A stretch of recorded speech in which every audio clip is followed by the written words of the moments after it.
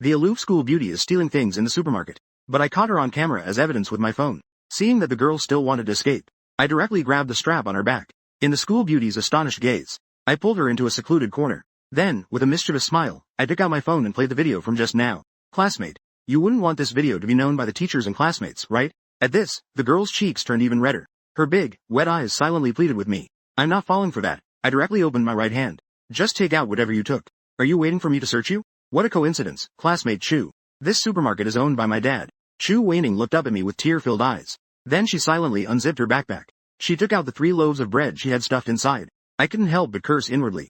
She had only taken the cheapest bread. You've already stolen. Why not steal something more expensive? You could have stolen a chicken leg or some milk too. After taking out the bread, Chu Wan Ning opened her backpack for me to see. To prove that there was nothing left inside. There really was nothing left. But I don't plan to let her off the hook. In my previous life, I saw Chu Wan Ning stealing items from the shelf. Since we were classmates. To avoid embarrassing her, I deliberately looked the other way. As a result, the next day I heard classmates say she died in a car accident. Although I wasn't clear on the exact time of the accident. I can't just let Chu Wan Ning go back now.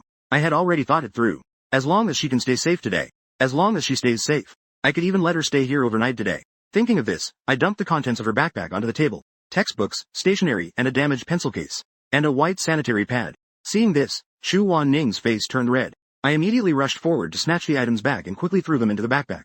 Then I forcefully took the backpack from her. This time, it tore the bag apart. Chu Wan Ning looked up at me, glaring weakly. Her eyes were slightly red. This made her pure face even more charming. I glared back at her. I snatched the damaged backpack back. Do you think I'm nice? You come in with a backpack and steal the 3 cheapest loaves of bread. I said this while moving closer to her. Are you hiding anything else? Chu Wan Ning immediately covered her chest with her hands and hurriedly shook her head. She stepped back a few steps like a bullied girl. I looked at her and smiled. She opened the zipper herself. Wait a moment. Otherwise, all the classmates at school will know about this tomorrow. Chu Wan Ning immediately panicked. Don't say that. She raised her hand to touch the zipper at her neck. Slowly pulled it down. Her snow-white, slender neck was revealed. I saw the t-shirt collar that had wrinkled from too many washes, and the half-exposed delicate collarbone beneath the collar. But as the zipper fell, the bulging culprit finally jumped out. Chu Wan Ning's eyes were red as she weakly spoke. Did you see it? Hiding things. I leaned in closer to observe. Smelling the fragrant mix of shower gel and laundry detergent, I questioned again. Isn't there a layer of clothing? Chu Wan Ning lightly bit her pink lips. Just one piece. Hearing this, I didn't continue to make more excessive demands. I just leaned my head forward to lift her collar. There might be something hidden in her sleeves, right? Chu Wan Ning shook her head and said. I chuckled softly. It's not like you can just say, show it, and it will happen. I need to see it to know. Saying that, I leaned my head closer to her left side. Chu Wan Ning turned her head away in embarrassment and anger. Besides the fresh scent of the shower gel and laundry detergent, I also caught a faint, unique scent of a young girl. I pretended to check another drawer. Chu Wan Ning again turned her head to the other side in embarrassment and annoyance. I discovered a detail. If a girl is searched this closely by a male, her expression should be cold and disgusted. But in Chu Wan Ning's eyes, there seemed to be only embarrassment and annoyance. At that moment, I felt a bit dazed. In fact, Chu Wan Ning didn't dislike me. She might even have a certain level of fondness for me. This also explains why Chu Wan Ning voted for me. Is it in my memory? I can't remember if we ever had any interactions. Could it be my teenage years? Thinking back to my teenage years, I feel a headache coming on. Back then, I only had Song Xinyao in my heart. I was so nervous about pursuing her. A behavior that was cold one moment and warm the next could keep me tossing and turning all night. Looking back now, I was really foolish back then. At this moment, I took 2 steps back and looked. There's nothing hidden in my pants. Chu Weining immediately obeyed and turned out both pockets of her pants, proving to me that there was nothing there. But I didn't even look. I just quietly glanced at the wall clock. These past few minutes, that car that hit someone probably hasn't even reached the intersection yet. I could only continue to pick at her. Just turning out a pocket can't prove anything. Let me take a look. After saying that, I half squatted down, preparing to touch those long legs that were hard to hide in the school uniform pants. Chu Weining anxiously shrank back, breathing heavily with tension. I had long anticipated that she would react this way, so I took a step back. There is a difference between men and women. It really is quite inconvenient. You can jump in place for a bit. I'll see if anything falls out. Upon hearing this, Chu Wan Ning took a deep breath. After all, stealing is wrong. She had no reason to argue. She slightly raised her forearm as if gathering strength. She jumped in place once. I was about to pretend to look down to see if anything was there. I accidentally left the self-aiming on. Instinctively, I looked up. My eyes and head moved up and down together. Fortunately, the girl was completely focused on looking down. She didn't notice my gaze. Chu Wan Ning was about to jump again. I quickly stopped her. Okay. I'm not lying to you. I only took 3 loaves of bread, and I'm giving them back to you now. Can I leave now? Chu Wan Ning's voice already carried a hint of sobbing as she asked. I couldn't think of any reason to keep her here. Seeing that I didn't respond, Chu Wan Ning immediately walked to the table and put everything she had spilled back into her backpack. As she was about to leave, I quickly shouted. Chu Wan Ning turned around, tightly hugging her backpack to her chest. Her big, watery eyes looked at me warily. I couldn't help but ask, "Are you very hungry?" Chu Wan Ning looked down and didn't reply. I didn't say anything either. I turned around, tore open the bread's packaging, and handed it to her. "Eat it before you leave." Chu Wan Ning didn't look up or reach out. She just stood there like she was being punished, holding her backpack. Her thin body seemed like it could be blown away by the wind. Seeing this, I continued to speak. "I've already torn it open." Then I forcefully shoved the bread into her hand. A few seconds later, Chu Wan Ning put down her backpack. She slowly raised her hand and brought the bread to her mouth, taking small bites. She started eating faster and faster. I smiled with satisfaction at the sight. But suddenly, 2 tears rolled down Chu Wan Ning's cheeks. From the moment she was caught and searched, she stubbornly didn't shed a single tear. Until the moment the bread was in her mouth, she finally couldn't hold back. I silently watched her. I turned my head and tore open another piece of bread. I stuffed it into her empty hands as well. Then I felt in my pocket and pulled out a piece of paper. I realized it was one I had used to wipe my nose. I disdainfully threw it on the ground. I couldn't believe that at 17, I didn't carry tissues with me. I couldn't understand what had happened in Chu Wan Ning's family. How could they force a good student with excellent grades to steal bread from a supermarket? After finishing the second one, Chu Wan Ning looked at the third piece of bread. Before I could turn around, she immediately walked over, tore it open, and started eating. While eating, she opened her backpack and took out paper and a pen. She quickly wrote a few lines on the paper. After finishing writing, she also finished her bread. Chu Wan Ning quickly wiped her tears with her sleeve. With a serious expression, she handed the paper to me with both hands. I took the note and stared at it blankly. It said on it, 30B. At that moment, I hadn't spoken for a long time. The handwriting was exactly the same as that on the voting slip in my memory. It was then that I understood. The person who silently supported me to become the sports committee member last semester was actually her. Not Song Xinyao. I always thought it was that green tea girl.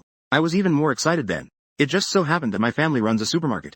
So I agreed to let that green tea girl come to stock up for free multiple times. I looked at Chu Wan Ning. I casually tossed the IOU aside. "You wrote an IOU. You wrote it well. Does that mean today's matter is settled?" Chu Wan Ning silently picked up the IOU that had fallen on the ground. She prepared for the worst in her heart. After taking a deep breath, she looked at me and asked, "How do you want to resolve this?" I waved my hand and then opened the door to the supermarket's storage room. "Come with me first. I just tore your backpack. I'll get you a new one." Chu Wan Ning was taken aback for a moment and then shook her head repeatedly. "I don't need it. The torn part can be sewn." I waved my hand. "This matter is up to me. I don't like other people's things." After saying that, I took Chu Wan Ning to the area where the backpacks were stored. Chu Wan Ning's gaze immediately fixed on a pink backpack. She seemed to care a lot about it. I directly grabbed it and stuffed it into her arms. "This is for you." Chu Wan Ning was stunned for a few seconds and then hurriedly spoke up. "I don't want it. My backpack was already broken." She stubbornly put the backpack back. I frowned at her. "If you want everyone in the school to know about today's incident, then you should put it back." Chu Wan Ning's little hand froze. Then she silently took down the backpack. Then she took out the IOU from earlier. She added a backpack to it. When she turned back to glance at the price of the backpack, her expression turned a bit more bitter. It seemed like she couldn't afford it. I couldn't help but smile when I saw the change in her expression. Then she signed the IOU. "Now come with me." Chu Wan Ning followed me silently with her head down, looking dejected. I stopped in the stationery section. I placed a pink pencil case into her arms. Chu Wan Ning turned her head to look at the price. Then she firmly refused. "I don't want it." I threatened again. "If you don't want today's incident." Chu Wan Ning interrupted me, embarrassed and annoyed. She even instinctively stomped her foot. "I don't have that much money to pay you back." I crossed my arms and raised an eyebrow at her. "I didn't intend for you to pay me back. Or you could think of another way to repay me." "Another way?" Chu Wan Ning slightly lowered her head, not sure what she was thinking. Seeing me smiling and staring at her, she quickly averted her gaze. But her flushed cheeks betrayed her. Then I took Chu Wan Ning to browse the supermarket. But when we reached a certain area, Chu Wan Ning shyly turned to leave. "Stop." I called out to her sternly. "Do you want today's incident to spread throughout the school? I'm a bad student, you know. You should know that bad students can do anything." Only then did Chu Wan Ning slowly turn around. Her whole little face was flushed. "I don't need a sanitary napkin print." I looked at her with a mischievous smile. "I don't need it." I calculated with my fingers. "You take 1 pack. And you keep 1 on you. That leaves just 2 pieces." Chu Wan Ning angrily clenched her little fists. The fierce yet speechless look on her face.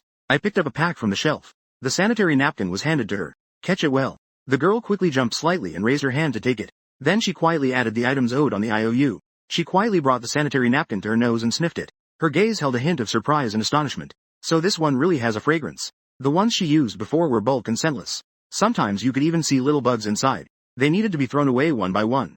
I led her towards the supermarket entrance. I looked at her seriously and advised, "Walk carefully and watch out for cars. Get home early. Go to school normally tomorrow. Just pretend today never happened. Do you understand?" Chu Wan Ning didn't understand why I was saying this, but she still nodded gently. Then she seriously handed me the IOU with both hands. "This IOU will always count. At that moment, Song Xinyao and two of her friends walked over. I couldn't help but sneer inwardly. I couldn't help but feel amused. Since the sports committee member's vote was a blunder, and the parties involved are all present, then this matter should be settled today. I called out to Chu Weining. Classmate Chu, wait a moment. Don't leave just yet. I just wanted Chu Weining to stay and watch the good show later. Back then, my relationship with Song Xinyao was neither acknowledged nor denied. I still accepted all the gifts she gave, yet we kept our distance while interacting. She said it was a trial period before graduation, to let me perform well. My dad was supplying goods to the supermarket. I was delivering goods to Song Xinyao. My sycophantic attitude made even my younger sister in middle school look down on me. But after graduation, I only then learned that Song Xinyao had been dating a senior for a year. Upon hearing this news, my heart felt like ashes. So I began to work hard. Eventually, by my early 30s, I was worth over 100 million. At that time, Song Xinyao was abandoned by her ex-husband. She was alone with her child. Later, I helped her quite a bit. It wasn't until now that I realized, after all these years, how many ridiculous things a woman has done. At this moment, Song Xinyao's voice interrupted my thoughts. Yu Shaoyi. You even talked to Chu Weining.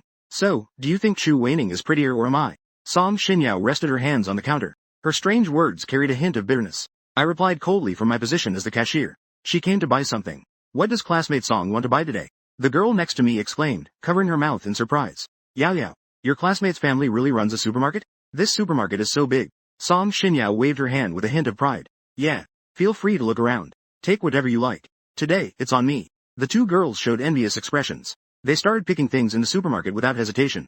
Before long, the two girls happily walked over with a pile of chips and snacks. Then they placed everything on the counter. They really came here for a buffet. And Song Xinyao also took a few bottles of drinks as usual. She looked at me and sweetly said, Hey, can you get us 2 big bags? She started scanning the items one by one. However, Song Xinyao suddenly froze and couldn't help but ask, What are you doing? I replied seriously, scanning the prices. Aren't you here to buy something? Upon hearing this, the two girls behind her exchanged silent glances. They were whispering. Didn't Yao say we don't have to pay? Hearing her friend's comments, Song Xinyao looked a bit embarrassed. Yu Shaoyi.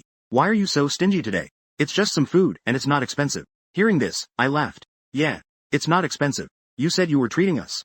Doesn't that count? Song Xinyao was instantly speechless. Chu Weining, standing beside, blinked her eyes. She looked at this scene in surprise. Actually, my behavior as a sycophant in class. She has always been silently watching. Suddenly, Song Xinyao angrily slapped the counter. Don't tell me you're serious. I'm really angry, you know. I looked at her with some confusion. Look, you're getting anxious again. You look angry. Are you trying to rob me in broad daylight? Song Xinyao's expression froze. Suddenly, she thought of a possibility. So she tentatively asked, You can't be. You can't have seen me yesterday. Shopping in the mall with the class monitor. Why are you so petty? I just ran into the class monitor. I waved my hand. Sorry. I slept all day at home yesterday. I went to the mall. Song Xinyao got even angrier. So what's wrong with you today? I let out a cold laugh. I'm perfectly normal. Isn't spending money on shopping a normal thing? After saying that, I turned to look at Chu Weining beside me. Classmate Chu, you're not right. Hearing this, Chu Weining turned her head away and ignored me. Song Xinyao's two friends couldn't stand it anymore. How about we just forget it? We don't really want to eat that much anyway. Yeah. Yao. There's no need to get angry over this. Song Xinyao was unwilling to back down and revealed a secret. Yu Shaoze, let me tell you. The class monitor confessed to me yesterday. After saying that, she let out a light hum. She raised her fair chin and added, That's wrong. It was at that mall yesterday. Hearing this made me laugh even more happily. Let me guess. Ni shi bu shi mei da ying yi mei ju wei. Zhen ban zhang shuo de shi shui yi wei zhang dang bai yi le zai shuo. Song xin yao dang chong po fang. Ni xian mi yi si. Wo bai bai shou. Mei xian mi yi si. Mai bu mai. Bu mai ju fang wei ku. Yan shou jie liang di pen yu yao zhou guo lai na dong shi. Kaisong Shin Yao Li Ji Lan F. Ni Men Liang Gi Dang Yi Sha. Jin Tian J Jian Shi Bu Shi Fu Bu Fu Jian De Wen Ti. Shi Ta De Tai Du Wen Ti. Gu Shao Zai Ni Ju Shi J Mi Shi Huan Wo De. Ni Shin Bu Shin. Wo Ming Tian Ju Ku Da Ying Ban Zhang De Gao Bai. Wo Ji Jia Gu Chi Zhang Lai. Na Wo Zu Ni Biao Bai Kuela. Yi Pang De Chu Wan Ning Ren Bu Zu Shang Shao. Dan Fa Xian Wo Chao Ta Kan Guo Lai Hu. Ta Yu Lian Mang Pai Guo Nao Dai Ku. Yanxian Yu Yi Shun Jian De Huang Luan. Jie Shi Song Xin Yao Yu Sheng Chi De Han Dao. Ni Zuo Tian Ken Ding Ku Shang Chong Le. Gu Shao Zai Ni Wei Hu Wei De. After Song Xinyao finished speaking, she pulled her two friends to leave the supermarket. Suddenly, my voice came from behind. Gift money. Song Xinyao curled her lips and turned around. Regretting so soon? I slammed my hand on the checkout counter. It startled the three girls. Regret my foot. Put the things you took back where they belong. Song Xinyao stood there with her mouth slightly open and her hands trembling. Her eyes also turned red unconsciously. Yu Shaoze, you. Her two friends had already heard of my bad reputation at school, so they hurried over. They put all the items back in their original places. After doing all this, they quickly came to Song Xinyao's side. Yao Yao. Song Xinyan was pulled out of the supermarket by 3 people. Before leaving, she had tears in her eyes. She looked at me with a very aggrieved and angry expression. After doing that, I felt much more at ease. Chu Wanning walked back in with her backpack. What do you want to say to me? I didn't say anything and walked around the cash register. Then I walked up to her. I took out a pink hairpin from my hand. I gently clipped it into her loose hair. Chu Wanning quickly took off the hairpin. I don't want it. I pushed her hand back. This is a gift. Last year, when I ran for sports committee member. Thank you for voting for me. Chu Wanning looked very surprised. Her slender fingers were gripping the pink hairpin. The beautiful look in her eyes began to evade. A few seconds later, Chu Wanning immediately shoved the hairpin back into my hand. Then she turned and left as if she were running away. I quickly shouted at her. Take it slow on the road. Walk, not run. If you dare to run on the road, I'll report you to school tomorrow. I took a few steps out holding the hairpin. Chu Wanning glanced back. However, she obediently slowed down her pace. She switched from running to walking. I could see it clearly. Regardless of how credible it is, as long as the threat of being reported for stealing is mentioned, it will definitely be effective against her. Next time, I could use this threat to play something bigger with her. Thinking of this, I silently slapped myself. I looked at the hairpin in my hand. So what if you voted for me? What's so embarrassing about admitting it? Is it really shameful to vote for me? Or is she just shy? The next day, I overslept. I bought 2 breakfasts. I immediately rode my bike to Lincheng No. 3 Middle School. I rushed into the classroom in a hurry. I was panting heavily. I didn't look at the homeroom teacher. I also didn't look at Song Xin. Instead, I looked at Chu Wanyu. At that moment, she was moving tables with her classmates. She heard the noise at the door. Watched the world with my classmates. But soon, Chu Wanning's earlobes turned red. She turned her head back. She successfully appeared in the senior class classroom. I was so excited that I could hardly contain myself. I didn't notice Song Xinyao on the other side. Her gaze towards me was filled with deep resentment. Suddenly, a loud voice came from the podium. I was startled and quickly looked over. The homeroom teacher, Qin Wei, was glaring at me. Gu Xiaoze. Late on the first day of school. First, arrange the seats. I'll deal with you after the seats are arranged. I shrugged indifferently. All 50-some of us came to the hallway together. At the beginning of each semester, the first thing is to arrange based on the seating arrangement based on last semester's final exam scores. The top students sit in the front. The bottom students sit in the back. If nothing unexpected happens, I will again sit in the corner of the last row. I suddenly remembered. I wasn't the last in the final exam last semester. The one in last place is Chu Wanning. The reason is quite simple. She didn't come to take the final exam. I couldn't help but laugh. Suddenly, I heard my close friend Li Yu in front speak in a low tone. Gu Xiaoze. This time, Chu Wanning will sit in the corner with you. The homeroom teacher spoke with a hint of sympathy. Wanning. If you can't see from the back, just let me know. I'll move you to the front. I immediately disagreed. I don't agree. The homeroom teacher immediately glared at me. You don't agree? Who do you think you are? I'm warning you. Don't disturb Wanning's studies during class. If I find out, I'll make you stand on the playground podium as punishment. Hearing this, Chu Wanning quickly looked up and said, Teacher, that's not necessary. I'll just take the exam again later. Upon hearing this, Qin Hui's expression changed to a smile. Alright. Wanning, just don't be discouraged. If Ji Xiaoze bullies you, just tell me. Chu Wanning softly hummed in response. I said with a thick skin. How can bullying the main character be considered bullying? After saying that, I poked Chu Wanning's soft arm. I tentatively asked her, does this count as bullying? Chu Wanning's earlobe turned red as she shrank away slightly. Then she suddenly frowned and wrinkled her nose. I asked upon seeing this, did you smell something stinky? Welcome to the back row of the classroom. The space for troublemakers.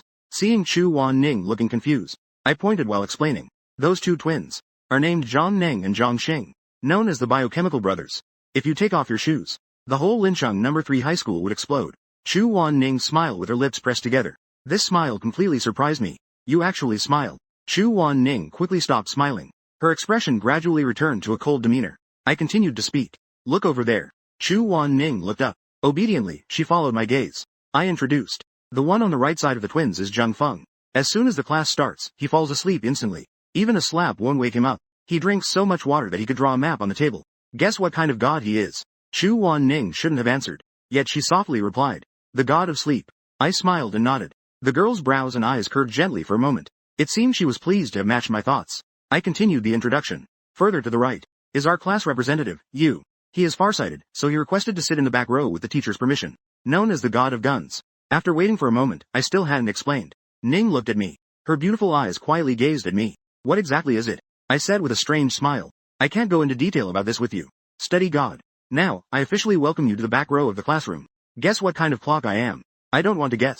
After saying that, Chu Wanning expressionlessly opened her English textbook. She looked like she would never acknowledge me. I urged her on. Guess. Chu Wan Ning slightly pursed her lips. She still ignored me. Her face had already turned to the other side. It seemed she was focused on reading the English book. I rested my head and spoke lazily. If you don't guess, I'm going to reveal your secret. Chu Wan Ning immediately turned her head, breathing lightly. She stared at me with a look of shame and anger. She obediently asked, "What kind of clock are you?" Her voice was crisp but carried a hint of forced grievance. I smiled and replied, "Cupid." Chu Wan Ning frowned, exhaling in frustration. Bored. Then she turned her head back again. I smiled while resting my head on one hand. Just like that, I casually turned my head to observe Chu Wan Ning. For some reason, saving this girl felt like giving birth to her, as if I were looking at my daughter whom I had raised with great difficulty. 2 divisions. Chu Ning was silent. She turned her head and looked at me with embarrassment and anger. "What are you looking at?" I asked in confusion. "Loyalty Road. I was just wondering why your mouth is so small." Chu Wan Ning tightly pressed her small lips together, trying not to let me see. She turned her head back again. I withdrew my gaze. I took out a bag from my backpack. "Warm meat buns," I said in a commanding tone. I dealt with it during the big break. Hearing Chu Wan Ning's clear and cold response, I instantly widened my eyes. "Do you dare to say no? Do you believe it?" The girl obediently took the buns. The beautiful eyes shot me an angry glance. Only then did I genuinely compliment her. "That's more like it. Just be obedient." The homeroom teacher slammed the podium again. "All 3 of you are taller. I hope you all understand what your goals are. Is it to continue wasting time? Or do you plan to give it a shot? If you don't study hard this year, like someone who doesn't do homework and talks in class, your grades will be at the bottom. It will even affect other students. Just wait to suffer later." I leaned back slightly and retracted the corner of my mouth. In my previous life, I had already experienced what it feels like to be worth over 100 million. In this life, I want to taste what it's like to go to college. However, with my current grades, getting into college is a bit difficult. But with the academic genius Chu Wan Ning beside me, I inexplicably started to feel confident. Sometimes I'm really curious if this guy Li Yu is secretly studying at night. Clearly, we played together. His grades are always so good. He's so popular that it drives everyone crazy. I sighed and stretched my legs. Chu Wan Ning was startled. She quickly brought her long legs together. I immediately apologized. "Sorry about that. I took the wrong shot. The first period is English class. Get your textbooks ready." The homeroom teacher, Qin Wei, commanded. She is the Chinese teacher. After lecturing for a sentence or two, she glanced worriedly towards the corner by the window. She raised her hand and pointed at me with a fierce look. She silently threatened me. Only then did she leave the classroom. Meanwhile, the English teacher holding the lesson plan and textbooks had been waiting at the door for a long time. After exchanging smiles and nods with Qin Wei, she walked into the classroom. A pair of long legs in black stockings caught everyone's attention. The sound of class began. A loud noise came from the right. Zheng Feng's head dropped onto the desk, and he instantly fell asleep. I also took out my English textbook. I thought to myself that I should study hard this time. Chu Wan Ning turned her head and looked at me curiously. She didn't say anything, because the boys in the class can sometimes be a bit childish. Like me, for example. She often saw me walking and suddenly acting weird, jumping in place and making a shooting motion. Every time this happened, Chu Wan Ning would stop, staring at me in confusion, trying to avoid me noticing her gaze. Then she would lower her head and walk past me. Since then, she found me very strange. No matter if there were paper balls or empty bottles around, I had to pick them up and aim, throwing them towards the trash can in a perfect arc.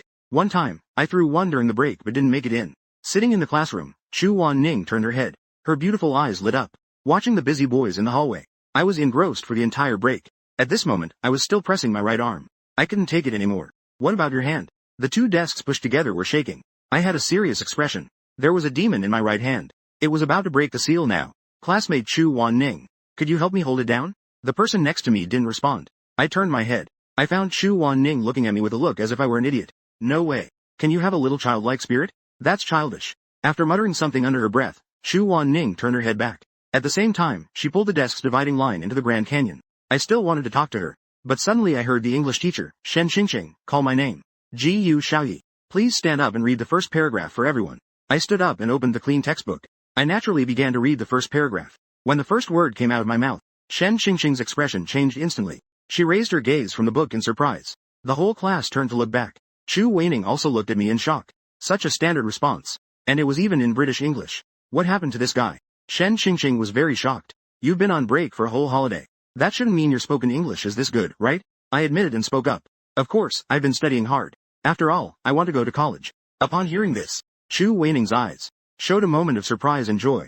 Li Yu in the corner suddenly burst out laughing. "Studying hard? Which wall are you going to smear with dung?" Chu Weining silently glared at him. But Li Yu's words caused the whole class to burst into laughter. Only Song Xinyao didn't laugh, because she didn't want me to work hard in other areas. Shen Xingxing walked over to me and patted my shoulder. "You must have had this idea because of the teacher. I have high hopes for you." I proudly turned to look at Chu Weining. The latter withdrew her gaze. Her face was cold and unresponsive. I sat down and laughed while patting my thigh. Chu Weining shrank her legs in fear again.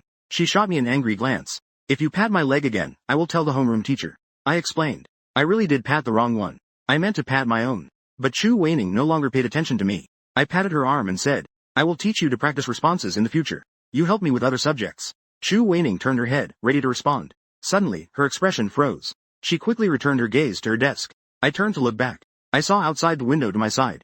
A face was gazing over. The gaze was precisely focused on me. The homeroom teacher appeared like a ghost. I was so startled that my shoulder twitched. I instinctively sat up straight in my seat. After all these years, I still. But at this moment, the bloodline pressure. Once the homeroom teacher left, I noticed a note slowly appearing in my line of sight. It was written in Chu Wan Ning's sharp and elegant handwriting. Good. Seeing her agree made me feel relieved. Maybe if I work hard this year, I can get into a good university. I focused intently on the textbook. I sat up straight and began to listen attentively. 5 minutes later, I struggled to rest my head on the desk and fell asleep. At that moment, the curtain was lifted by a gentle breeze. The glaring light hit my sleeping face. A delicate hand reached up to pull the curtain down. Once the shadow completely blocked the sunlight on my face, only then did she feel at ease and lower her head. She continued to take notes diligently in her textbook. Not long after, Shen Xingxing's voice suddenly got a bit closer. Chu Weining looked up. She noticed the English teacher holding a textbook. The teacher was slowly walking down the aisle. Chu Weining nervously turned her head to take a look. She quickly tapped my arm. I hurriedly got up, twirling a pen in my hand. I pretended to focus on the textbook. Chu Weining kindly reached out her little hand. She turned a page back for me. She flipped to the section with the exercises. Just then, Shen Xingxing walked over. She glanced over lightly and then left. Chu Weining let out a sigh of relief. I immediately laid my head back down to continue sleeping, listening to Shen Xingxing on the other side. The sound of the book slapping Zheng Feng's face. Looking at the imprint on half of my face, Chu Weining smiled slightly. She felt very happy. In the past, she could only watch me from afar as I got scolded for sleeping in class. She wanted to reach out to remind me but couldn't. But today, she reminded me once, which helped me successfully avoid the teacher. Chu Wan Ning's sense of satisfaction and achievement felt strangely peculiar. She turned back to continue doing her exercises. A gentle breeze from outside drifted into the classroom. It blew the girl's hair around. Just then, a pink hairpin moved onto her desk. Chu Wan Ning looked up, startled. She glanced at me, but I changed my sleeping position, turning my face to the other side. Chu Wan Ning pursed her lips. She refocused her gaze on the hairpin. This hairpin is really beautiful. She hesitated for a moment in thought. She reached out and picked it up. She swept up a rebellious strand of her hair. Then she secured it with the hairpin. She can't see what she looks like at this moment, so she turns her head to stare at her reflection in the window. With her hair pushed aside, her delicate face is revealed even more. The superior outline of her oval face also becomes clearly visible. She raises her hand and takes the hairpin down again. She gently wraps it in a piece of paper. Then she puts it into the small compartment of her backpack. Soon, the sound of the class ending finally rings out. I stretch and turn to look at Chu Wan Ning. I don't see the hairpin on her head, but it seems she has it. This indicates that she has put it away. I reach out and tap her desk to remind her. It's time to eat. Chu Wan Ning takes out a still warm bun. She hands it to me with both hands. I'm not hungry. She really likes to hand things over with both hands. I also enjoy watching her do this. It has a kind of cute contrast to it. Then you tell me, did you eat in the morning? The girl explained in a cold tone. I don't eat breakfast. I impatiently spoke up. I passed. Hurry up and eat. Don't make me angry. Chu Wan Ning glanced at me. She could only lower her head and untie the plastic bag. She brought the bun to her mouth through the bag. She started to eat it in small bites. Her eyes lit up when she tasted the meat filling. The next bite was much bigger. She finished one in just a few bites. It seemed she thought her eating posture might look ungraceful. Chu Wan Ning shyly looked up. She glanced at me without blushing. She no longer faced me. I watched this scene with a satisfied expression. Isn't this what raising a child is about? After finishing the second one, there were still 2 buns left in the plastic bag. Chu Wan Ning glanced at them and hesitated for 2 seconds.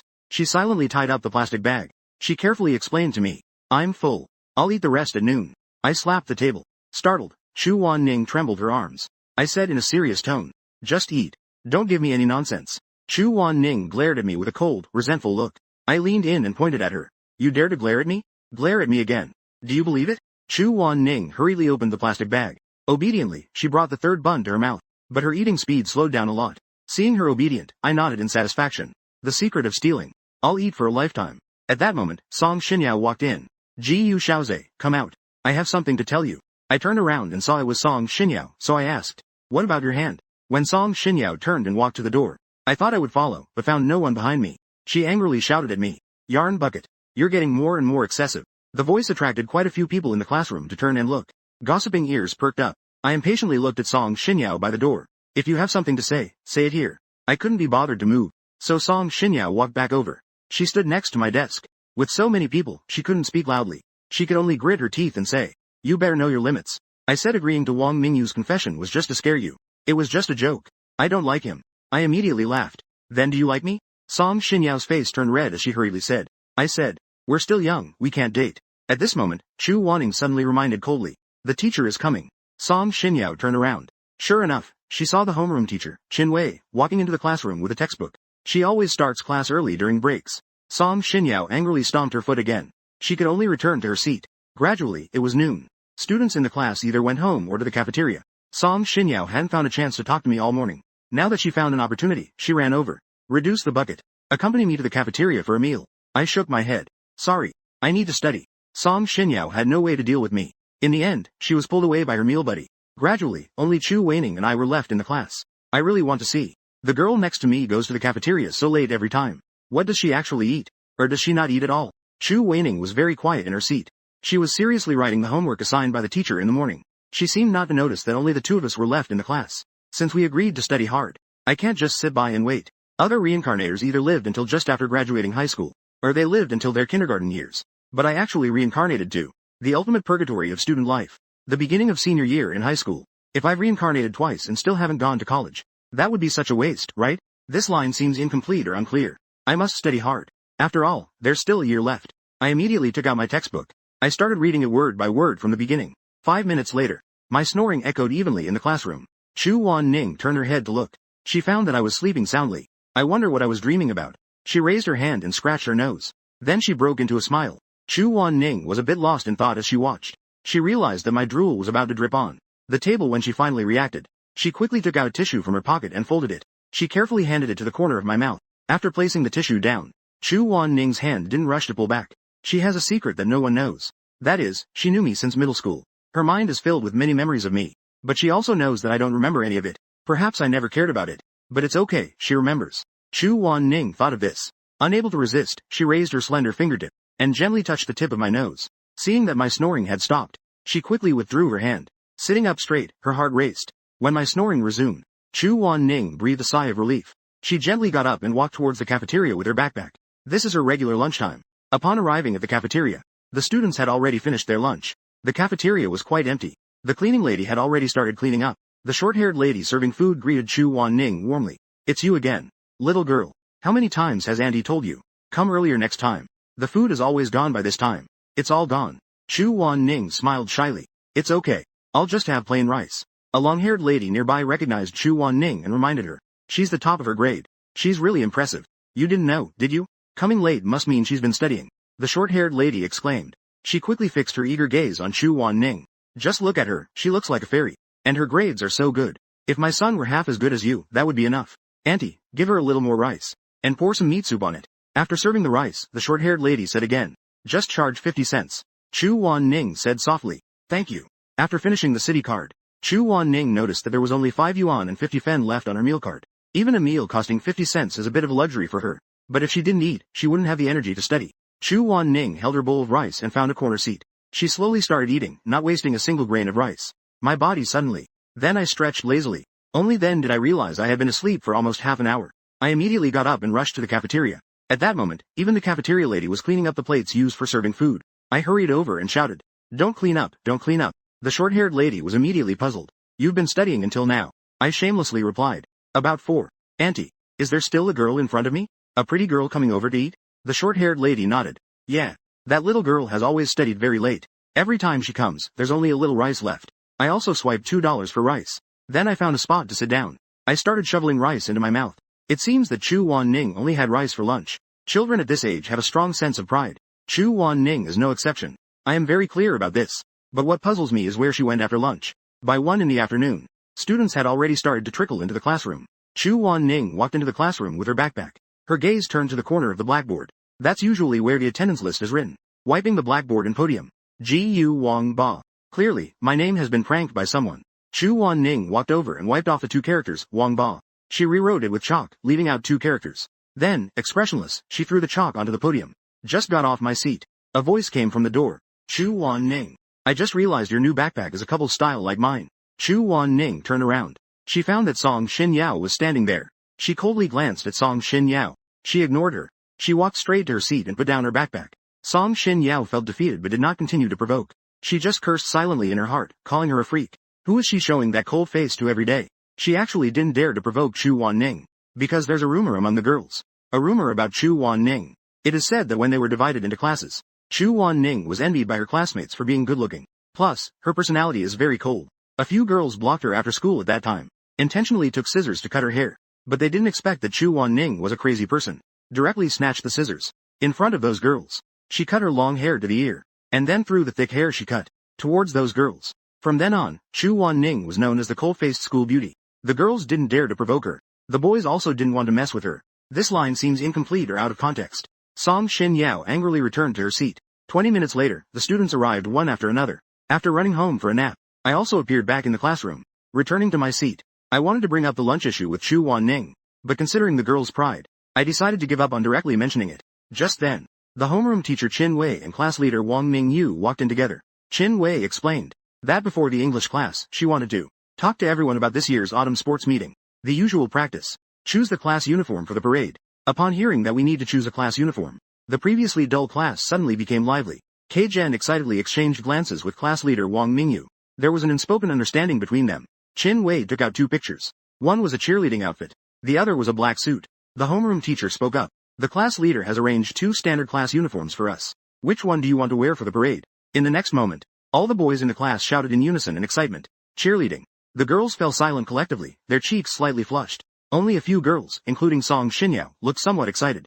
Girls at this age don't often wear short skirts. Whether at home or at school, everyone tends to be relatively conservative. I glanced to the side. I found Chu Weining looking at her textbook, seemingly uninterested. I suddenly remembered. Last semester's sophomore sports meet, Chu Ning participated in the event. Because she was the only one in the class who wore the class uniform. I shifted my gaze. No one said anything about the uniform.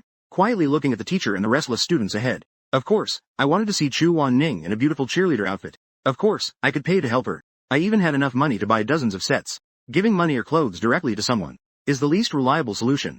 So I could only remain calm for now. At this moment, Chin Wei waved her hand. Then it's settled. The girls choose the cheerleader outfits. I don't understand much either.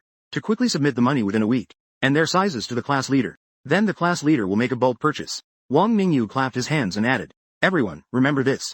Each set costs 50 yuan. The excited boys cheered. The shy and expectant girls blushed. Chu Wanning raised her head in surprise when she heard the price. She then silently lowered her head and continued to look at her textbook. The boring classes of the afternoon came to an end. Because today was the first day of school. So there was no evening study session. As soon as the fourth class in the afternoon ended, the students regained their freedom. On a day without evening study sessions, encountering the last class being physical education was an explosive surprise for the students. I packed my backpack and turned to Chu Wanning. Then it's settled. Come to my house this Saturday to help me with tutoring. Chu Wanning suddenly froze. While packing her backpack, she said in a cool voice, I can go to your house. But there must be someone at your house. She nodded seriously. Yes, there will be. Chu Wanning fell silent. After finishing packing, she held her pink backpack with both hands. She faced me and nodded uncertainly. I smiled. There's always a feeling of having successfully lured the other person. I treat her like my own daughter. I noticed that everyone else in the class had left. Chu Wanning and I quickly went downstairs to gather. I intentionally waited for her to walk beside me, but I found that Chu Wanning was carrying her backpack. She was slowly falling behind. It seemed like she was deliberately keeping her distance from me. I didn't care that she was carrying her blue backpack. I walked towards the playground with my hands in my pockets. Only then did Chu Wanning pick up her pink backpack. She quickened her pace a bit. At this moment, she noticed from behind. The two of us, one in blue and one in pink, looked a bit like a couple with matching backpacks. After we arrived at the playground and finished warming up, the PE teacher announced free activities. All the students cheered collectively. In an instant, they scattered like birds and beasts. As I followed a few boys to the basketball court, Chu Wanning walked towards the steps to put down her backpack.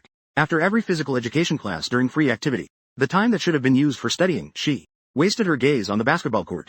At that moment, I quickly dribbled past, making Wang Mingyu stagger left and right. Then I took 3 steps for a layup, and executed a powerful dunk that made the rim buzz. I landed gracefully, and Chu Wanning on the steps was astonished. At the edge of the basketball court, Song Shinyao and her 2 friends, who were watching, were also dumbfounded. Wang Mingyu frowned and asked me, can you really dunk? They are considered the main players of class 28. They had played basketball with me before, but this was the first time they knew I could dunk. I was also a bit surprised. Since I returned to the beginning yesterday until now, I have noticed that my strength has increased quite a bit. My jumping ability naturally increased. Is this an unexpected surprise for my return? You could at least raise my IQ a bit. What good is this little strength? School horse. Can let me go to college. On the sidelines, Song Shinyao's face flushed slightly as she excitedly shouted, Ji Yu Xiaoze, you were so handsome just now. I gave her a faint glance and then looked away. I looked towards the distant steps. Suddenly, our eyes met. At the moment our gazes crossed, Chu Weining immediately turned her head back. She hugged her Chinese textbook to her chest with both arms. She started moving her lips, pretending to silently memorize the text. But one of her earlobes turned red. This guy is indeed sitting there unchanged for ages. I play so handsomely. You, as my daughter, come take a look. I withdrew my gaze. I noticed Song Xinyao and her two friends, still looking at me with eyes like spring water. Jiu Shaoze, your dunk just now was really cool. Song Xinyao spoke again. Her tone had a sense of rarely complimenting someone. It felt like a rare occurrence to compliment someone occasionally. I lightly responded with an "oh." At that moment, I looked towards the back. Suddenly, my expression changed. I rushed towards the direction of the stairs. A group of students was gathered by the stairs. I squeezed into the crowd. I found Chu Weining sitting on the ground. She had a pained expression, holding her right ankle. The PE teacher asked, "What happened?" A girl next to her hesitantly said, "I think I just saw a girl push Chu Weining from behind." Then Chu Weining rolled down the stairs. I coldly replied, "What does the girl look like? Which class is she from? Why does this guy have a tone that sounds like he wants revenge?" The girl lowered her head and said softly, "I didn't see clearly. She ran away. What the hell is this punishment? Don't let me catch her," I said loudly without hiding my feelings. Then I hurried to squat down beside Chu Wanning. "Help me out. I'll take her to the infirmary." The girl I saved with great difficulty. There are still people recklessly hurting her. A few girls immediately came forward to help Chu Wanning up. Chu Wanning was hopping on one foot. She stared blankly at the broad back of my school uniform, hesitating. Seeing she didn't respond, I impatiently turned back. "What are you waiting for? Come on up." Chu Wanning bit her lip and opened her arms. She gently leaned her upper body against my back. My angry face suddenly returned to calm. Seeing me dazed and squatting on the ground, the PE teacher frowned. "Isn't it? If you can't carry her, let me do it." Upon hearing this, Chu Wanning wrapped her arms around my neck. Her earlobes turned bright red, clearly embarrassed. I quickly responded with clear eyes. My foot was just numb. "It's fine now." I hurriedly stood up. I forced a smile at the PE teacher. The PE teacher looked at me strangely. After I stood up, I held Chu Wanning's legs with both hands. Seeing that the girl was about to slide down, I lifted her up a bit more. At that moment, the world seemed to press against my back. I can't describe this feeling. If I had to describe it, I can only say that it gave a deeper understanding of soft girls in their youth. This term took on a more profound meaning. The softness in the world of fame and fortune might be artificial silicone, but the softness at this moment is definitely genuine and real. In the future, whoever can marry her. That sounds too happy. Just holding her all day long is never tiring. I carried Chu Wanning to the steps. I leaned down slightly, so that Chu Wanning could take her own backpack. Then I walked forward again. I let Chu Wanning take my backpack as well. "Just hang my backpack over my neck. A heavy backpack will hurt my neck." Chu Wanning's voice rang close to my ear. I saw her holding one backpack in each hand, worried that her arms would get tired. I quickened my pace towards the school infirmary. What I couldn't see was the smile on the girl's face at that moment. It was like the warm sunshine of spring. Upon arriving at the infirmary, I carried Chu Wanning around in a circle, but I couldn't find the doctor anywhere. I went around again. Still no one. I could only place Chu Wanning on the bed covered with disposable sheets. The girl sat on the edge of the bed. The tips of her toes just touched the ground. I looked around again. Still, I couldn't see anyone. "Forget it, I'll do it myself." I moved a small stool and sat opposite Chu Wanning. However, Chu Wanning suddenly squeezed her legs together. She asked warily, "What are you doing?" "Just checking if you simply twisted your ankle, or if it's a fracture." Chu Wanning's earlobes turned red. She asked angrily, "Can you even tell?" "Of course. I often adjusted the bones of the old sows in the village back home." Chu Wanning looked confused. Why would an old sow? Suddenly, she realized something. Embarrassed and annoyed, she raised her fist and punched my shoulder. I laughed heartily. At the same time, I reached out and grabbed Chu Wanning's right foot. The canvas shoes on her feet are very clean, but there were many cracks along the edges of the soles. The cracks have even turned yellow. It looks like they've been bought for a long time. I took off her shoes. A clean white sock caught my eye. Chu Wanning shyly bit her lip. Her legs are tightly crossed. But my next move, however, made her so embarrassed and angry that she almost lifted her foot to kick me. I started without hesitation. I brought her beautifully arched white sock foot to my nose and sniffed it. Chu Wanning didn't even react. I then asked curiously, "Oh my, may I ask why your foot is in such bad condition? Are you sick or something?" Even though Chu Wanning is such an aloof and quiet person, at this moment she couldn't help but curse. After a moment, I spoke with a slightly relaxed expression. "It's just a sprain. Just a little redness is fine." After saying that, I turned around and searched in the drawer behind me. Guo Zhen saw half a bottle of safflower oil. It's common for students to sprain their ankles at school. It's likely to encounter such situations. The school doctor just applies this stuff to them. After applying safflower oil to Chu Wanning, we left. At that moment, the small room in the school infirmary opened. Two men who had been hiding inside walked out. Behind the young doctor in a white coat was a middle-aged man. He was the head teacher of the senior year. His name was Zhe Hao. Senior students affectionately referred to this head teacher as Zhe Rishan. The school doctor replied somewhat speechlessly, "Director Zhe is just looking at a hemorrhoid. When the students come, just pull up your pants. Why do you have to drag me to hide? Zhe Hao patted the other man's shoulder with a grim expression. Little Wu, ah. 2 men in a small room during the day. I was just in the middle of pulling up my pants. What do you think the students will think of us? The school doctor, known as Xiao Wu, suddenly froze in expression. At this point, school had already ended. Chu Wan-ning said she wanted to go back to class to study, so I let her walk towards the teaching building. I headed towards the garage myself. I was preparing to take my car home. When I pushed my bicycle to the school gate, I couldn't help but think of Chu Wan-ning's sprained ankle. I don't even know where that girl lives. Am I supposed to limp back like this? I sighed. Helpless, I turned around and returned to the teaching building. I might as well take her home today. I arrived outside the window of class 28 in the senior year. I slowly slowed my pace. I stopped. In the empty classroom, Chu Wan-ning was not studying. She was limping around the podium, holding a chalk eraser. She was trying hard to tiptoe and wipe the writing off the blackboard. The third class in the afternoon was history. The history teacher was a man who was 1.9 meters tall. He liked to write the notes high up on the board. So, Chu Wan-ning found it a bit difficult to wipe it off. She was trying hard to hold up the eraser. Her right hand was raised high, but she still couldn't reach the top of the blackboard. The writing at the very top, which looked like wild cursive. My gaze silently shifted to the duty corner of the blackboard. It was written on it. Blackboard Podium Value Day. On the podium, Chu Wan-ning dejectedly let her arms drop. She really couldn't reach it. She paused for a moment in place. Then she took a deep breath. With a, hey yo, she jumped up on one foot. She forcefully raised her arm and stretched it out, trying to reach the very top of the blackboard. But just as the eraser was about to touch the writing, a large hand appeared in Chu Wan-ning's line of sight. That big hand snatched the eraser from her hand. Chu Wan-ning turned her head. Her heel landed back on the ground. However, her injured ankle made her unable to stop herself from leaning to the side. Seeing this, I quickly grabbed her arm. I pulled her back again. Our eyes met. Chu Wan-ning looked as if she had been caught doing something wrong. She hurriedly stepped back and nervously spoke up. Aren't you going home? I stared at her without rushing to answer, holding the eraser in my hand. I then raised it up. I easily reached the writing at the top of the board. I wiped the board clean. Then I threw the eraser onto the podium. No wonder I never wiped the board before. The teacher never bothered me the next day. I ask you, is it always you who helps me wipe my bottom? As I said this, I rubbed my forehead and corrected myself. Open black lens bracket help me wipe the blackboard. It's not about being submissive. Chu Wan-ning turned her face to the side. She spoke without making eye contact with me. Worry. After the girl finished speaking, her eyes showed a hint of guilty panic. She looked up at me hurriedly and said, I have no other business, I need to continue studying. After saying that, she turned around and was about to leave the podium. I quickly grabbed her arm. Don't study today. Your foot is injured. I'll take you home first. Study at home. Chu Wan-ning immediately refused. You don't have to walk me home. I frowned. Then where do you live? Moon. She shook her head and said. Full. I looked at her with a hint of doubt. You don't need me to walk you home. But you can only study until 6. I have to go home as soon as it hits 6:30. Open black lens bracket I'll be watching you in class. Chu Wan-ning gave me a resentful glance. Filled circle then I won't study anymore. Let's go home now. I nodded with a smile. Ah, that's more like it. After she finished packing her bag, I walked towards the classroom door. At that moment, there was more movement at the podium. I turned to look back. I found Chu Wan-ning seriously cleaning the chalk dust off the podium. As the class monitor, my duties indeed included both the blackboard and the podium. This girl even said she wasn't helping me with my duties.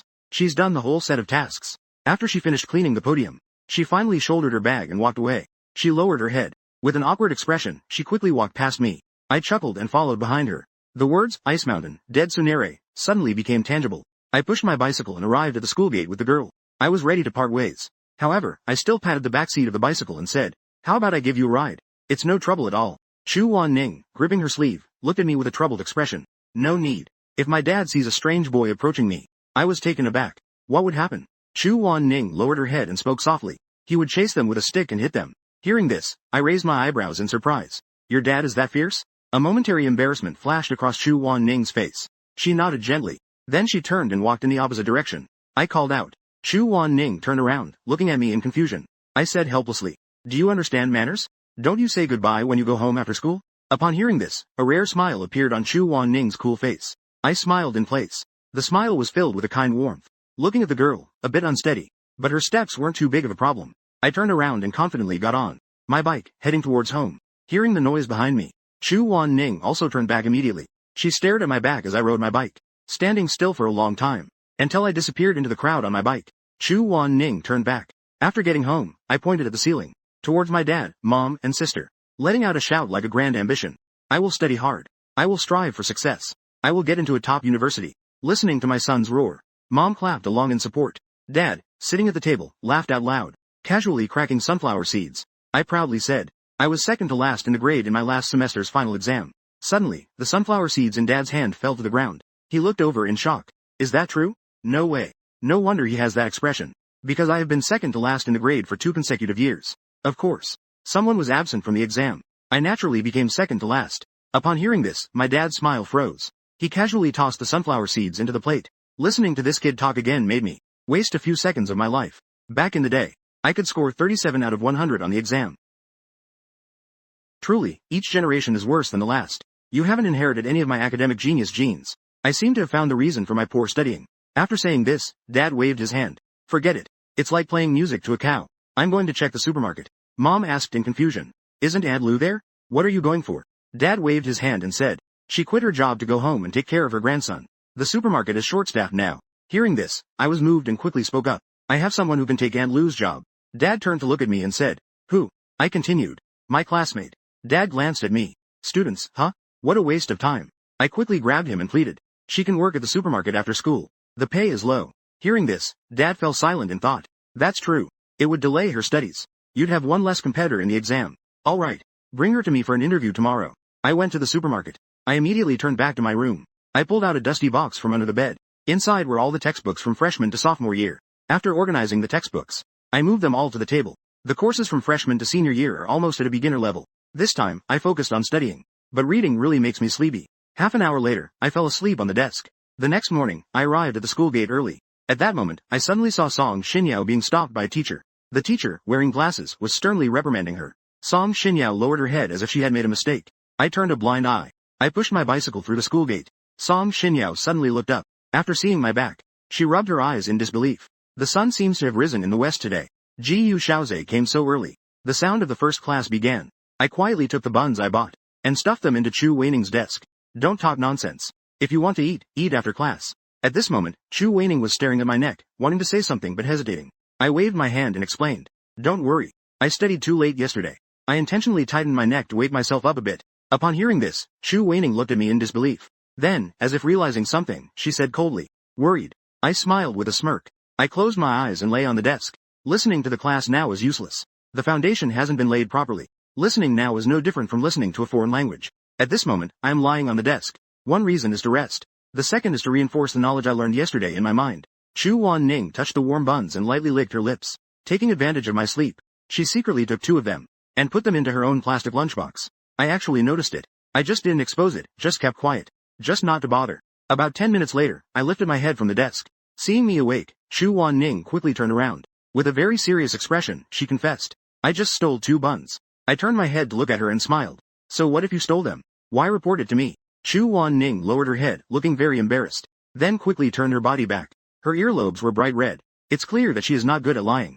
But for the first time, I felt that someone could actually be so cute while lying. Soon, the morning classes ended. It was time for lunch. Song Xinyao walked over to the back row. Ji Yu Xiaoyi, can you have lunch with me today? I shook my head and glanced at her, saying, I'm studying. After saying that, I took out my first-year high school textbook and spread it out on the table to read. Song Xinyao stomped her foot in anger. What are you pretending for? With your grades, what else is there to study? You're deliberately trying to annoy me, aren't you? Hearing this, Chu Weining shot a cold glance at Song Xinyao. Then she lowered her head and continued studying. My desk. I pointed towards the direction of the classroom door and said, if you know what's good for you, just leave. Don't make me chase you out. Song Xinyao looked wronged and was about to cry. Her lunch buddy immediately pulled her out. Let's go, let's go. Why bother with him? Only then did Song Xinyao glare at me. After everyone in the class left, only Chu Weining and I were left. During this time, Chu Weining turned to glance at the person next to her. She realized I was really studying hard. My change made Chu Weining unable to help but smile slightly. But the next moment, I looked over. Chu Weining immediately turned her head back. She flipped through the pages with a somewhat unnatural expression. Time passed second by second. When it was time for Chu Weining to eat, she stood up. I also stood up and stretched. Studying feels so fulfilling. The cafeteria must be serving something good. Chu Weining ignored me. She silently left the classroom with her backpack. I followed behind her at a leisurely pace. Before reaching the cafeteria window, I walked towards the table where Chu Weining was eating. I sat down across from her. The girl looked up at me. Then she lowered her head and took small bites of her food. I picked up my backpack. I placed the snacks I brought from the supermarket on the table. Oh no. I knew studying late meant no vegetables to eat. So I brought snacks. I muttered to myself as I opened the chicken leg, braised egg, and spicy sausage. I tore open the packaging and placed everything onto my plate. Just as I was about to eat, I suddenly stopped. What's going on today? Why do I have no appetite? Could it be that I usually eat too many of these snacks? So I looked up at the girl across from me. I took her plate over. I placed my plate full of snacks in front of her. Never mind. Let's swap and eat each other's food today. Chu Wan Ning looked up in shock. I quickly pointed at her. Don't say that. Chu Wan Ning stared at me in a daze. I kept my mouth shut and didn't dare to speak. I lowered my head and started eating. The girl silently watched me eat where she had eaten before. Her long eyelashes fluttered gently. I spoke while eating, lost in delight. Delicious. How come your rice tastes better than mine? But Chu Wan Ning didn't seem to want to hit me at all. She quietly picked up her chopsticks and spoke softly. Thank you. I pretended not to hear. After a while, I finished all the rice in my plate. I turned to her and spoke. My family's supermarket is short of a cashier at night. I'm officially notifying you now. You are hired. Chu Wan Ning looked up in shock again. I still pointed at her domineeringly. The staff meal is just a perk for regular employees. If you dare to say another word of dissatisfaction or refusal, you know the consequences. Chu Wan Ning quietly looked at me. Then she sat up straight very seriously. There is dissatisfaction. I looked at her with satisfaction. That's good. Chu Wan Ning happily continued to eat with her head down. She ate a braised egg and then finished half of the white rice. She took out the lunchbox and placed it on her lap. Then she poured the remaining rice from the plate, along with the chicken leg, braised egg, and spicy sausage into the lunchbox. I was stunned. Chu Wan Ning looked up. Give it to my dad to eat. What is this? Give it to dad to eat. I felt like my ears were hearing something incomprehensible. Are you saying you should leave school now to take this food to him to eat? Chu Wan Ning nodded gently. Seeing my expression, it seemed like I disagreed. Chu Wan Ning silently stopped the action of continuing to put snacks in the lunchbox. After all, these snacks were all brought by me. She sat there awkwardly, looking a bit embarrassed. It was as if she was waiting for me to take the snacks back, because she knew I was just being kind by giving her food. It wasn't meant for her dad. I don't understand. In fact, I have long had issues with Chu Wanning's father. Not only does he force his daughter to steal bread from the supermarket, he even expects her to bring him food from the school cafeteria. I felt a nameless anger rising from the depths of my heart. If it weren't for considering Chu Wanning's dignity, I would have already gone to his home to settle the score with this father. I took a deep breath. The two plates jumped with a jolt. Chu Wanning was also startled. She lifted her head and timidly glanced at me. 2 tears fell down unexpectedly. After apologizing, Chu Wanning quickly raised her sleeve to wipe away her tears. Then take the snacks out of the lunchbox and put them back on the plate. She pushed the plate back towards me. I was taken aback. What's the price for, and what are you doing? Really? Chu Wanning lowered her head. I'm already full. Thank you for bringing me this food. I really appreciate it. To avoid me misunderstanding that she was sulking, Chu Wanning lifted her face. She forced a smile that looked worse than crying at me. She knew it was already kind of me to offer her food. It was her lack of manners. She was even thinking of passing the food to someone else. I was almost laughing out of frustration at this girl. I pushed it back again. No, I didn't say you couldn't take it to dad. Just at least eat the drumstick. The rest can go to him. Chu Wanning gently shook her head, looking down. I'm really full. I really can't eat anymore. This stubborn girl. Forget it, I'll find a way to deal with her. At this moment, I couldn't bear to teach her a lesson. After all, filial piety is a good thing. If there's anyone to blame, it can only be her father. I adjusted my emotions and immediately said, all right, let him eat. I agree. You pack the lunchbox. Chu Wanning silently looked up at me. I forced out a friendly and harmonious smile, to prove that I didn't care. Only then did she feel relieved to take it again. She used chopsticks to put the snacks into the lunchbox. Then she put it into her backpack. After getting up, Chu Wanning gently bowed to me and said, thank you. I silently recited in my heart with a blank expression. Please don't say I'm a good person. Chu Ning's tax. Chu Wanning didn't say anything. Watching her leave the cafeteria, catching my breath. In one breath. How nice it would be if she were my daughter. I was thinking about it. Then I helplessly laughed for a while. Chu Wanning left the school, her gaze heading home. Instead, she headed back to the gate of Lincheng No. 10 Middle School. She would also attend middle school here. After crossing the road, Chu Wanning saw from a distance a middle-aged man sitting beside the greenbelt across from the school. He sat upright with a straight back. His eyes were fixed on the school gate, as if he was afraid of missing someone getting out of school. Upon seeing this scene, Chu Wanning's usually cold face broke into a smile. She quickly ran over with her backpack on. Taking advantage of the middle-aged man's attention, she tiptoed. Like a mischievous little girl, she quietly approached him step by step from behind. Then she quickly tapped him on the shoulder. The middle-aged man turned around in confusion, looking left and right. Not seeing anyone, he turned back again. At that moment, the girl's pure smile suddenly appeared in front of him. Chu Wanning smiled and spoke. Dad. Wan. The middle-aged man looked at his daughter, and happily called out her name, but then quickly stood up and kept apologizing. I'm sorry. I didn't see Wan after school. He mumbled, his tone very childish. Like a 5 or 6-year-old child.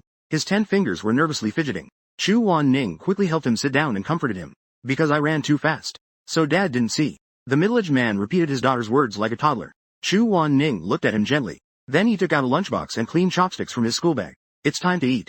The middle-aged man propped his hands on the steps, swinging his legs like a child. Chu Wanning didn't rush to feed. She took out tissues and a cup of water. Pour water onto the tissue and open it. Then wipe the dust off the middle-aged man's face. She said in a teasing tone, How did you get your face dirty again? I'm sorry, Wanwan.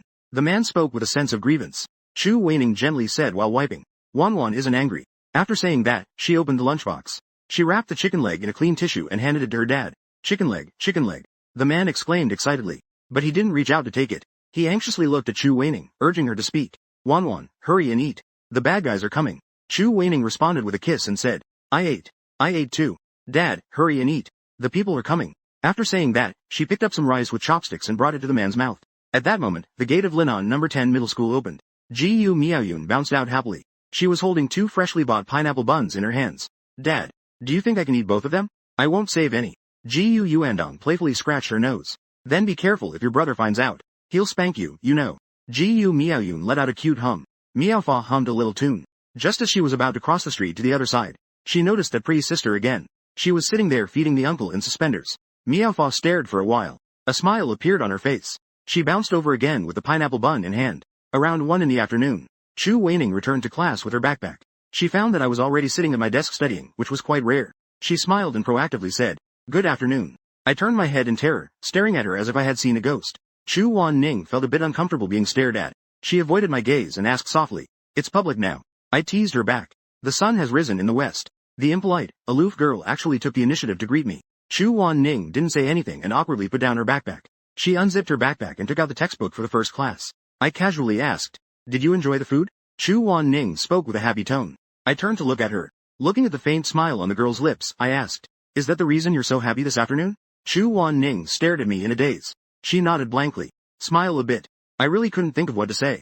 But there wasn't much to say anyway. I could only remind her. After tonight's self-study, come with me to the supermarket. My dad is waiting for you at the supermarket. He is the boss and said there will be an interview. Upon hearing this, Chu Wan-ning turned her head in shock, her pretty face displaying disbelief. I raised an eyebrow. Nervous. Although my dad is a bit clueless. He is generally easygoing. He won't deliberately make things difficult for you. Only then did Chu Wan-ning breathe a sigh of relief. This is her first interview. She still doesn't know what to expect. Does she have to recite the trigonometric formulas to the interviewer? Chu Wan-ning asked softly. Why do you say that about your dad? I had a strange expression. Not only do I want to talk about him, but I also want to mention Dad. Dad is really clueless. Just as I finished speaking, a strong little fist suddenly punched me hard in the chest. That punch really hit me. I looked at Chu Wan-ning in surprise. I noticed the girl was staring at me with red-rimmed eyes. Tears were gradually gathering at the corners of her eyes. However, soon Chu Wan-ning complexly averted her gaze. Chu Wan-ning apologized, and the atmosphere became somewhat silent. I rubbed my chest and took a deep breath. All right. I apologize too. I know you were filial. I shouldn't have said that about Dad. Chu Wan-ning turned her head away, not wanting me to see the tears streaming down her face.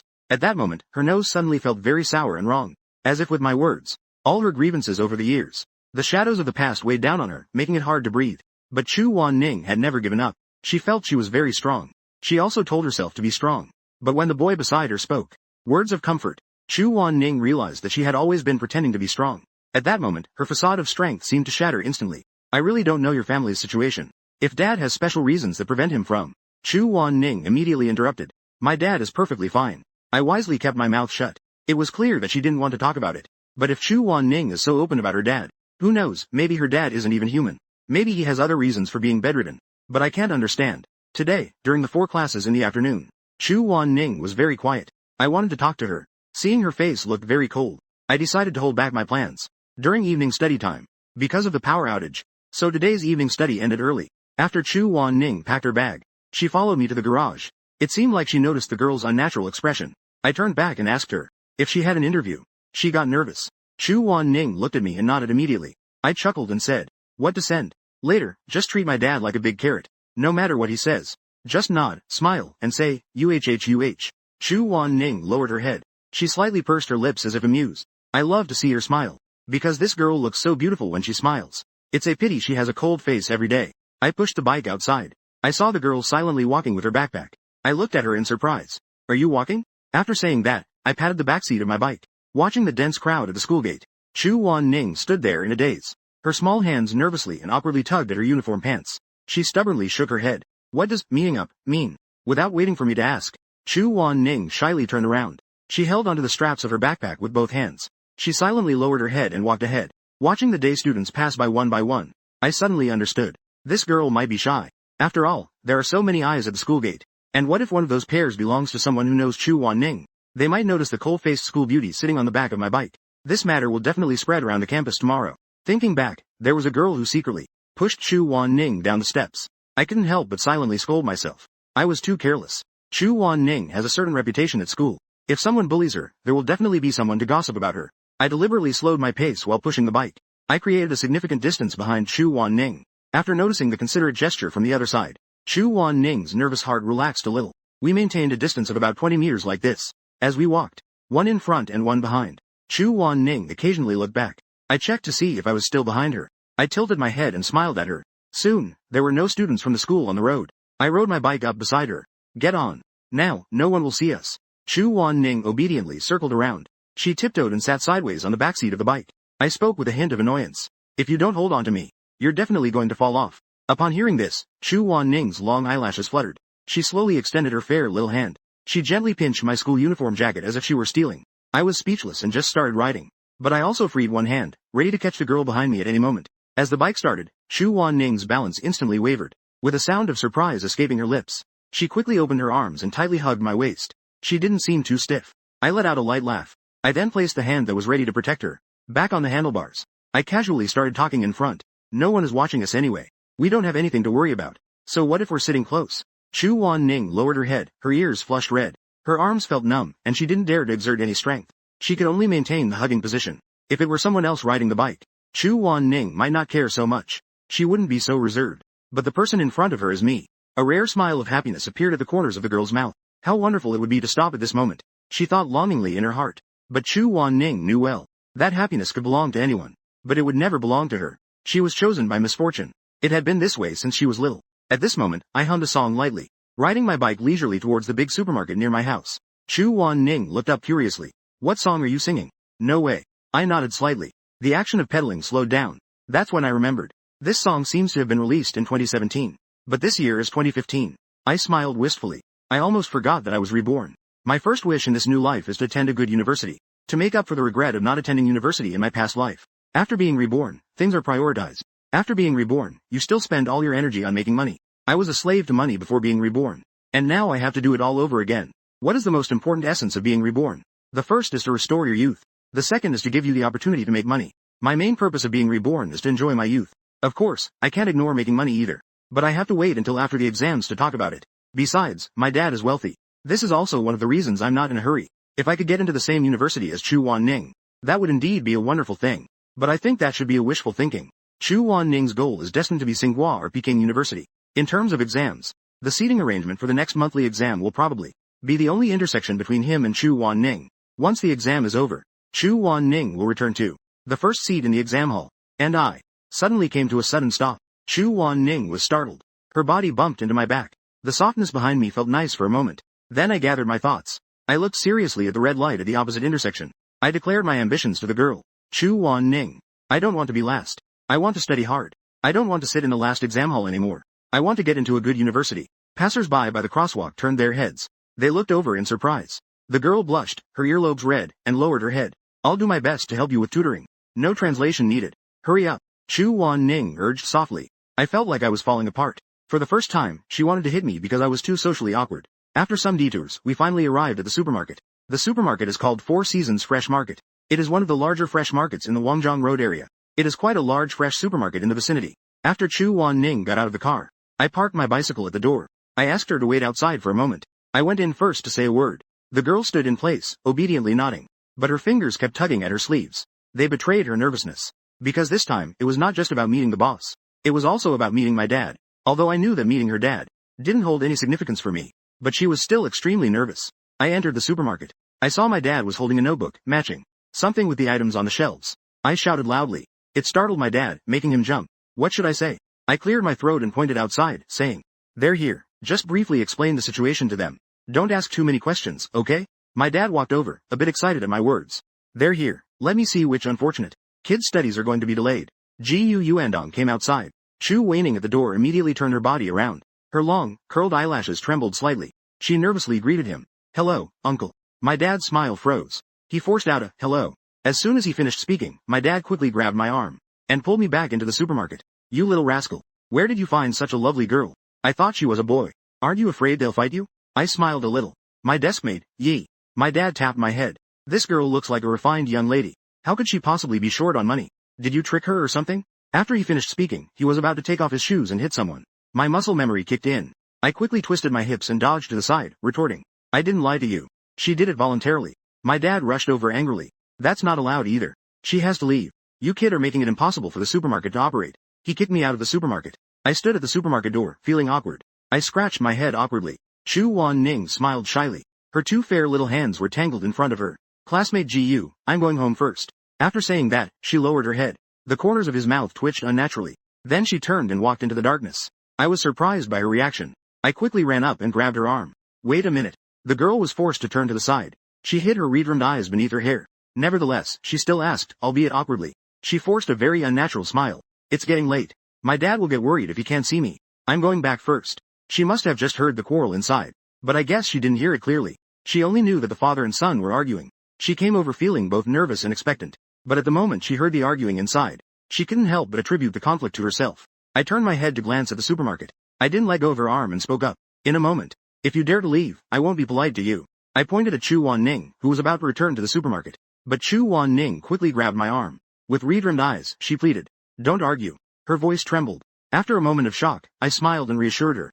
Don't worry. Real men don't solve problems by arguing. After saying that, I kicked the supermarket door open. My dad, standing by the cash register, turned around and looked at me in surprise. Are you trying to get yourself killed? I raised 4 fingers and looked at my father seriously. You let her work here. I ranked in the top 40 in this month's exam. Upon hearing this, my dad's anger subsided. He looked at me with interest. I raised my eyebrows in surprise. You're lying to me. After hearing this, my dad stared and wanted to take off his shoes. I quickly took a tactical step back. Top 35, fine. My dad then snorted and spoke up. If you don't make the top 35, then let that girl get lost. I mean what I say. You handle it yourself. I tugged at the corner of my mouth. There are a total of 53 students in the class. If I can get into the top 35, it means the entire grade has to advance at least 500 places. That sounds a bit intense. Maybe I should just give up. My mind was racing with random strategies. Just as I was about to go out to meet Chu Wan Ning, my dad's voice rang out from behind. He deliberately lowered his voice. You like that girl, don't you?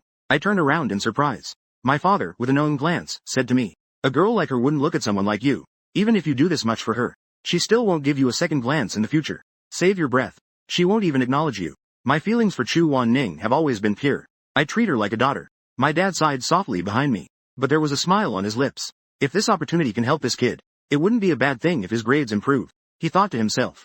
Outside the supermarket, Chu Wan Ning obediently walked. She was originally standing in the light at the door, but at this moment she was standing in a dark corner. Her figure was thin and lonely. I looked at her with a bit of sadness and spoke up. What are you standing there for? Are you trying to scare me?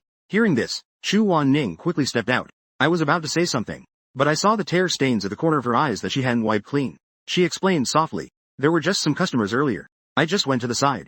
I grabbed her arm and walked into the supermarket, and brought her in front of my dad. Come with me. This line seems incomplete or out of context. First, let me take you around. My dad started to speak. He glanced at Chu Wan Ning's pink backpack. Chu Wan Ning obediently followed behind. Then she took out a notebook and a pen from her backpack. She looked serious and attentive. My dad looked at her with amusement and said, There's nothing important for you to do. Besides, you can only come for a little while in the evening. Isn't that right? Chu Wan Ning nodded. Yes. The two of them walked ahead. I followed behind. Watching Chu Wan Ning's back like a good daughter, I smiled faintly. My dad walked while instructing the girl about the things she usually needs to do, although it's very few and easy. But Chu Wan Ning still took notes seriously. Anyway, it's just about arranging the items on the shelves, collecting money at the cash register. When there are fewer people in the evening, you can also clean up a bit or something. Remember to keep the fresh meat section refrigerated. I almost slipped while following behind. I quickly grabbed onto something for support. Then I looked down at the puddle of iced tea on the ground. My dad and Chu Wan Ning turned back together. My dad replied irritably. In the evening, a little kid was pulling down his pants to pee here.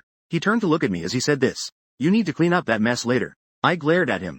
Why don't you clean it up yourself? You left it for me to clean up, didn't you? My dad glared at me and said, I'm the boss. After saying that, he turned around and continued to remind the girl about things. After wandering around for a bit, the three of them returned to the cash register. My dad put on his jacket and said, You should teach your classmate how to collect money. I'm going home first. After my dad left, I said to Chu Wan Ning, who was reading notes beside me, You can browse around for now. Get familiar with everything. I'll personally write you a list of things to note, including the procedures and operations. Chu Wan Ning looked over and nodded gently. A few minutes later, I finished writing down the things to pay attention to. I looked up and found that my dad had come back again. I forgot to take my bag. My dad muttered and walked towards the shelves. I ignored him. But after a while, I found my dad standing still, staring in one direction. I quickly walked over. I reached my dad's side. I was also stunned. I saw between the two shelves a girl kneeling on the ground, using a rag she must have found somewhere to seriously wipe the liquid on the floor. Her back was quiet and silent. She was serious and meticulous, silently doing what she thought she should do. My dad looked at this scene, somewhat moved. Then he silently turned to me and said softly, "Who is she, after all?" I took a deep breath and responded with mixed feelings. "She is just a child." Upon hearing this, my dad frowned. "You two are not the same age. Don't act so mature in front of me." But of course, he could see that too. I ended up bringing a good kid into the supermarket. My dad glanced at me and whispered, "You won't make it into the top 35. She'll still be kicked out. There's no discussion." After saying that, he left with the bag. I looked ahead and shouted at the girl kneeling and wiping the floor. Hearing the voice behind her, Chu Wan-ning turned around. She slowly stood up, looking at me in confusion. I tapped her forehead lightly. "Are you stupid? Why are you using a cloth when there's a mop? Wiping the floor with a cloth yourself." Chu Wan-ning looked at me with a slightly wronged expression. "I only found a cloth." I bent down and helped her brush off the dust from her knees. "You don't need to handle that. There are other people in the supermarket." Chu Wan-ning shyly took a step back, lowering her head. "Uncle said that when there are fewer people at night, it's okay to clean up a bit. So you dare to talk back to me, huh?" I pointed at her with a serious expression. Chu Wan-ning looked up at me timidly. She thought I was going to poke her forehead again. Her neck instinctively shrank back. She was so scared that she closed her eyes. Her long eyelashes trembled as well. However, she noticed that I didn't do that for a long time. Chu Wan-ning quietly opened her eyes. Then she heard my disdainful voice. "Throw the rag away." No translation needed. The girl blinked her eyes. "Where should I throw it?" I stared at her expressionlessly. "Throw it at my face." Chu Wan-ning lowered her head, her cheeks flushed from my words. She turned her head to look around. In the end, she gently threw the rag on the ground. Only then did I turn around and say, "Follow me." As we passed a small door, I pointed and said, "That's the broom closet. Wash your hands first. Then go to the cash register and find me." "Okay." Chu Wan-ning came to the cash register after washing her hands. I was taking cash out of the drawer. Then I looked at Chu Wan-ning and said, "Put your hand out." Chu Wan-ning stared blankly and didn't extend her hand. I could only explain. "This is a tradition at the supermarket. Salaries are paid in advance at the beginning of each month. All the employees here do this." She gazed at me quietly. Her beautiful eyes seemed to see through everything. I tapped the table, deliberately trying to intimidate her. "What kind of look is that? Is that not enough?" Chu Wan-ning lowered her head and replied softly, "I don't want to take it in advance. Are you daring to defy the boss? Do you believe I will fire you?" Chu Wan-ning's beautiful eyes quietly stared at me. Her expression seemed to say, "Is that all? Your threat isn't strong enough." I spoke slowly and calmly. "It seems you want my dad to know too. He'll know what you did on the 30th. Upon hearing this, Chu Wan-ning's face turned pale. She immediately took out 500 yuan. I smiled and continued speaking. "You work fewer hours. So your salary is also the lowest. It's only 500 a month. If you perform well, maybe they'll give you a raise." As I said this, I leaned forward. I crossed my fingers and looked at the innocent girl in front of me. If you can use some way to please the boss, getting a raise is not hard to negotiate. Upon hearing this, Chu Wan-ning's earlobes instantly turned red. She picked up her other hand as well, to tightly cover the 500 at her chest. Her expression was a bit nervous and somewhat embarrassed. She knew I was teasing her, but she was afraid I really meant something by it. What could it be? I got up and sat on the cash register. I couldn't help but reach out and ruffle her hair. "What I mean is for you to smile more. This is also one way to please the boss. Do you understand? And also help me with my studies." Chu Wan-ning immediately looked up at me, her tone very serious. "I will definitely help you with your studies. This was originally your task. Remember to come to my house this Saturday. If I can't see you." I foolishly, in front of the girl, stretched out my two claws to deliberately scare her. Chu Wan-ning's earlobes turned red as she pursed her lips and remained silent. I sat on the cash register. I pointed at the 500 yuan she had placed on her chest. "How do you plan to handle your first bucket of gold?" Chu Wan-ning reacted. She quickly reached out her hands to give me 100 yuan. "Here's your money back." That's not what I meant. But at this moment, I still reached out to accept it. After putting it away, I noticed the girl's cheeks were flushed. She had a conflicted look as if she wanted to say something but hesitated. Chu Wan-ning spoke in a voice as soft as a mosquito. "You owe me 13 yuan and 50 cents. I was taken aback and then burst into laughter. This line seems incomplete or out of context. I almost forgot. "I owe you money." Chu Wan-ning lowered her head. She bit her lip shyly. "To take out the change." Chu Wan-ning also reached out her hands to take it. I teased her again. "Aren't you going to click it?" Chu Wan-ning immediately shook her head. Her fair face turned as red as a tomato. I continued to ask, "What about the rest of the money? What do you plan to use it for?" In 2010, holding 400 is already considered a fortune for a high school student. That amount is already considered a fortune. Chu Wan-ning replied seriously. 100 for the meal card. $100 buys the real deal. She paused after saying this. It seems she doesn't plan to touch the rest. Or rather, she hasn't thought it through for now. I reminded her. 50 for the class uniform. Chu Wan-ning looked up at me, stunned for a moment, then shook her head. "I'm not buying the class uniform." I leaned my hands on the cash register. I looked up at the ceiling and said leisurely, "Indeed. It's just that the sports meet is a formation, after all. Why buy a shabby outfit?" But Chu Wan-ning, our youth only comes once. Years later, I might regret not studying hard back then. You will regret it too. Why didn't you wear something nice to participate in the last high school sports meet? After saying that, I looked down at the beautiful girl. Chu Wan Ning withdrew her gaze. She seemed to be quietly pondering. Seeing her still conflicted, I felt not helplessness but heartache. It's just 50 yuan. It seemed like she was choosing with her life. I made a suggestion.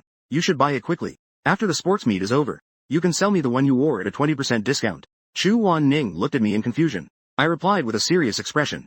Don't wash it. I want it in its original condition. After returning home in the evening, I saw my parents sitting in the living room. They looked at me with subtle expressions. It was obvious that my dad had already. I shared what happened today with my mom. I shrugged and walked over to the water dispenser to get a cup of water. I was just drinking the water. Suddenly, I saw a crack in my sister's room door. Ji-Yu Miaoyun was inside waving at me. Hey. I entered Ji-Yu Miaoyun's room. The little girl immediately pulled me to sit by the bed. What's wrong? Ji-Yu Miaoyun leaned on my arm. Her little head rested on my shoulder. You treat me the best, right? If this were my past life, I might have gotten goosebumps. But after being reborn, I can only sigh. Compared to my increasingly annoying sister as she grows up, Ji-Yu Miaoyun was cuter during her lowly phase. So at this moment, the little sister is looking at me. Her spoiled expression is very effective on me. What's the matter? Ji-Yu Miaoyun shyly bit her lip and spoke up. Brother is coming to our school tomorrow afternoon to help me attend the parent-teacher meeting. Expression segment. I pinched the little girl's face and lifted it up. What exactly is going on? Ji-Yu Miaoyun then said with a wronged little face. I lied to mom and dad. I didn't make it into the top 20 last semester. Mom would spank me hard. In this family, dad only punishes me, and mom only punishes Ji-Yu Miaoyun. The couple has very clear roles. I tapped her on the head and said, I need to go to class. Just skip class that one time. You used to ask too. Ji-Yu Miaoyun pouted her little lips and blinked her big eyes, pretending to be wrong. Brother, can you really bear to see your sister get spanked? But not as an example. I, your brother, really plan to study hard. I have my own tasks too. Yay. Brother is the best. Ji-Yu Miaoyun happily rested her head on my arm and rubbed against it. Like a clingy little kitten. I smiled helplessly. In this family, lying about grades is no different from reporting military intelligence on the battlefield. So I have always been very honest. Last place is still last place. The next day during the big break, I saw Chu Weining holding a piece of paper heading towards class leader Wang Mingyu. After reporting her size, she came back with 50 yuan. Song Xinyao turned her head and looked back with a very surprised expression. Chu Weining is going to participate in the sports meet and walk in the formation this time. That girl holding the sign in front won't be replaced, will she? Song Xinyao turned back, anxiously furrowing her brows. Because she is the one who holds the sign for the class every time. At that time, Song Xinyao shone brightly as she walked in front. Her personality makes her particularly enjoy this feeling of being in the spotlight. But once Chu Wan Ning wants to participate in the parade, in terms of looks and academics, she can't compare to Chu Wan Ning at all. Back at her seat, Chu Wan Ning suddenly whispered to me, who was reading. After saying that, she turned her head away with her earlobes flushed, using the upright pages of the book to cover her delicate profile. I smiled softly and continued reading. During the second class in the afternoon, Chu Wan Ning noticed that her deskmate hadn't shown up. Clearly, he had skipped class. I took off my school uniform and put on a big outfit. I walked towards the gate of Lincheng Middle School. I bought 2 lollipops at the convenience store. Then I walked towards the school gate. Ji-Yu Miaoyun asked me to wait at the school gate first. She would come out to get me when the time was right. Just in time, I was ready to catch up with Uncle Suspenders. I sat down next to the greenbelt. I casually handed over a lollipop. I ate one myself. Uncle in Suspenders happily took it. Thank you. After turning around, he seemed stunned for a moment, then smiled in surprise. Little he sang. I grinned. It was indeed the familiar nickname from back then. I was the head since middle school. So Uncle in Suspenders has always called me Lil He Sang. It's been over 2 years since we last met. He actually still recognized me. I couldn't help but say, Uncle, oh uncle, you've been sitting here for years. What are you really waiting for? He said in a childish tone. I'm waiting for Wan Wan to finish school. At that moment, an old voice came from nearby. It was the voice of a Taoist. He was waiting for his daughter to finish school. But he seemed to have forgotten that his daughter was already in high school. I turned around and found it was an old man. Old man, do you know him? I sat there and started chatting with him. The sanitation worker grandpa seemed to be quite relaxed. He sat down beside me. Of course I know him. His family is so unfortunate. Don't be fooled by how silly he seems now. Back in the 90s, he was a spirited big boss back then. He was very wealthy. I glanced at the Suspender's uncle upon hearing this. I was somewhat surprised. The grandpa continued to speak. He was the owner of a big company back then. He managed hundreds of employees. His wife was a ballet dancer. She looked just like a star. Later, it seems this kid was set up by someone. The company went bankrupt. The family could only squeeze into a rundown rental. As he spoke, the grandpa turned to me and smiled gently. However, his weathered smile carried a hint of compassion. He has a son and a daughter. A family of 4, they were poor but managed. Life was still bearable. Then one day, his wife was diagnosed with leukemia. After a year of suffering, he died. Upon hearing this, I fell silent. The old man continued. After his wife died, this guy continued to live with his son and daughter. A few more years passed. Unexpectedly, fate was unkind. A few days before his son's entrance exam, he was hit by a car at night. The little boy thought he was fine. He limped home with the 500 yuan the driver paid him. As a result, he died that very night. 500 yuan bought a life. I felt like I could barely breathe. I silently turned to look at the uncle in suspenders eating a lollipop. Delicious, delicious. He smiled at me innocently. While shaking the lollipop in his hand, he happily stomped his feet. I suddenly looked up. Doesn't he have a son? The old man shook his head and smiled bitterly at this. The most pitiful one is still his daughter. The child was only 3 years old when the family went bankrupt. After becoming sensible, I never had a good life again. Brother F. Dad didn't take long to become foolish again. A little girl was only this big. While going to school, she took care of Dad. She took such good care of Dad. That child is truly remarkable. The old man raised his hand to gesture the girl's height. Old man, are you joking with me?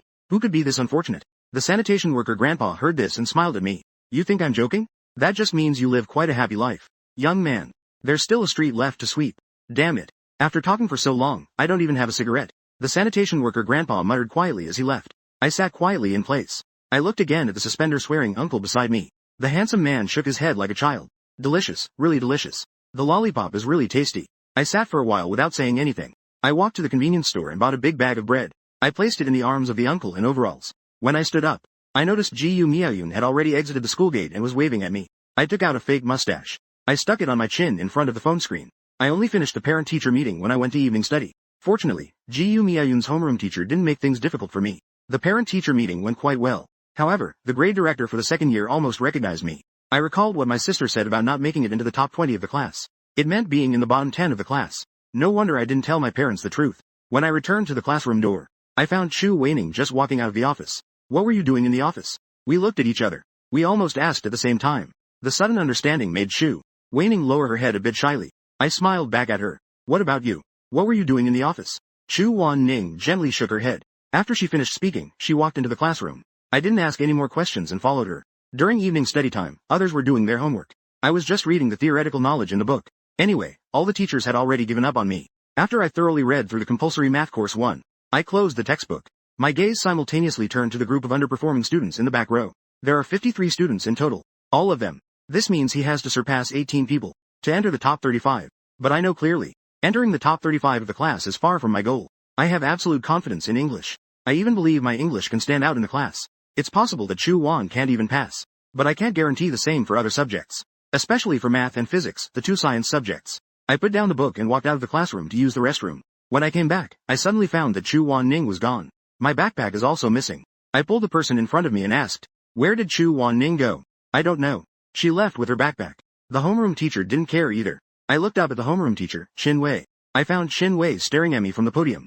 She made a gesture with her right hand. First, she pointed to her own eyes. Then she pointed at me from a distance. This woman is like a ghost. I pulled the corners of my mouth and lowered my head to continue reading. The evening study session ended. I packed my backpack and left. Song Xinyao seemed to have something to say to me. But I had to hurry. I needed to be quick. The moment she looked up, I was already gone. Riding my bike to the supermarket. I parked my bike at the entrance and walked in. My dad looked at me in confusion and asked, don't you and that girl have different dismissal times? I was a bit surprised. Did she come? After saying that, I turned my head. Just in time to see Chu Wan Ning carrying the broom and trash can came over. Upon seeing me, Chu Wan Ning paused. She then awkwardly shifted her gaze away. She then looked at my dad. Uncle, do we need to throw away the empty bottles too? My dad quickly sat up and nodded. Yes, throw them away. Just throw them in the trash can outside. It was obvious that my dad today was much nicer to the girl. Chu Wan Ning's expression was conflicted as she replied. But, the bottles can be sold for money. My dad waved his hand with a smile. You child, how much money can this really make? Just throw it away. I frowned and slapped the table in front of my dad. Wasting is shameful. Don't you know that little by little adds up? Find a plastic bag and collect the bottles. I commanded the latter part of the sentence towards Chu Wan Ning. The girl happily nodded. She immediately went to do it. My dad was inexplicably scolded by his son. My dad looked up, completely bewildered. In this world, when it comes to waste, who can compare to you, kid? And you lecture me? I didn't answer and lowered my voice. Just a token gesture is enough. She earns 500 yuan a month. Like a black slave. So big. You all live your own lives. My dad spoke with an innocent look on his face. She asked to clean up herself. It's not my fault. It sounds like something this stubborn head could do. I looked speechless. My dad looked at me teasingly. What's wrong? Are you feeling sorry? I glanced at him and ignored him. Then I placed my backpack on the counter. I walked towards the busy Chu Wan Ning. I grabbed her arm and pulled her into the corner. Little did I know, this scene had already been fully captured by my dad through the surveillance footage. He was munching on sunflower seeds. While watching the surveillance footage with great interest, I cornered her against the wall and questioned her. Going to the office means dealing with the homeroom teacher. You want to be let out of evening study early, right? And you sneak away when I'm not around. You can only lower your head. Two small hands are awkwardly holding on an empty bottle of Nutritional Express. I took the empty bottle from her hand. At the same time, I patted the wall behind her. Speak up. Do you think that just because you have a little more time, you can get a raise? That's impossible. Chu Wan Ning looked up at me and said aggrievedly, I didn't want a raise. Evening study ends at 9. I can get off work around 10. Just 1,000 an hour every day. But I can earn 500 a month. That's too much. My brain crashed on the spot. I pointed at Chu Wan Ning. Do you know what others earn? Chu Wan Ning opened her eyes and shook her head at me. I don't care how much they make. I'm sure I give more. You give too much. Then I have to work more. She stared at me without backing down. I was so angry my teeth itched. I really couldn't argue with her. I think if I have a daughter in the future, I would definitely be driven crazy. I wouldn't want to hit her. I took a deep breath and said, anyway, don't let your studies suffer. You know? Seeing me make a concession, Chu Wan Ning showed a beautiful smile. She nodded cheerfully. I turned my head away.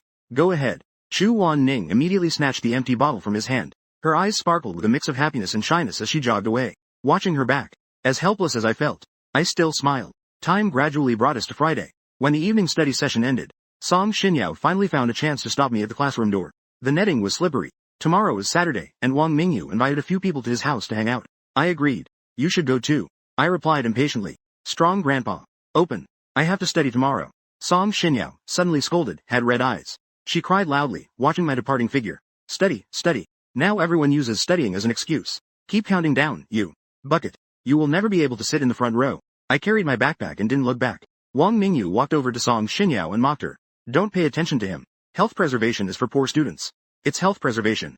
People who are not even in the same circle as us. Common language. 10 o'clock at night. I locked the supermarket's door. After finishing, I handed a note to Chu Weining. This is the address and door number of my neighborhood. What time are you coming tomorrow? Chu Weining took it and glanced at it. Cake. She nodded. I'll wait for you at home. Chu Weining spoke up again to confirm. Someone will reply about your furniture. Really? Why would I lie to you? Actually, I lied. In the morning, my sister and mom might still be at home. In the afternoon, Jiyu Miaoyun has to go to tutoring classes. Mom has to go to work. But if she says she can't, Chu Weining definitely won't come. Stand. Anyway, people will come by then. Once the door is locked, I don't believe she can fly away. And it's really just a supplement. I really want to improve. Soon, Saturday arrived. Chu Weining glanced at the time. We agreed to meet at 1 o'clock. A place in Baoding. So she had to leave home around 12. She arrived at the address on the note. She looked up at the grand entrance of the community. For a moment, she felt a bit lost. She didn't know how to get in. She had never entered such a high-end community before. She saw someone use a card to open the side door. She noticed the small door. She quickly grabbed the strap of her backpack tightly. With her head down, she nervously followed behind the other person. The security guard in the security room was watching TV. Chu Weining was afraid of being caught. So I quickened my pace. On the other side, the doorbell rang. I woke up from bed. I glanced at the time and couldn't help but curse. I quickly got up and ran to the bathroom to wash my face haphazardly. Then I quickly found a short-sleeved shirt to put on. Just as I finished putting on my clothes, the doorbell rang. I walked over to open the door. I subconsciously glanced at the clock in the living room. It was exactly 1 o'clock. That's really punctual. The door opened. I saw Chu Wan Ning standing at the door with a nervous expression. She seemed a bit shy. This was her first time visiting a boy's house. I smiled at her. You're just standing there, huh? Come on in. After saying that, I hurriedly grabbed 2 cups and ran to the kitchen to wash them. Chu Wan Ning gently asked while standing at the door. Should I take off my shoes? I returned to the living room with the cups and walked towards the water dispenser. It's up to you. Look how nice it is for me to be barefoot. Chu Wan Ning glanced at my bare feet as I walked. She also started to bend down to untie her shoelaces. I looked at Chu Wan Ning with 2 cups of water. 4. Let's go to my bedroom. Chu Wan Ning quickly walked in. She looked at me a bit shyly. Let's greet uncle and aunt first. Then we can start the tutoring. I paused for a moment and then spoke seriously. Actually, there are people at my house. Right now, it's just you and me. Chu Wan Ning's beautiful eyes gradually widened. You're lying to me. I felt helpless. There were people at home in the morning. You said to come in the afternoon. Good afternoon. Chu Wan Ning looked at me with some resentment. But my dad needs to eat lunch. I shrugged helplessly. Then there's nothing we can do about it. She was upset, but Chu Wan Ning didn't turn around and leave. Just slightly blushing, she pouted her lips. She stood there for a while, looking like a pufferfish. Finally, she reluctantly spoke up. Let's get started. I pinched her little face. You look cute when you're angry. Chu Wan Ning anxiously raised her hand to pat my arm. But I shamelessly dodged away. This made her gaze even more resentful. After opening the bedroom door, Chu Wan Ning's expression clearly became a bit strange. I placed the cup on the table and turned back to ask, does my room smell? Chu Wan Ning shook her head, betraying her conscience. I suddenly felt indignant. You think it smells too, right? My mom and sister insist that my room smells terrible. This made Chu Wan Ning unable to help but smile slightly. Seeing her smile, I also smiled and continued. This is simply alarmist. How could my room possibly smell? Chu Wan Ning walked in. Her fair foot accidentally bumped into the trash can. She carefully lifted her foot. She cautiously raised her foot back. Seeing this, I quickly helped her move it aside and explained. Don't misunderstand. The crumbled paper in the trash can is from blowing my nose. Chu Wan Ning looked a bit confused and raised her head. Misunderstand what? I laughed and replied. After all, today is for studying. And there isn't much time left in the afternoon. I brought over 2 chairs and sat by the desk. It seemed like we had turned back into deskmates. But since there was only one desk, the distance between us was even closer than when we were at school. I could smell the pleasant fragrance on Chu Wan Ning. A Chu Wan Ning who always wore her school uniform still smelled really good. I wonder if she washes her uniform every day, because I've never seen her school uniform dirty. I took out my math practice problems. All I could see were red crosses on it. There were a few questions I couldn't understand. I had circled them all. Can you explain them to me? Let's start with this question. Okay. Chu Mian Ning just took a glance. She quickly figured out the solution. She patiently used a red pen to write down the solution process beside me, while softly explaining. I nodded frequently and picked up the cup on the table. Chu Wan Ning glanced over. She remembered that I was holding the cup on the right. 5 minutes later, Chu Wan Ning asked again. Do you understand? I nodded. I got it. Only then did Chu Wan Ning smile. She looked at the cups on the table. She realized that the cups that were placed side by side had now been placed front and back. I was focused on doing the problems with my head down. It was clearly an unintentional act. Based on her memory, she picked up one of the cups and started drinking. I handed over the solution process. So this is how you do it. Chu Ning held the tea with both hands. She leaned forward and nodded with her pretty face. This girl uses both hands for everything. She even holds the cup with both hands when drinking water. I thought it was funny and found it very cute. But suddenly her expression froze. You're drinking from the cup I use. Chu Wan Ning sprayed water all over my face. I closed my eyes. After a while, I opened my eyes helplessly. I glanced down as well. I found that my pants were all wet. I couldn't help but comment. That's great, isn't it? In my past life, I must have been a flower wine. The spray area is so large. Chu Wan Ning was both anxious and embarrassed. I'm sorry. After saying that, she quickly stood up from the table. She pulled out a few tissues from the table. She cautiously approached. She gently wiped my cheek with the tissue. But I couldn't help but say, what's wrong with drinking what I've drunk? Why are you so disdainful of me? Why such a big reaction? Chu Wan Ning quickly shook her head, her face flushed red. Femur. I just for a little while. She didn't give any reason either. Her cheeks and earlobes were getting redder. The water on my face was wiped off. Chu Wan Ning quickly grabbed some more tissues. She started wiping along the collar of my short sleeve. When she wiped to the middle of my pants, I suddenly jumped up. What the heck? Where are you wiping? Chu Wan Ning paused for a moment before realizing. She pulled her hand back as if shocked. No, don't. Here, you do it yourself. I didn't touch that thing of yours just now. She seemed to be trying hard to clarify. That thing of mine. I casually wiped with a tissue a couple of times. I only noticed Chu Wan Ning when I looked up. She had already turned her body to the side, standing facing the wall like being punished. I threw the paper into the trash can. Only then did Chu Wan Ning sit back down in her chair, handing me the cup she had just mistakenly drunk from. She lowered her head and handed me the cup with both hands. I looked at her helplessly. You return it to me after you've sprayed it. Let me drink your saliva then. Let me drink your spit. Chu Wan Ning's little face froze in surprise. She quickly took the cup back. She pushed the other cup on the table in front of me. She glanced at me with a questioning look, then timidly withdrew her gaze. I wiped my hair with a tissue. While observing her dejected appearance, I felt that Chu Wan Ning was being very cautious around me. Could it be just because I hold her secret? I pondered the reason. I thought of that voting slip and couldn't help but ask. Chu Wan Ning. Did we know each other before? Chu Wan Ning lowered her head and silently shook it. I looked at her in confusion. Really don't know each other? Chu Wan Ning still shook her head. This line seems to be incomplete or unclear. Let's continue studying. I twisted my hands. Chu Wan Ning then turned to face me again. She continued from where she left off. After about an hour's time, she finally finished explaining 2 practice problems. My head felt a bit swollen. I couldn't help but shake my head. I raised my hand to rub my sore eyes. Science truly is my lifelong enemy. I took out my backpack and started to pull out my physics workbook. At that moment, my foot seemed to step on something soft and slippery. I looked down. I saw Chu Wan Ning retracting her delicate, fair little foot. Then she covered the one that had just been stepped on with her other foot. The 10 little toes curled up at the same time. I looked up at her. Chu Wan Ning seemed as if nothing had happened. She was seriously looking at the practice problems. These circled ones are all ones I don't understand. You take a look first. I'll go get some fruit. I placed the practice problems in front of her and got up to leave.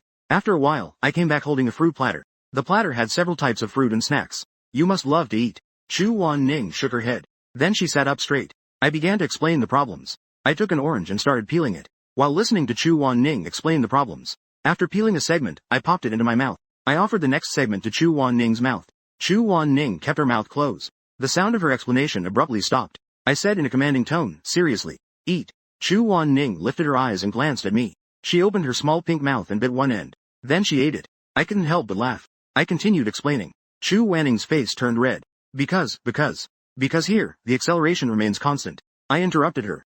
Didn't the acceleration change here? Chu Wanning was taken aback and corrected me, her face still red. Yes, it changed, she said while laughing. How can you eat a piece of orange and still absorb knowledge? Chu Wanning was annoyed. Because you interrupted me. I shook my head with a smile. I held another piece of orange to her mouth. Chu Wanning stubbornly turned her head away. I won't eat it. I teasingly brought it back to her mouth.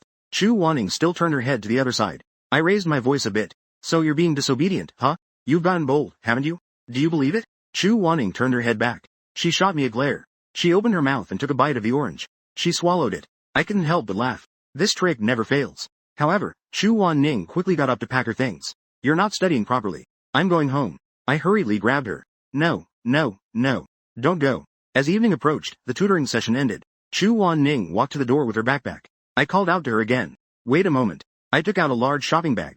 I stuffed in the milk, fruits, and snacks from home. Then I handed it to her. Chu Wanning stepped back in surprise. She quickly put her hands behind her back. I said in a serious tone. Chu Wanning shook her head. I don't want it. After saying that, she quickly put on her shoes and left. I directly placed the bag outside. Then can you buy it for me? Chu Wanning was about to say something. With a loud bang. This line seems incomplete or unclear. Please provide context for accurate translation. I looked at her through the peephole. Chu Wanning stood at the door for a while. She walked over and looked at the door. I instinctively avoided the peephole. After a moment, I looked again. I found that Chu Wanning had left. I thought Chu Wanning had taken the things with her too. As a result, I opened the door. I found that the bag was neatly placed at the door. I couldn't help but sigh. This girl is something else. Monday morning self-study. The homeroom teacher, Chin Wei, came to the podium. She talked about two things. The first thing is that the grade director thinks our sports day class uniforms. The girls' skirts are too short. The entire class of boys gasped. The homeroom teacher continued. Don't worry. After all, it's the last sports day in high school. The director made an appropriate concession. She just said that the girls can't go bare-legged. They need to buy a pair of long socks to wear. As soon as she finished speaking, the whole class fell silent. I'm sorry, teacher. I admit my voice was a bit loud just now. The principal also likes to see the absolute territory. He said. Wang Mingyu spoke up. Each girl should give me 5 more yuan.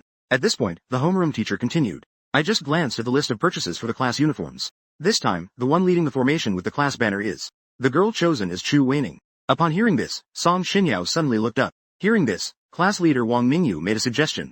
Teacher, should we have the whole class vote on this? Chin Wei immediately refused. No need. Song Xinyao lay dejectedly on the desk. She crumpled the pages of her book tightly. I, sitting in the back row, raised my hands and shouted in applause. I agree. Chu Wanning tightened her grip on the water pen. She didn't expect that the task of holding the banner would fall on her. This made her quite anxious. The homeroom teacher tapped the podium. The second thing. The day after the sports meet ended. We will directly start the monthly exam. The class was just in a state of excitement. In an instant, it became lifeless. As usual, there are a total of 30 exam rooms. The seating in the exam rooms is arranged according to last semester's final grades. Speaking of the homeroom teacher, leaning on the podium, he looked like the king of hell. His gaze swept across the back row of the classroom. Then he spoke with a serious expression. The first major exam for the senior year. Take it seriously, everyone. There will definitely be a parent-teacher meeting after the exam. Those guys in the back. Don't make me embarrass your parents at the meeting. Do you understand? I won't let it slide. The homeroom teacher's gaze locked onto me. Are you not convinced? I smiled obediently. Teacher. Chin Wei let out a cold laugh. Don't be unconvinced. Let me tell you. During last semester's parent-teacher meeting, you were so angry that you snatched my stick and rushed out of the classroom to hit me. Do you remember? The whole class burst into laughter. I was a bit confused. I really didn't remember that happening. But this really seems like something that old Deng could do. The homeroom teacher slammed the table. Silence. She spoke earnestly. Yu Xiaoze. You should be more mindful. Not to mention it would help raise the average score for our class 28. Just think of it as making you look bad at the parent-teacher meeting. You need to avoid being in the bottom 10 in this exam. You are exactly that. The homeroom teacher gave me a thumbs up. After saying that, she left the classroom, leaving behind 4 cold words. Start the morning reading. The sound of morning reading quickly filled the entire classroom. However, no matter how loud the sound was, on Monday night, the news that Chu Wanning would be the girl holding the sign for class 28 quickly spread through the girls' dormitory like a plague. Compared to the boys, Chu Wanning's reputation was even louder among the girls. For boys, the more high-profile and outgoing a girl is, the more glamorous her appearance, the more likely she is to catch their attention. A girl like Chu Wanning, who is very low-key. Many boys haven't even heard her name. Even fewer have seen her. But it's different for girls. The female group is naturally a hub of gossip. Whether high-profile or low-key, no one escapes their discussion. A girl like Chu Wanning, who is attractive but has a quirky personality. She is almost a hot topic of discussion for them. The physical education class the next afternoon. The sports committee member, Zhang Hao, walked up to me with a notebook. Yu Xiaoze, how many events are you participating in for the sports meet? I replied with a sense of despair. High jump, long jump, shot put, and the 1,000 meters. These were all signed up for me by the homeroom teacher without my consent, under the pretext that a poor student should contribute in other ways. Contribute to the class in other areas. So I ended up with 5 events. Zhang Hao looked at me sympathetically and said, "All right, you should go practice high jump first." I followed the direction he pointed to. I looked towards the high jump equipment that had already been set up over there. I walked in that direction. Only then did Chu Wanning, who was above on the steps, put down her book. She raised her gaze to look at my departing figure, over by the high jump. Soon, it was my turn, being the tall and upright one. I bent down and gradually picked up speed. When I reached the pole, I leapt into the air. The height I jumped to was quite impressive. It stunned the PE teacher beside me. This is the benefit of being reborn. My strength has increased quite a bit. My jumping ability was fully demonstrated when I dunked last week. But I hadn't looked cool for even a second. My cargo pants suddenly brushed against the pole. Ouch. Chu Wanning on the steps felt a pang in her heart as she watched. She almost stood up. But then she burst out laughing. She hurriedly used her book to cover the lower half of her face. I landed on the sponge in an upside-down position. My legs were raised high. Because the pocket of my pants got caught on the pole, a few people quickly came forward to help me down. The PE teacher, Wang Ping, smiled and spoke. "Jiu Shaoze, your jumping ability is impressive. I feel like adding another half-meter wouldn't be a problem." I tugged at the corner of my mouth while looking at my torn pants. "Wait a moment. I'm going to take off my pants." Li Yu shouted quickly. "Everyone, come and take a look. Jiu Shaojing is about to take off his pants." Song Xinyao's attention was drawn over. Chu Waning on the steps silently covered her eyes with a book. I shook my head and laughed. "Hey, you didn't expect this, did you? I'm actually wearing big shorts underneath." After saying that, I cheekily took off my pants, revealing the big shorts underneath. Li Yu instantly lost interest. He glanced at the torn pants in his hand. I hardly thought about it, and walked towards the trash can by the tree to throw it in. It seemed that she sensed the gaze from the steps. I turned to look at Chu Wanning, and then laughed as I left. Chu Wanning shyly covered her cheeks with her book. Her beautiful eyes blinked slightly as if she was pondering something. As class was nearing its end, I walked towards the basketball court with Zheng Feng holding a basketball. When I looked up, I suddenly froze in surprise, and saw on the steps that a girl was quietly approaching Chu Wanning from behind. Chu Wanning was reading, completely unaware that someone was approaching from behind. Meanwhile, the girl's hands were already making a gesture as if she was about to push her. "You little!" I suddenly shouted loudly, and immediately threw the basketball in my hand towards that girl. The basketball flew straight towards her. It accurately hit the girl's shoulder. It knocked her down to the ground. Then I charged up the steps like a cheetah. Chu Wanning got up in fright. She quickly turned around with her book in hand. She looked at the scene in front of her in shock. I glared at her. "Can't you feel someone approaching from behind?" Chu Wanning stepped back in confusion. Sitting on the ground behind her was a girl she recognized, holding her shoulder in pain. She was her classmate from the first year before the Division of Arts and Sciences. She was also the girl who often led the bullying against her. I stepped forward and slapped her across the face. The girl cried as she was slapped. She looked at me with a fearful expression. I raised my hand and pointed at her with a fierce look. "Which class are you in?" The scene quickly attracted the attention of everyone on the playground. Everyone from class 28 hurried over, including the PE teacher. A group of people surrounded the 3 of us. The PE teacher said sternly, "Jiu Shaoze, what are you doing?" I pushed him and he turned to look at the crowd. Then his gaze locked onto our classmate, Sun Hongyu. Sun Hongyun timidly stepped forward. Then I heard myself ask in a deep voice, "Is it this guy? The one who pushed Chu Waning down the stairs last time?" Sun Hongyun nodded. "Long. It's her." The PE teacher looked at the girl in surprise, and furrowed his brows seriously. "It really is you, isn't it? You've come here on your own, huh? What's your name? Which class are you in?" The short-haired girl still didn't say anything, although she was crying at that moment. But her eyes were glaring at me with hatred. I'm not going to indulge her. I slapped her hard. "Didn't your mom teach you how to speak?" The PE teacher couldn't stand it any longer and scolded. "Jiu Shaoze, calm down. If this continues, it will be a different matter." I turned my head to retort. "The nature is different. Such a high step. She just wanted to push her down. Last time, she rolled down and twisted her ankle. What if this time she lands on her head? Teacher, what do you think we should do? This is attempted murder, isn't it? Hitting her is already being lenient." The PE teacher was left speechless by the retort. He also looked at the short-haired girl and asked sternly, "Which class are you in? Why did you treat classmate Chu this way?" At this moment, Li Yu spoke up. "More. She seems to be from class 15. I let out a cold laugh. I grabbed the short-haired girl's collar and pushed through the crowd. I angrily walked in a certain direction. The PE teacher asked, "Jiu Shaoyi, where are you taking her?" I responded loudly without looking back. "To the grade director's office. Disperse, disperse." After school, the PE teacher looked at the students around who were watching the commotion. He opened his mouth to command while shouting, "Chu Wanning and Sun Hong Yan, you two come with me for a moment." Sun Hong Yan responded weakly. Chu Wanning seemed to not have reacted. Her gaze was still blankly staring in the direction I left. "Chu Wanning." The PE teacher shouted again. He walked up to the girl. Only then did he realize that the pure and lovely girl was actually crying. Tears flowed uncontrollably like a burst dam. The PE teacher patted her shoulder and comforted her. It's okay. The teacher will take charge for you. Your classmates, Sun Hong Yan and I can also testify. Chu Wan Ning wiped away her tears. She nodded silently. She quickly followed behind the PE teacher. I kicked open the grade director's office. The noise startled Jay Rishan, who was drinking tea inside, causing him to tremble. Tea leaves scattered all over his face. Upon seeing the newcomer, Jay Ri angrily slammed the table. Jiyu Xiaoze, what are you doing? I tossed the short-haired girl I was holding forward. The girl landed directly on her bottom on the ground. I clapped my hands, putting on a villainous act. Jay Rishan was taken aback and looked up. What's wrong? Is it better to cause trouble in front of me? I said expressionlessly. Jay Rishan was stunned again. Then he saw the PE teacher and two girls walk in. After I turned around and saw Chu Weining crying, my brows furrowed even deeper. I walked over to the nearby table. I stuffed a few tissues into her hands. When the evening self-study broadcast rang out, the voice of the grade director, Jay Rishan, came through the speaker into the classroom. An announcement was made. Student Xu Yan from class 15 of senior year 3 has repeatedly and intentionally harmed fellow students with a bad attitude. Parents have been notified and ordered to withdraw their child from school. I sat in my seat, listening attentively to the broadcast. After finishing the matter about Xu Yan, Jay Rishan's voice continued to sound. Next, we will commend a student. This is quite surprising. This student used to be frequently criticized in reports. I didn't expect that they have turned over a new leaf now. They have become a better person. At this moment, all the students turned to look towards the back row. Their expressions were strange. Today, this student bravely prevented a serious incident from occurring. He is Jiyu Xiaoze from class 28 of the senior year. This is a commendation announcement. At this time, Chu Weining was seriously working on her problems. I didn't disturb her and continued reading my book. Noticing that I had shifted my gaze, Chu Weining's pen paused for a moment. She slightly parted her lips, wanting to turn and say something. In the end, she decided against it. The next evening, I watched Chu Weining busy in the supermarket. I felt a bit strange. The people who bullied her were punished. She should feel happy. But she seems even quieter than before. Waiting for the supermarket to close at 10 o'clock. I locked the door as usual. But Chu Wan Ning, who was standing beside me, didn't leave. Let's go home. Take it slow on the way. Chu Wan Ning stood still for a while. Then she brought her backpack in front of her. She took out a neatly folded pair of pants from inside. I sewed it up. Chu Wan Ning held the pants in her hands and handed them to me. I stared blankly at them when they were in front of me. Isn't this what I threw in the trash can yesterday? I looked up at her in surprise and smiled. I was just about to say thank you. But Chu Wan Ning looked at me with red eyes.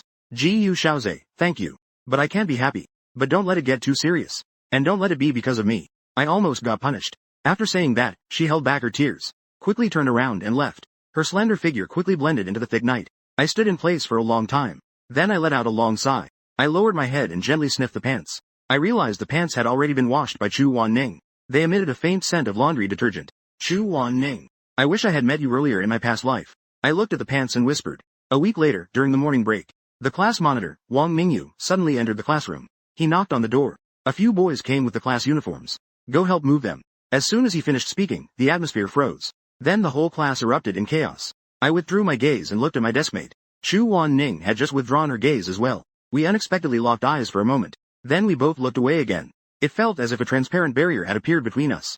Since that night when she cried and told me those things, Chu Wan Ning started from the next day to deliberately keep her distance from me. Of course, I know this girl's sensitive and insecure personality.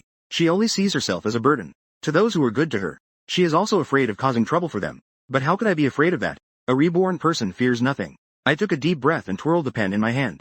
At this moment, I was thinking about something else. There are only a few days left until Chu Wan Ning's birthday. I have been thinking about what gift to give this girl. Without thinking, I know this girl. Her birthday must have been ages ago, let alone receiving birthday gifts. At this moment, there was some noise coming from the classroom door. The class uniforms were brought back by a few boys. A large package was placed on the podium by Wang Mingyu. Pick up the class uniforms according to their size. Don't mix them up. I turned to look at Chu Wan Ning. What size are you? I'll help you get it. Chu Wan Ning gently shook her head to refuse. She got up and walked over by herself. I shouted from behind. Then can you help me get one? The one with 3 prongs. In a moment, Chu Wan Ning came back holding 2 class uniforms. At this moment, 2 girls in the front row started discussing. What shoes go well with knee-high socks? White sneakers. Regular sports shoes. The best match would still be black leather shoes. Ah, but I don't have black leather shoes. I heard this. I knew that Chu Wan Ning definitely didn't have black leather shoes either. I remember that Chu Wan Ning only wore canvas shoes. So now I have a birthday gift. But then I faced a serious question. That is, what size are Chu Wan Ning's feet? I can't ask her directly. This is a surprise prepared for her. Directly asking would ruin the surprise. After evening study ended, Chu Wan Ning was standing in the meat section, organizing frozen meat in the boxes. I was holding a cup of water, stealthily approaching from behind like a thief. The butcher, Wang Pongza, saw the little boss coming. He was about to greet her, when suddenly he noticed me shushing him. Wang Pongza obediently shut his mouth. He glanced at Chu Wan Ning. Knowing that she was my target, I quietly approached Chu Wan-ning from behind. I pretended to accidentally tilt the cup, spilling all the water onto Chu Wan-ning's canvas shoes. After that, I pretended to be terrified and shouted. Chu Wan-ning was startled, quickly pulling her foot back and looking at me in surprise. I quickly squatted down to untie her shoelaces. Hurry up and take them off. Hurry up and take them off. What if your feet get cold? I'll help you dry your shoes. No need to thank me. Chu Wan-ning pushed me away in a panic. What are you doing? I ignored her completely. She quickly took off her shoes. I grabbed them and ran out wildly. She watched my back as I ran. Chu Wan-ning leaned against the fridge, balancing on her right leg. Her white-socked foot dangled alone in the air. She looked confused and disheveled. The butcher, Wang, cleared his throat. He scratched his head awkwardly and said with a smile, "Our little boss is always quite warm-hearted." Chu Wan-ning was somewhat speechless. She clearly felt that I was doing it on purpose. Afraid that Chu Wan-ning would chase after me, I ran out of the supermarket, yelling with the shoes in hand. This scene left the old man at the cash register dumbfounded. I arrived at the supermarket entrance. I opened the shoe under the light to look at the inside, but my smile quickly froze on my face. The size was already unclear. That makes sense. She must have bought these shoes a long time ago. It would be strange if the printed size was still clear. I returned to the checkout counter, leaning against the wall with a blank expression.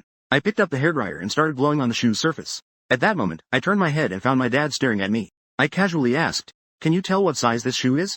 My dad glanced at it. Below. I was a bit speechless. No kidding. I took the shoes back to the fresh meat section. Chu Wan-ning was leaning against the refrigerator, sitting on a bench. Obviously, it was the kind-hearted Wang fatty who brought it to her. When she saw I was back, she quickly stood up. "It's been warmed up. I'm really sorry. I accidentally messed up your shoes." Chu Wan-ning looked at me strangely. She reached out to take the shoes, but I didn't give them to her. I stared at the girl's white-socked feet. Frowning, I nervously spoke up. "What about your feet?" "Ah, Kai." The customer asked Wang Ponza to chop meat. Wang Ponza didn't pay any attention. His attention was completely drawn to the scene over here. He was very curious about what the little boss was really selling. Chu Wan-ning immediately looked at me warily. "What are you going to do?" I clicked my tongue twice and spoke. "To be honest with you, I've recently learned how to read palms. It's the same principle for looking at feet." Chu Wan-ning spoke up, embarrassed and annoyed. "Are you going to take off my socks again?" I squatted down and put the shoes aside. "You can see without taking them off." I forcibly brought Chu Wan-ning's foot in front of me. I extended my thumb and index finger towards her. There are many sizes on the soles of her feet. Chu Wan-ning was both anxious and embarrassed. She wanted to pull her feet back. However, my arms were strong and sturdy. She experienced for the first time what it felt like to have her thigh. She felt what it was like to be unable to twist away from an arm. After a lot was done, I returned her shoes to her. I left gracefully after leaving a remark. "A good fate for a prosperous husband. Go ahead and enjoy it secretly." Chu Wan-ning glared at my back with her earlobes flushed red. She angrily looked down to put on her shoes. After returning home, I tried to avoid forgetting the sizes. I dropped my backpack and hurried to my sister's room. Ji-yu Miaoyun was sitting cross-legged on the bed reading comics. Seeing someone come in, she was startled and quickly put away the comics. After realizing it was her brother, she breathed a sigh of relief. She asked in an unhappy tone, "What about the hand?" I hurriedly nodded with urgency. "What size are your feet?" Ji-yu Miaoyun was puzzled as to why her brother would ask this question. The next moment, she screamed in shock. I lifted one of her legs with one hand. I brought my sister's fair and tender soul close to my eyes. I started measuring with my fingers. Cute foot fetish. "Dad, save me." Suddenly, I heard a noise at the door and turned around. I found it was my dad rushing in with a clothes drying rack. "Ji-yu Xiaoze, are you starving?" "She's your sister." Ji-yu Miaoyun was upside down on the bed. Her upside-down little face looked at Dad with a pitiful expression. "Dad, save me." I murmured calmly to myself. "It's a little bigger. Her shoe size should be 36. After saying that, I tossed Ji-yu Miaoyun's foot back. As if immersed in her own world, she murmured something softly. Under my dad's bewildered gaze, I walked out of Miaoyun's room steadily. "Dad, brother is cute." Miaoyun sat on the bed like a duck. She looked at Dad with a grievance. My dad had a serious expression. "Don't worry. I'll beat him up later." In the living room, my dad looked at me in surprise. "What? Are you planning to give her leather shoes as a gift?" I said seriously. "Yes, Dad. Dad, help me out the night after tomorrow." Soon it was 2 days later. In the classroom during evening study. Because it was a sunny day, the stars were twinkling in the night sky outside the classroom window. It looked serene and dreamy. Chu Wanning stared blankly out the window, imagining that in the night sky, 2 angels would suddenly appear smiling at her. One was mom and the other was brother. She gazed at the night sky for a long time, lost in thought. Portion. Chu Wan-ning withdrew her gaze, slowly writing on the draft paper. "Happy birthday, Chu Wan-ning." Looking at these sharp and elegant 7 characters, Chu Wan-ning smiled slightly, gently blew on the paper, as if a candle was standing on it. Chu Wan-ning was in a daze for a few seconds. After coming back to her senses, she quickly crossed out these 7 characters with a black pen. She turned her head to look at the empty space beside her. Today, during evening study, Ji-yu Xiao welcomed her. Chu Wan-ning took a deep breath, lowered her head and continued writing the homework assigned for today. After the designated time, she packed her bag and left the classroom. The classmates in the class also Got used to her leaving school at this time. This is a privilege given by the biased homeroom teacher. Chu Wan Ning walked alone on the night road, feeling the cool night breeze. Her last birthday was spent in the hospital. The memory has become blurry. She only remembers that at the time, her mother, who had lost all her hair, was wearing a blue and white striped hospital gown, sitting on the bed. But her gaze still looked lovingly at her 5-year-old self, and she gently clapped her hands. Happy birthday, Wan Ning. Her 10-year-old brother came over holding a small cake and placed it on the table. Their dad, just off work, still in his work clothes, had dirt all over him. But that didn't stop him from gently inserting candles into the cake and lighting the fireworks. With his hands covered in band-aids, he rubbed his daughter's head. Make a wish. Wan Ning. 5-year-old Chu Wan Ning held her small hands and said in a sweet voice, I hope that mom's hair will grow back tomorrow. She leaned over the edge of the bed, smiling innocently. The haggard-looking woman was momentarily stunned. She instantly cried upon hearing those words. She gently stroked her daughter's head with a reluctant expression and choked out, Silly child. Wishes can't be spoken out loud. If you say them, they won't come true. Chu Wan Ning walked alone in the night. She clasped her hands together. She silently made a wish towards the stars in the night sky. A wish that only she could hear. Because her mother told her, if you say them, they won't come true. Indeed, her wish did not come true. Her mother's hair ultimately did not grow back. When little Wan Ning used her saved pocket money to buy her mother a wig, her mother had already closed her eyes. Little Wan Ning still put the wig on her mother, because she knew her mother loved to look beautiful. At that moment, the green light turned on. Chu Wan Ning crossed Wangjiang East Road. She walked towards the Four Seasons Fresh supermarket. The moment she looked up at the supermarket entrance, she suddenly froze. It was as if she had entered a parallel universe. The entire supermarket was pitch black. However, the supermarket door was wide open. Chu Wan Ning quickened her pace. She ran towards the supermarket entrance. She placed her backpack on the checkout counter. Hesitantly, she shouted inside, Is anyone there? Echoes filled the empty supermarket. The supermarket was completely dark. But strangely, behind one of the shelves, there was a bright white light flickering. Who's there? Chu Wan Ning asked loudly. She walked inside in the dark. Suddenly, the supermarket door slammed shut behind her. Chu Wan Ning quickly turned around. She looked at the scene in front of her in panic. Just as she was panting for breath, the bright white light in the darkness began to sway more violently. It appeared like an angel from the darkness behind the shelves. At the same time, a familiar and pleasant song accompanied it. Happy birthday to you. I, who have a fear of the dark, was strapped with 2 large flashlights, slowly emerged from behind the shelf in a peculiar shape, carrying a large twitiered cake. The candles on the cake flickered, casting a gentle smile on my face. The birthday song gradually incorporated different voices.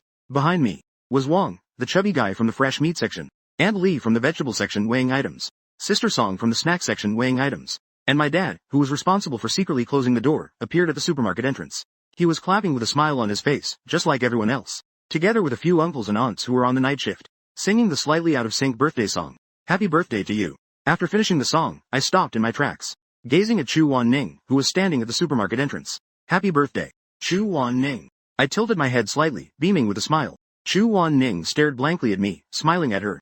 Her tears flowed uncontrollably, from the corners of her eyes to her cheeks. At this moment, the angel seemed to take form. It was me standing right in front of her. 17-year-old Chu Wan Ning silently told herself. So wishes really do come true when made in the heart. The dark supermarket flickered. The lights of the flashlights and birthday candles. My dad walked over from behind, placing a paper birthday hat gently on the girl's head. Not bad. Looks good, he commented with a smile, suddenly noticing that Chu Wan Ning's shoulders were shaking. After going around in circles, I finally realized that Chu Wan Ning was crying like a tearful person. My dad was a bit surprised. The blessing scenario designed by my son was indeed quite thoughtful. To cooperate with me, the supermarket closed early in the evening. At least a few thousand in revenue was lost. However, my dad was not upset. Although Chu Wan Ning had only worked for him for half a month, just because this girl was willing to sew pants for his son, my dad thought it was worth it. So he even sponsored this birthday blessing plan by providing a luxurious twitiered fruitcake. You little rascal. How can you be so romantic? Look at how you've made the girl cry. Hearing my dad scold me, Chu Wan Ning quickly turned around and shook her head. She quickly raised her hand to wipe away her tears, as if to prove that she hadn't been crying. My dad was amused by the girl's innocence. He handed over the tissue. Uncle was joking. He didn't scold him. But you, crying like this on a happy day. I felt a bit heartbroken. I also didn't expect Chu Wan Ning to cry like this. The harder Chu Wan Ning cried, it showed that she remembered more that today was her birthday. I turned back to her. Let's do it. Chu Wan Ning took 2 steps forward, her expression conflicted as she spoke. I had already made a wish. I also quickly asked, then let's blow out the candles. Blowing out the candles counts for the wish. Chu Wan Ning immediately nodded and ran forward. Let's blow them out once. She looked up at me shyly. Just as she was about to continue, my dad shouted from behind. You two blow them out together. I smiled at Chu Wan Ning. You don't mind me interfering with your wish, do you? Chu Wan Ning shook her head like a rattledrum. We all pouted our lips and leaned towards the candle. Blow the fireworks back and forth. It extinguished into a wisp of white smoke. The supermarket lights turned on at that moment. The surroundings became bright. You older ones should eat less sweets at night. Just have a few pieces to be polite. Let our birthday star take the rest home. Her family hasn't eaten yet. Chu Wan Ning quickly waved her hand. That's too much, way too much. You all eat. Her voice grew softer and softer, because she found it hard to imagine how much this big one cost. How much money it would take to buy such a beautiful cake. I started to cut the cake. The first piece was handed directly to Chu Wan Ning. I casually picked up the spatula. It landed on the tip of Wan Ning's cute nose. Watching the white cream on the tip of Chu Wan Ning's nose. A shy, blinking expression. I couldn't help but laugh out loud. Go ahead and eat. What are you waiting for? Chu Wan Ning lowered her head and took a small bite, feeling the sweet cream melting in her mouth. At the same time, she nervously asked softly, "This cake, how much is it?" My dad was about to speak when I interrupted him. It was free. The bakery had a promotion. They said that on September 19th, people who bought birthday cakes could enter a lottery. I just casually entered. I didn't expect to win a double-layer cake. Chu Wan Ning listened in a daze. She was quite surprised that there was such a way to get it for free. She asked, "Where is that bakery?" I turned to look at her. "You're not actually planning to go to the lottery for the birthday on the 20th, are you?" This line seems incomplete or unclear. I casually replied. My dad was eating the cake, while showing a sweet smile on his face. You didn't expose me. A few people leaned against the counter, chatting happily. The atmosphere was extremely harmonious. I turned to her and asked, "How does it taste?" Chu Wan Ning was immersed in licking the cream off the sentence. Like a little kitten. She quickly retracted her pink tongue and lowered her head. Her earlobes turned red as she spoke. "It's delicious." At that moment, my dad said, "Wan Ning, why don't you go home early today?" Thank you, uncle. Chu Wan Ning responded with a smile. She was not shy at all. In the night, I carried the remaining half of the birthday cake. I accompanied Chu Wan Ning to the crossroads. Take it back to share with uncle. I handed the cake to Chu Wan Ning. After Chu Wan Ning took it, seeing that I wasn't in a hurry to go back, she brought my backpack in front of her again. She unzipped it, but her movement suddenly paused, quickly pointing at Chu Wan Ning. "What is that?" Chu Wan Ning hurriedly turned to look, but she didn't see anything. She turned back in confusion. At that moment, a group appeared in front of us. Shiny black short-heeled leather shoes. Tada, a birthday gift. Hee. I shook my head in delight. Chu Wan Ning was stunned again. She looked at the clearly marked size 36 on the sole. She also recalled my strange behavior in the supermarket a few days ago. The light from the street lamp cast a dim and hazy glow over us. My smile froze as I quickly reached out. "What are you doing? Crying again? I really can't believe you." I wiped away the tears streaming down Chu Wan Ning's face with my thumb. "Are you made of tears?" I asked, amused yet helpless. But actually, Chu Wan Ning rarely cries. Over the years, it seems like all the tears have been shed in this past half-month. Because of this person in front of me who has no warning, barging into her life. "How much is this? How much does it cost?" Chu Wan Ning asked, choking on her words. She was having trouble articulating her words. I waved my hand and said, 10 for 10. A little over 10. Just some street vendor stuff. I saw it on the street and bought it on a whim. Chu Wan Ning looked up with red-rimmed eyes. I don't believe it. I couldn't tell her it was 500 a pair. I could only say, since it's a birthday gift, don't treat me like a stranger. You have to give me a gift for my birthday too. Chu Wan Ning averted her gaze and reached out to take it. She hesitated and said, "But your birthday has already passed." Then, I had just spoken 2 words, when I suddenly froze and stared at her. "You know my birthday?" Chu Wan Ning's beautiful eyes gradually widened. She quickly averted her gaze. I don't know.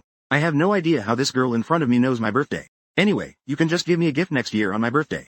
It's all about the exchange of gifts. Chu Wan Ning nodded gently with her head down. She turned around to head home. As if she remembered something, she stopped and said to me, "Hey, can you pick me up for school tomorrow morning? Wait for me at the entrance of Osmanthus Alley. Tomorrow is the sports meet. There's an opening ceremony for the sports meet in the morning. All classes need to march in formation. So every student in the morning has to wear their class uniform to rush to the classroom. And Chu Wan Ning doesn't live on campus, so she has to put on her class uniform at home. She probably doesn't want to be looked at by passers-by on the way."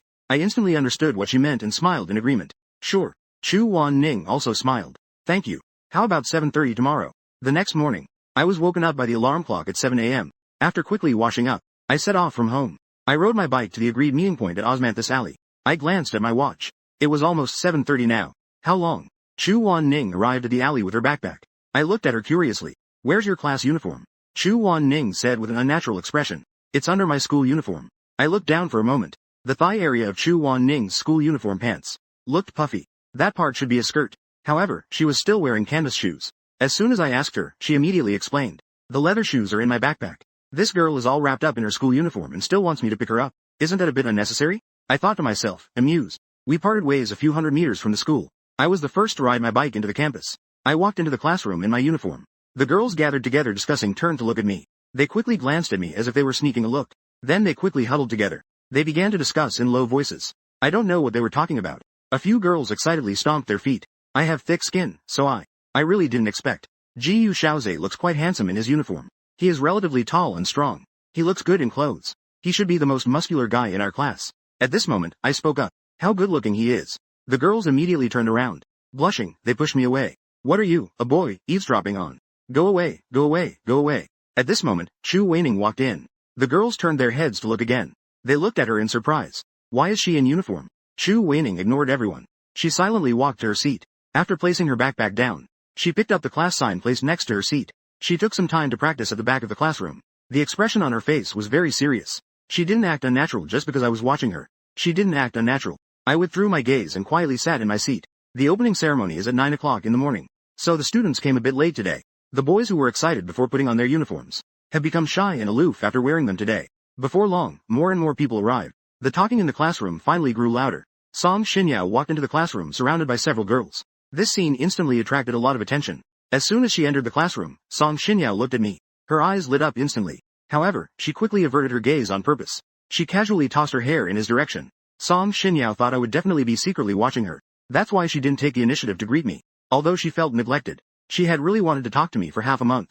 But she still maintained her composure. I didn't even look at her. I've seen plenty before the restart. Song Xinyao is just the most ordinary one among many superficial girls. Soon, more people gradually arrived. Chu Weining finished reviewing. She placed the class sign back in the corner. It was clear that she was a bit nervous. She was bowing her head, silently taking deep breaths. At that moment, the homeroom teacher, Qin Wei, walked into the classroom. She patted the podium. Everyone get ready to change into their uniforms. When the music starts, we will go downstairs together. Wang Mingyu stood up and shouted loudly. Those who haven't changed into their uniforms, hurry up and change. There are only a few minutes left. Upon hearing this, Chu Weining reached for the zipper of the uniform she retrieved. The white shirt wrapped around her full chest. Instantly, it squeezed out from the zipper's gap. I instinctively gave a nod of respect. Look at my taste. Chu Wanning opened her mouth with red earlobes. It turns out she had already noticed my gaze. I didn't think twice. It's beautiful. Chu Wanning's face also turned red. She handed the school uniform to me. Help me hold this. After saying that, she put her hands inside her pants. She tidied up her skirt beforehand, to avoid any issues when taking it off. Once she was done, she took it off. Then came a section of smooth, white thigh skin. So delicate that pores were invisible. Don't look anymore. Her earlobes were as red as if they were about to bleed. Her small hands pressed firmly on the skirt between her legs. She made a faint request in a low voice. I spoke confidently. Didn't you ask me to help you hold your clothes? Chu Wanning was left speechless. She continued to change out of her school uniform. Chu Wanning began to bend down to untie her canvas shoelaces. At that moment, I smiled and spoke to her. I have a 3,000-meter race this morning. Do you want to meet me at the finish line? I will definitely be exhausted by then. Except for you. I really don't have any other friends. Chu Wanning nodded without hesitation. After taking off both shoes, she then took out a pair of black leather shoes from her backpack. She gently placed them on the ground. Her little feet slowly slipped into the shoes. I inexplicably found this scene very pleasing to the eye. Chu Wanning opened her backpack again. She took out a pink hairpin from inside. She placed it in her hair at the front based on her instinct. Then she turned her head to look at me. I couldn't help but smile. I helped her adjust its position and then expressed my confusion. You seem a bit off today. Today, Chu Wanning seems to be taking the initiative. She gradually peeled away her layers of disguise, slowly revealing her true self. Chu Wanning didn't rush to answer. Instead, she bent down to grab the class sign. As if holding the gun barrel of youth, she looked up and slightly pursed her lips, saying, because you said, youth only happens once. I also want to try to put in some effort, so that my future self won't have regrets. She originally thought she couldn't do it, but after last night, she felt that since someone had celebrated her birthday, even this kind of thing that seemed impossible could happen to her. It seemed she could also try to put in a little effort in other areas. She wanted to live up to my encouragement, surely. She didn't want the beautiful black shoes and the pink hairpin to be neglected in the corner. The music began to play. The homeroom teacher, Qin Wei, walked into the classroom and shouted, get ready. Chu Wanning, hold the class sign properly. You are the face of class 28 in your senior year today. Everyone turned to look towards the back corner. It was just a casual glance. But one by one, the gazes froze. Li Yu's mouth opened, letting out a surprised sound. Song Xinyao looked astonished. The others in the class were also left dumbfounded. Everyone knew that Chu Wanning was beautiful, yet they always subconsciously forgot about her existence, because she was too low-key. The eternally unchanged school uniform. But today she suddenly changed. The change in hairstyle and outfit transformed her into a completely different person. A dazzling Chu Wanning, like a star. Clearly, they were the same person. Yet there seemed to be an essential change from before. In the corner by the window at the back of the classroom, Chu Wanning stood up and placed the class sign on the desk. Noticing everyone's scrutiny of her, she silently lowered her head. This line seems incomplete or out of context. Holding the class sign, she walked back towards the door. During the process, she couldn't help but glance back with her peripheral vision. Seeing me following behind her, She finally felt a bit more at ease. Wang Mingyu then spoke up. Let's go then. Everyone went downstairs. Just after he finished speaking, in front of Song Xinyao, he couldn't help but quickly glanced over at Chu Weining. Only then did he excitedly walk out of the classroom. Chu Weining is really too beautiful. Everyone collectively turned to look. Chu Weining, walking in the crowd, felt very uncomfortable. She kept paying attention to my position. Seeing me catching up, she slowed down a bit, until I was right behind her. She then started walking at a normal pace. I quietly asked her beside me, "Is it?" Chu Weining nodded. It seemed like what she was holding wasn't a class sign, but rather her sense of security. The skirt isn't really that short, but Chu Weining still wanted to pull it down a bit. The gazes around her made her feel very uncomfortable. More and more people glanced at her, although they were all looks of amazement and admiration. In Chu Wanning's eyes, these gazes felt like blinding flashes of light, illuminating her completely, making her extremely uncomfortable. Used to social anxiety and low self-esteem, the gazes of strangers could also become deadly. I noticed her discomfort and comforted her from the side. Be a little more confident, don't be so nervous.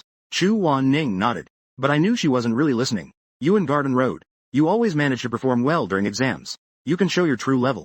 Why aren't you nervous then? It's different. Chu Wanning replied softly, looking down. I chuckled lightly. It's all the same. Today is also an exam. An exam themed around youth.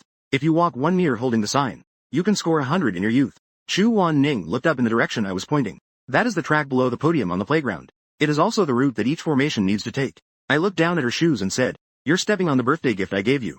Isn't that enough to make you angry?" I didn't realize I had said something that would definitely encourage Chu Wanning.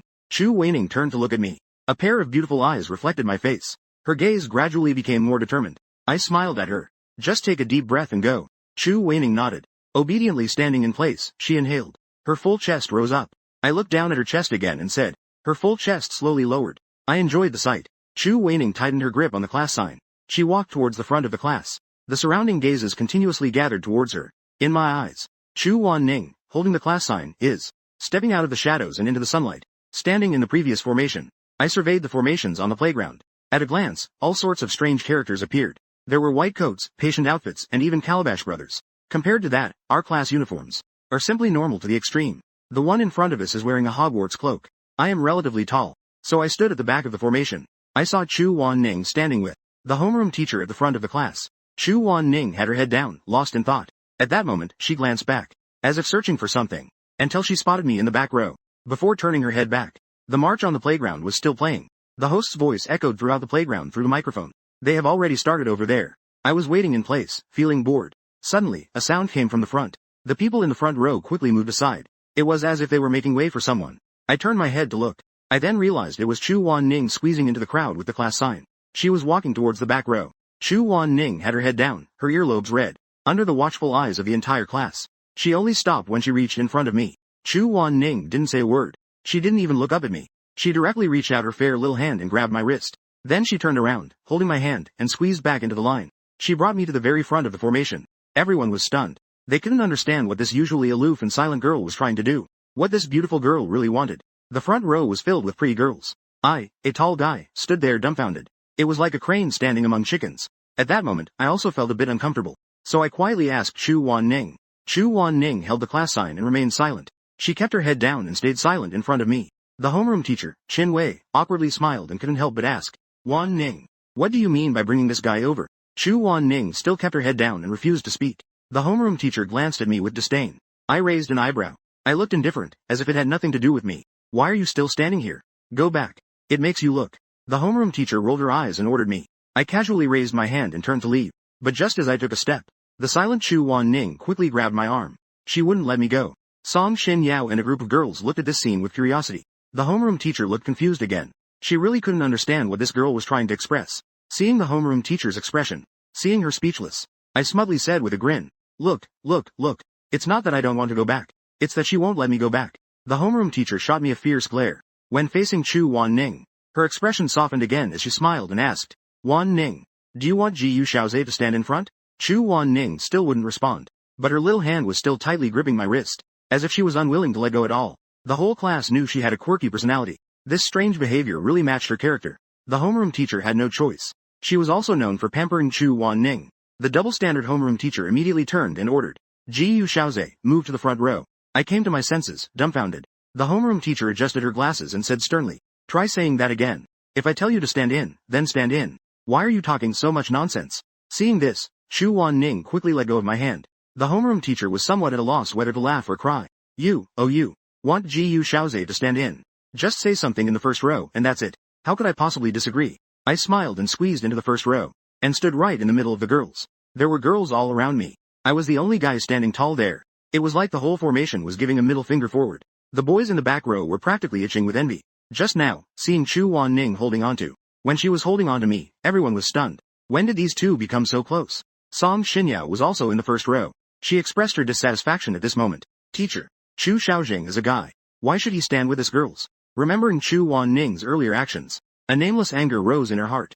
Now seeing me standing in the front row, she was increasingly annoyed. The homeroom teacher turned to look at her. As the homeroom teacher, Song Xinyao frowned and angrily stomped her foot, confirming that I was right behind her. Chu Wanning let out a soft breath. Only then did she turn in with the class sign. She didn't want to go alone. To take this exam titled, Youth. There's something I said wrong.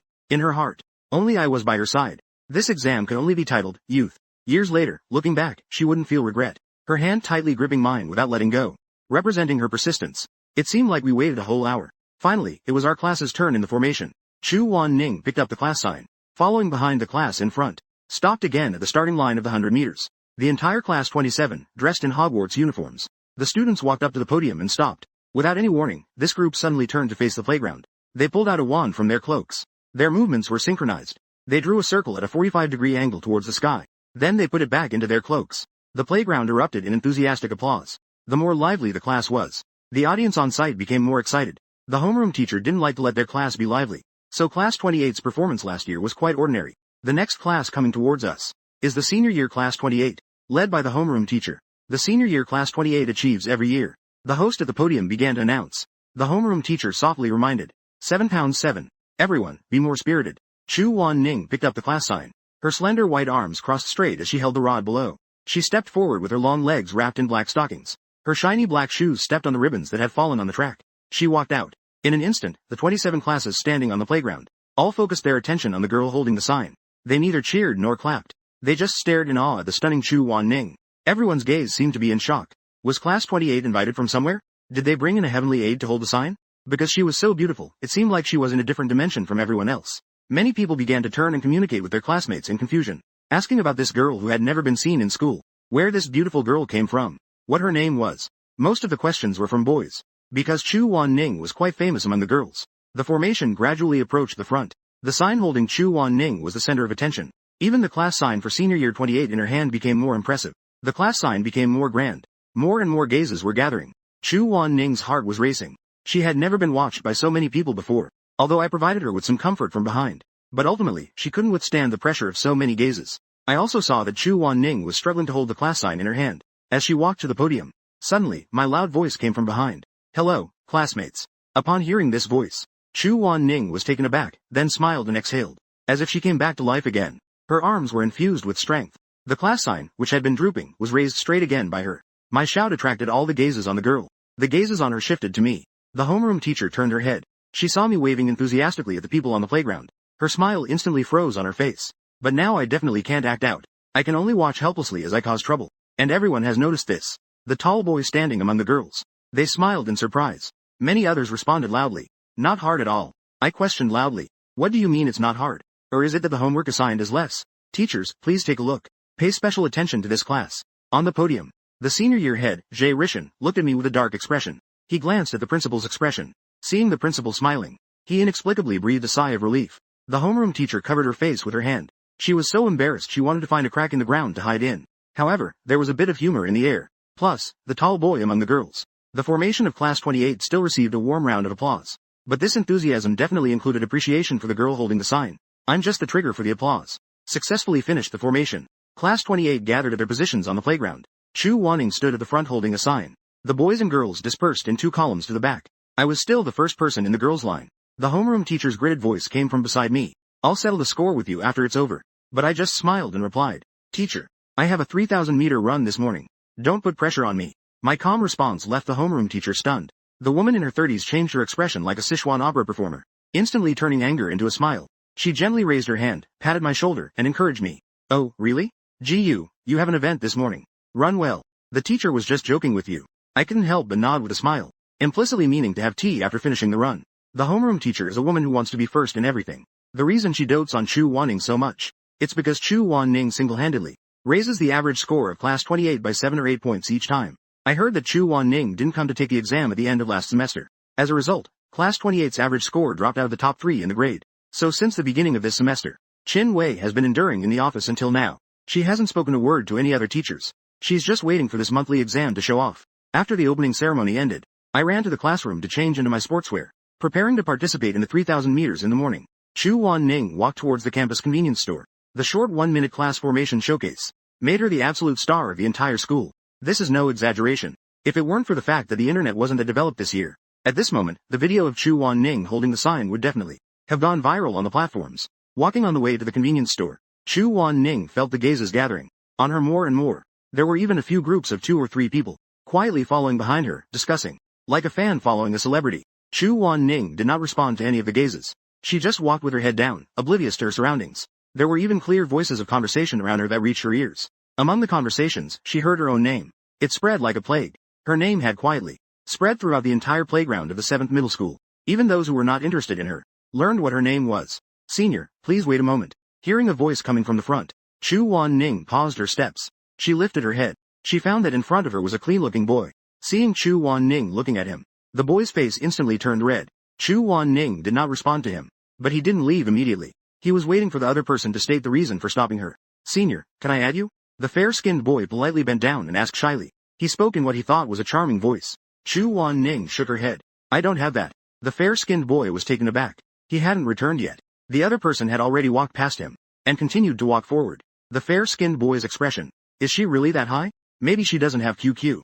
Who at this age has singing? Arriving at the convenience store, Chu Wanning softly asked inside. Excuse me, how much is a bottle of mineral water? The owner, a young man, responded after hearing her voice. It's 5 yuan per bottle. Little sister. Chu Wanning held 2 coins and questioned softly. I remember it was 1 yuan per bottle. The owner said, Hi. It's the sports day today.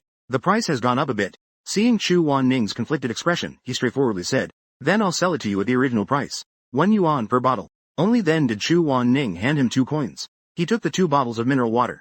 The young boss stared blankly at the girl's back, murmuring, Is this girl from the 7th middle school? How have I seen her before? Boss. 2 bottles of mineral water. Chen Fei shouted at the boss, turning her head to glance at Chu Wanning's back. She bought the mineral water to give to Zheng Yifeng for his 100-meter run. Chu Wanning isn't going to give it to Ji Xiaoze, is she?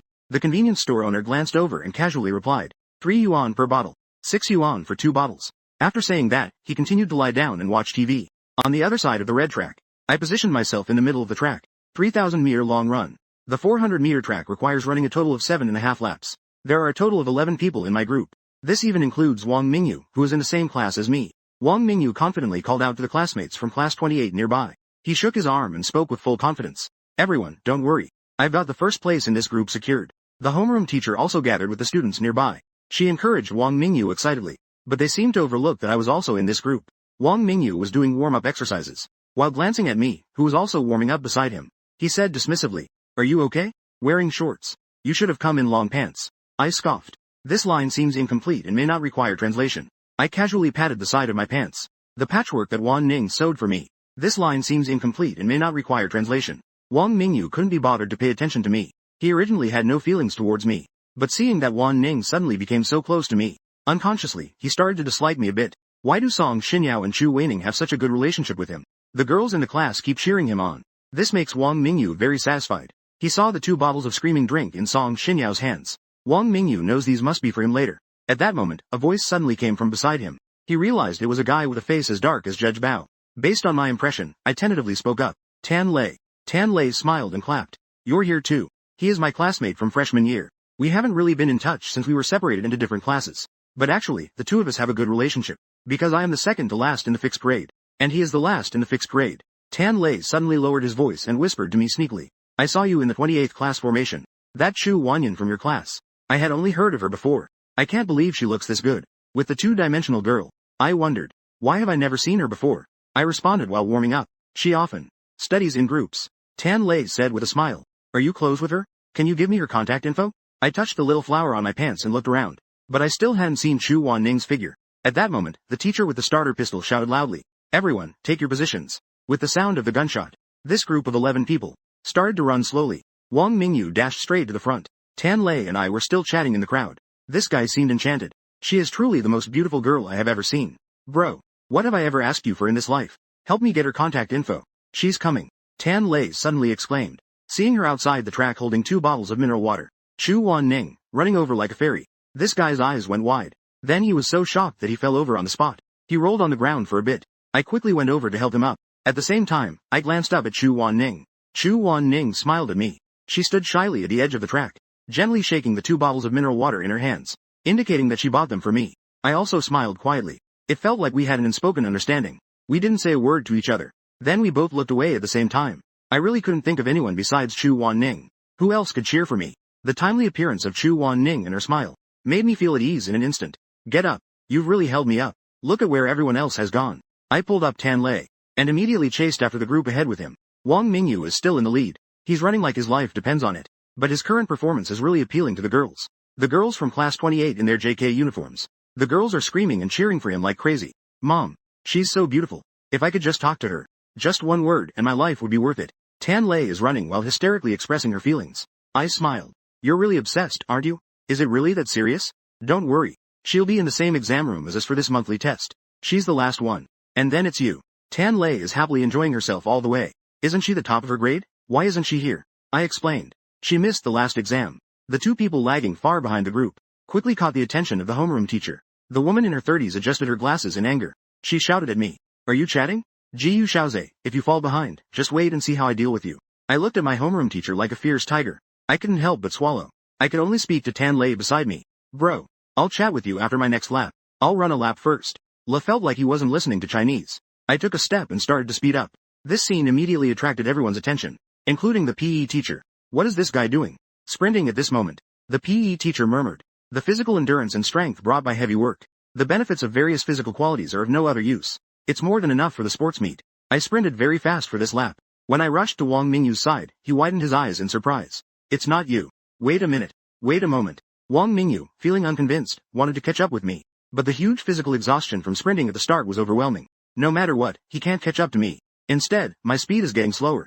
A small group behind gradually caught up to me. After successfully lapping Tan Lei, I leisurely returned to his side. Seeing the terrified look on his face, I started to explain. A way to cope. My homeroom teacher is like a tigress. I'll just lap you once first. Right now, I'm in first place. Tan Lei was stunned. Bro, you're making me look foolish. I said it seriously. Then let's speed up. Tan Lei quickly stopped himself from speaking, because he realized he had run back to where Chu Wan Ning was standing, and that girl was looking at him. Tan Lei's dark face instantly turned red. He scratched his head, wanting to say hello, but he still felt shy. He could only avoid Chu Wan Ning's gaze. Keep it up. Chu Wan Ning spoke softly and shyly. Tan Lei didn't even dare to lift his head. He quickly responded with a smile. Okay, thank you. After passing by Chu Wan Ning's spot, he turned to me and said, your classmate Chu Wan Ning is really enthusiastic. I thought she had a very aloof personality. But after saying that, Tan Lei noticed that I was staring at him with a strange look. Could it be that I'm really handsome today? Bro, are you serious? La seemed to realize something and asked me eagerly. I scratched my head and smiled awkwardly. It's okay, right?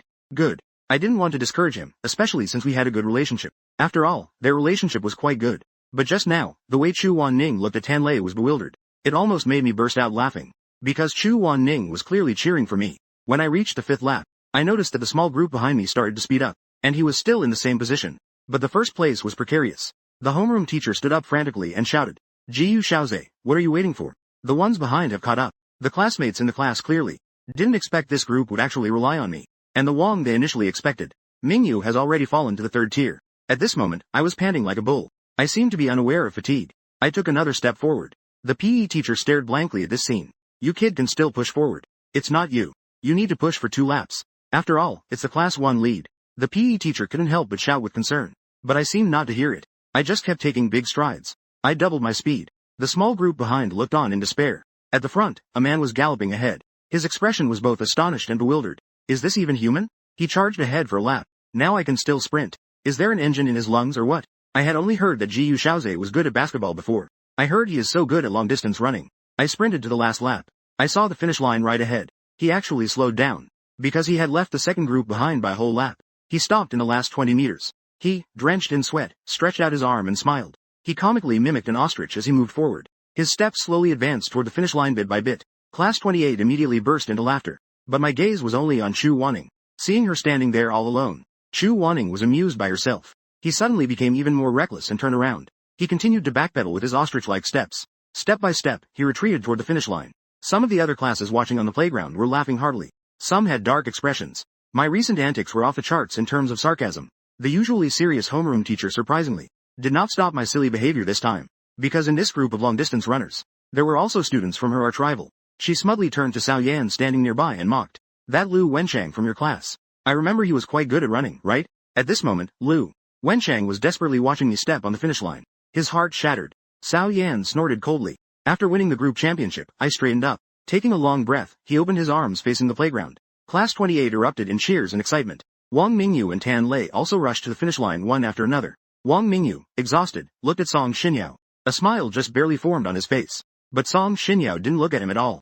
Instead, she walked towards me, screaming. Tan Lei was out of breath, leaning on his knees. When he looked up, he was completely stunned. He saw Chu Wanning jogging towards me with a bottle of water. She shyly extended her hands and offered me the mineral water. On one side was an expensive drink, and on the other side was cheap mineral water. Song Xinyao stared blankly at Chu Wanning across from her. She couldn't imagine that offering water was something Chu Wanning could do. The various classes present were also surprised, watching this scene.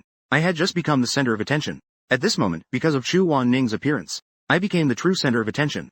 Ji Yu Xiaoze, you son of a... Isn't it? Tan Lei stared with wide eyes in shock, quietly and slowly greeting my family. If we're not familiar, I'll send you wood. You guys must have been together for a long time. And then pretending in front of me. Tan Lei stood there, questioning life, feeling like his beliefs were collapsing, and a sense of betrayal by a good brother. The feeling of being backstabbed. Because at the moment Chu Wanning cheered for him, he had already imagined himself with Chu Wanning, in a pure white church, reading wedding vows to each other. Of course, the person who is not calm at this moment, is not just Tan Lei. Just now, standing on the edge of the track was Chu Wanning was already the focus of everyone's attention. When he saw Chu Wanning holding 2 bottles of mineral water, observant people had already noticed something was off. Sure enough, her water was meant to be given away. But speaking of this, she likes to be quirky. What is the background of this boy?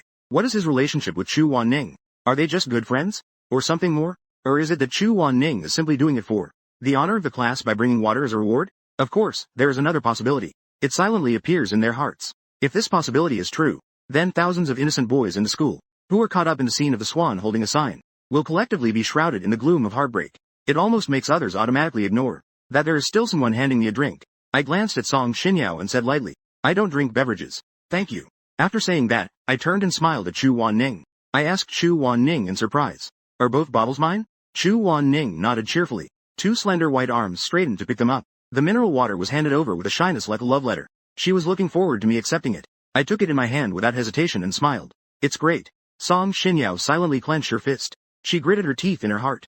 Ji Yu Xiaoze. I took note of it. She then turned to Wang Mingyu and spoke with a blank expression. Class monitor. Then, Wang Mingyu happily took the drink. Thank you, Song classmate. I smiled at Chu Weining. This line seems incomplete or unclear. Please provide context for accurate translation. Go over there and take a break. After opening the mineral water, I chugged half the bottle. I didn't know if I was really thirsty, or if it was because the water was given by Chu Weining. I always felt the water inside was sweet like it had sugar in it. I chuckled at this inexplicable thought. I realized that I didn't know when it started. This girl in my heart suddenly became much more significant. I can't specifically say what caused it. Seeing me staring blankly at the bottle, Chu Wanning slightly blinked her eyes. Then she quickly stopped. With a serious expression, she said to me, do you want a drink? Buy. I have money. I quickly explained. I was just looking at what brand of water it was. It actually tastes pretty good. Chu Wanning tilted her head as if she didn't quite understand. But upon realizing that I was observing the bottle, it wasn't because I was complaining about her giving me mineral water. Chu Wanning then smiled contentedly and said, alright, then I'll help you buy water for the 800 meters tomorrow. I'll go buy you water again. I smiled and nodded, saying. Chu Wanning laughed again. She laughed. I was a bit surprised. I noticed that although she seemed quite uncomfortable today, she was visibly laughing more often. Could it be that she was having a good experience of youth today? I had to admit today. Her face looked stunned for quite a while. This was an experience I hadn't had in the past few days. I had no events in the morning. After finishing the 3,000 meters, I became a free person. As Chu Wanning and I were walking, I noticed that more and more gazes were directed at the two of them. The number of eyes gathering around was increasing. Not only the boys were looking, but the girls were looking too. I inexplicably felt that if I were to hold Chu Ning's hand right now, it would definitely cause a stir across the entire playground. This group of boys. At noon, all were like little eggs. Seeing classmates gathered around the 100-meter track, the two of them walked over together. At that moment, Chu Wanning quickly stuffed a tissue into my palm. I looked at her in confusion. Chu Wanning seemed to want to say something but hesitated. She quickly raised her delicate white finger and pointed to her fair cheek. I understood. Oh, you want me to wipe my sweat, right? Chu Wan Ning nodded gently. I smiled.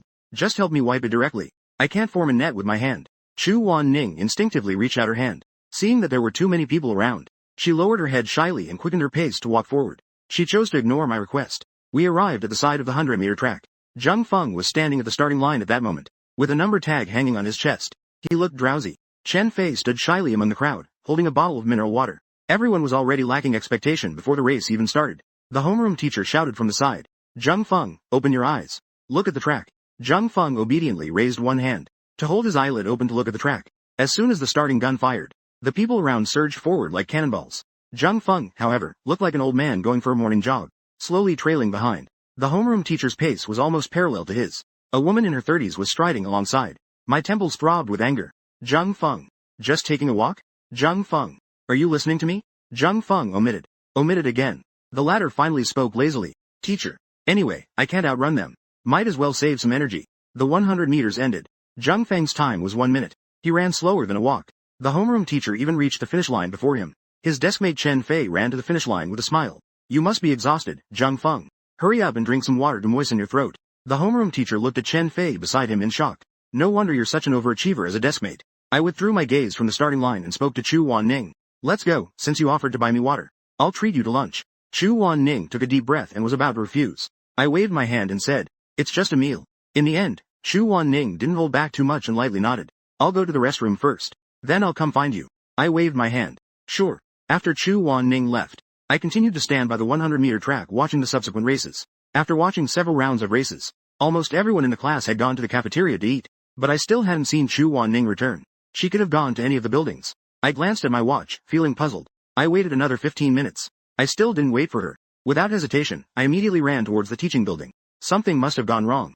On the playground, if you want to use the restroom, the fastest option is to go to the first floor of the opposite teaching building. I was a bit unsure about where Wan Ning was, which teaching building she had gone to on the first floor. I had no choice but to choose the nearest senior high school building. I arrived at the location of the restroom. I saw it right at the entrance of the women's restroom. A cleaning warning sign was standing on the ground. To be safe, I still called out towards the women's restroom. Chu Wan Ning. The trash can. I heard a voice with a hint of crying. The voice came from inside the women's restroom. I frowned and kicked the cleaning sign aside at the entrance. I instantly realized that this sign had been deliberately placed at the entrance. The purpose of the warning sign is to prevent others from discovering Chu Wan Ning in this women's restroom. I rushed into the restroom. What I saw were the tightly closed stalls. Chu Wan Ning's voice was coming from the furthest. It was coming from one of the stalls on the side. This stall was somewhat different. The lock mechanism was set on the outside. As long as the lock mechanism outside is engaged, the person inside cannot come out. I knew this was the broom closet. The men's restroom also has. I immediately unlocked the latch and opened the door. Only then did I see Chu Wan Ning curled up in the corner of the stall, crying sadly. Her eyes were red, and her hair was messy as if it had been pulled. I had never seen her like this before. I looked Chu Wan Ning up and down to see if there were any visible injuries. This line seems incomplete or unclear. This time, I took a breath, and then briefly exhaled. Then, steadying my emotions, I asked, what happened? Are you hurt? Chu Wan Ning shook her head. This line seems incomplete or unclear. But she was still crying heavily. It made me think of the last time I celebrated her birthday. But the situations were completely different. At this moment, on Chu Wan Ning's face, I could only see sadness and despair. I was about to ask, but my voice faltered. I saw Chu Wan Ning tremblingly extend her right hand. In her pale palm lay several severely twisted and deformed pink hairpin fragments, as if they had been deliberately crushed under a shoe sole. Chu Wan Ning bit her lip and cried as she spoke. They broke it. The hairpin is broken. I just tried to piece it together. I couldn't do it. I've been trying for so long and still can't.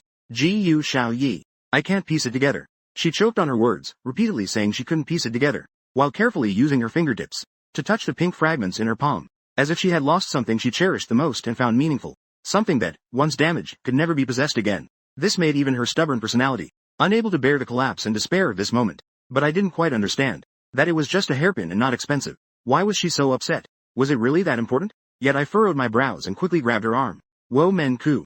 Bian. Bu fang bian. Chu ku zai hao hao jen wo shuo. Jie guo hua yin gang luo. Nu si suo men ko bian chuan lai la ji di nu sheng jiao lu de sheng yin. Wo fan ying hen kue lien mang zhong xin wei dao la zhe jian li. Open black lens bracket ching ching guan shang men. Ran hu wei tu chao chu wan la yi. Chu wan ning jin tian hen yao yan. Ren ren do nen ren chu ta. Ru guo rang nu sheng men fa xian ta he yi nan sheng zai si suo li. Bu ji dao wei chuan sheng xian mi di. Jie gi dong shi tai ke shi la. Yu chi chu lai jen ta men jia shi ching quang. Bai Ru Zan Zai Ji Jia Gui Bai Feng Xian. Deng Jie Chun Ren Shang Wan Si Suo Li Kai. Er Ki Wo Ching Chu. Ju Suan Wo Zhen Jie Chun Nu Sheng Jia Shi Shi Chu Wan Ning Shou Chi Fula. Zhen Shang Yi Bu Wei Yi Yuan Benda. Sheng Shi Chuan Ru Chi Ta Renda Duo Li. Ni Men Jin Tien Con Dao Nagi Wan Ning Shui Jia La Mei. Tai Mei La A. Con Dao La. Wo Chi Guai De Shi Kao Jin Chi Zhang Qian. Zhen Mi Kong Lai Mei Ting Guo Ta De Chuan Wian Nei. Maybe she's just too low-key. I frowned. These girls seem to be chatting. They aren't even using the restroom. The conversation continued. At that moment, the cleaning lady's voice came through. What smell? The girls replied. I don't know. It was already there when we arrived. I heard the cleaning lady walking towards the broom closet. This line seems unclear and may need context for accurate translation. A shadow appeared through the crack of the door.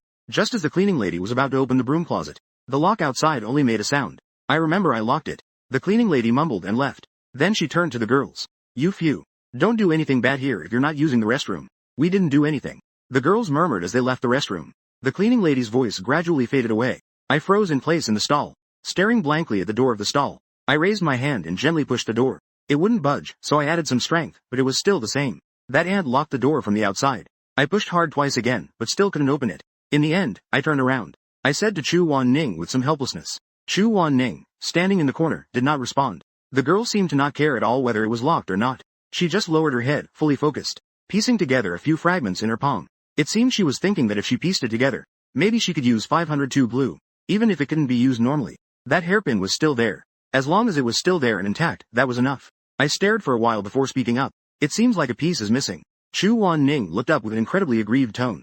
I remember I checked it thoroughly. Tears fell like broken pearls. One by one, they soaked into the floor of the broom closet. Why is there still one missing? I clearly saw where each piece fell. She choked up as she spoke. Her mouth was pouting in grievance, and her arms and shoulders were trembling. I had never seen such clear sadness on Chu Wan Ning's face was written with sorrow and despair. For the first time, I couldn't help but step forward and gently close Wan Ning's palm. I gently held her fragile body in my arms. It's okay, it's okay. If it's lost, I'll get you another one. One is not enough. Not enough. 3. 3 is not enough. I spoke as if comforting a child. Wan Ning cried out. All her grievances poured out. She immediately hugged me tightly. She buried her face in my chest. I felt the warmth and wetness on my shirt. It felt as if the girl's sadness had burned a mark on my chest. I gently stroked her hair while slowly speaking. Believe me, Chu Wan Ning. You have me this time. With me here, everything will be different from before. Do you believe it? The girl, immersed in sadness, did not respond to my words. Her cries were full of questions and grievances. I don't know why this need to suppress the volume of crying would sing through Chu Wan Ning. I only know that she is soft in my arms. Her fragile body seems to shatter with just a touch. So my arms didn't dare to apply any strength. But Chu Wan Ning's slender body held me tightly. I can probably guess that this might be the first time Chu Wan Ning has grown to have a hug when she is sad and desperate. A hug that allows her to burrow in without restraint. As for what I just said to the girl, Chu Wan Ning may not have heard it. Or perhaps she didn't understand the deeper meaning at all. Just regard it as a simple comfort. I don't need her to understand. What I want to express is just one meaning. That is, in this life, I am here. Chu Wan Ning will definitely not be bullied again. Whether the opponent is human or not. No matter if the opponent is human or not. I silently tell myself in my heart. This girl's existence may be the meaning of my rebirth. Gently patting Chu Wan Ning's shoulder, I began to look around at the environment. There is no toilet in the broom closet. The floor is made of smooth white tiles. A space of about 2 square meters. Only a few mops are leaning against the corner. Just like the other stalls. The space above is exposed. If opened, there may only be an exit above. But there are no supports around. This partition is high and thin.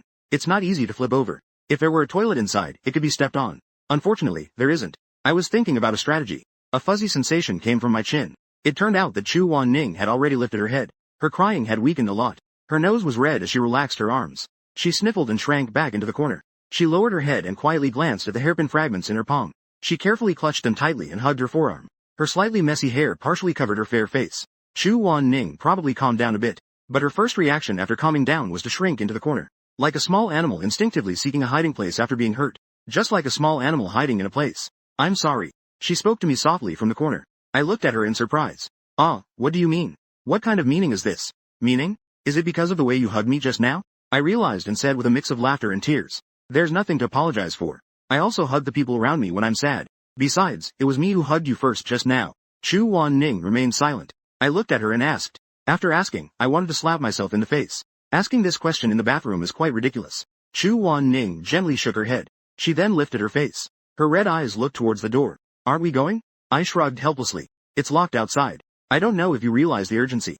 We don't have to wait until we ask someone for help. We can handle it ourselves. We probably can't even ask for help now. There are likely people outside. It's lunchtime right now. There probably aren't many people left on the playground. Who would come to the first floor of the teaching building to use the bathroom? And we can't ask for help. We're locked in the women's restroom. What happens in here can't be known to others. I don't really mind. What I care about is Chu Wan-ning's reputation. Chu Wan-ning suddenly pouted and started to choke up. I want to go to the bathroom. I can't hold it anymore. I slowly typed out a question mark. Go to the bathroom. Do you mean you haven't gone at all until now? Chu Wan-ning immediately shook her head. Tears were unjustly flung out. She was surrounded by those girls as soon as she entered the bathroom. Then she was locked in this broom closet without a toilet. I looked at the girl standing helplessly in front of me. She really seems to be unable to hold back anymore. A pair of long legs wrapped in black socks bent slightly. The snow-white area was tightly pressed against something. I proposed a solution. Why don't you just solve it on the spot? After all, it's a bathroom. You still have to pee in here. You still have to pee, right? After saying that, I noticed Chu Wan-ning raised her head. A pair of red and adorable, beautiful eyes looked at me with difficulty. At that moment, I suddenly realized that there is no toilet pit is not the biggest problem. The biggest problem is that I am here. I turned around. Chu Wan-ning spoke. But there is no pit. It will flow onto my shoes. I quickly responded. Just one. Just a little. If it's dirty, then it's dirty. After saying that, I was momentarily stunned. Chu Wan-ning would care about that hairpin. How could she not care about her own leather shoes? I turned to her and said seriously. I have a way to get your feet off the ground. Just by sacrificing my shoes. Do you know that parents care about their own child's bathroom needs? Seeing Chu Wan-ning's expression stiffen, I quickly retracted my joke and replied. Alright. I have other methods. I placed 2 mops on either side, letting Chu Wan-ning step on the mop cloth. A groove area naturally appeared in the middle. After finishing, I turned around. Chu Wan-ning didn't care about anything else. She quickly squatted down to release the floodgate. I had a strange expression as I faced the partition.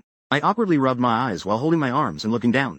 These brief 20 seconds were a different kind of torment for both me and Chu Wan-ning. Thought. A rustling sound came from behind. It was the sound of quick mopping.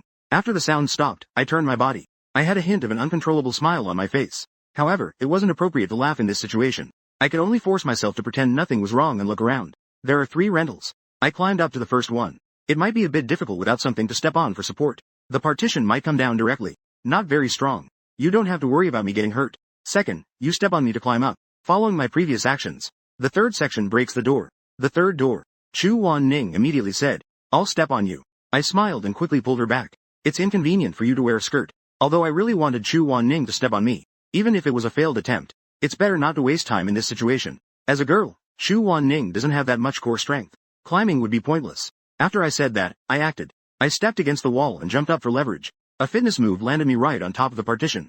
The movement was smooth and agile. The partition was thin and somewhat unstable. So I carefully adjusted my position. Using the adjacent partition, I positioned my entire body across it. Chu Wan-ning stood below, feeling uneasy. She raised her small hands high, looking worried. It seemed she was afraid I would fall. However, I managed to climb over smoothly. I landed on the other side with a thud, immediately followed by the sound of the lock opening. With a, wow, it opened. Chu Wan-ning stood facing me. I spread my hands and smiled at her proudly. Am I impressive? Chu Wan-ning nodded with a smile. Impressive. I reached out my hand to her. Come with me. Chu Wan-ning placed her hand in my palm without hesitation. I quickly grabbed the girl's hand and ran out. Until we left the classroom building. We finally let go of each other's hands. We held our hands openly. We walked slowly forward, a person's width apart. Chu Wan-ning glanced at the broken hairpin in her hand. She carefully put it into her pocket. I didn't ask her what those girls' names were or which class they were in. Because I knew Chu Wan-ning would never say. This girl would never bring her own troubles to anyone around her. Especially the person who wants to be good to her is very stubborn. Strong on her own. She endures this and doesn't want to trouble others. But that's just her personality. In this regard, I can't compete with her at all. Not asking doesn't mean this matter just goes away. I've never been the type to swallow my anger. I turned to look at Chu Wan-ning, who was smiling brightly, eating on the few floors of the law building. But looking at Chu Wan-ning's red nose and eye sockets in front of me, I really couldn't smile. I raised my hand to smooth Chu Wan-ning's long hair.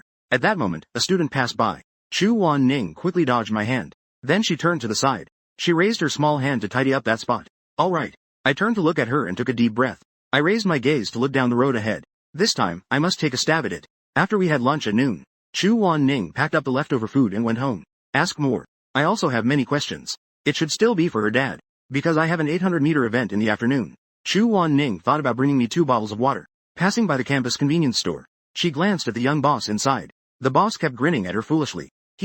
Little sister. What are you buying today? Mineral water? Yes, we have it. Chu Wan-ning looked at the mineral water in the fridge. She was eager to head back. Her gaze shifted to the screaming drinks on the other side. She was about to speak. Suddenly, a figure appeared beside her.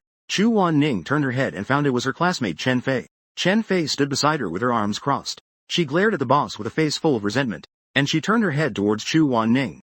Don't mind me. You buy first. The young boss glanced at her expressionlessly. Then he continued to grin foolishly at Chu Wan-ning. How is it? Did you find something, little sister? What are you going to buy?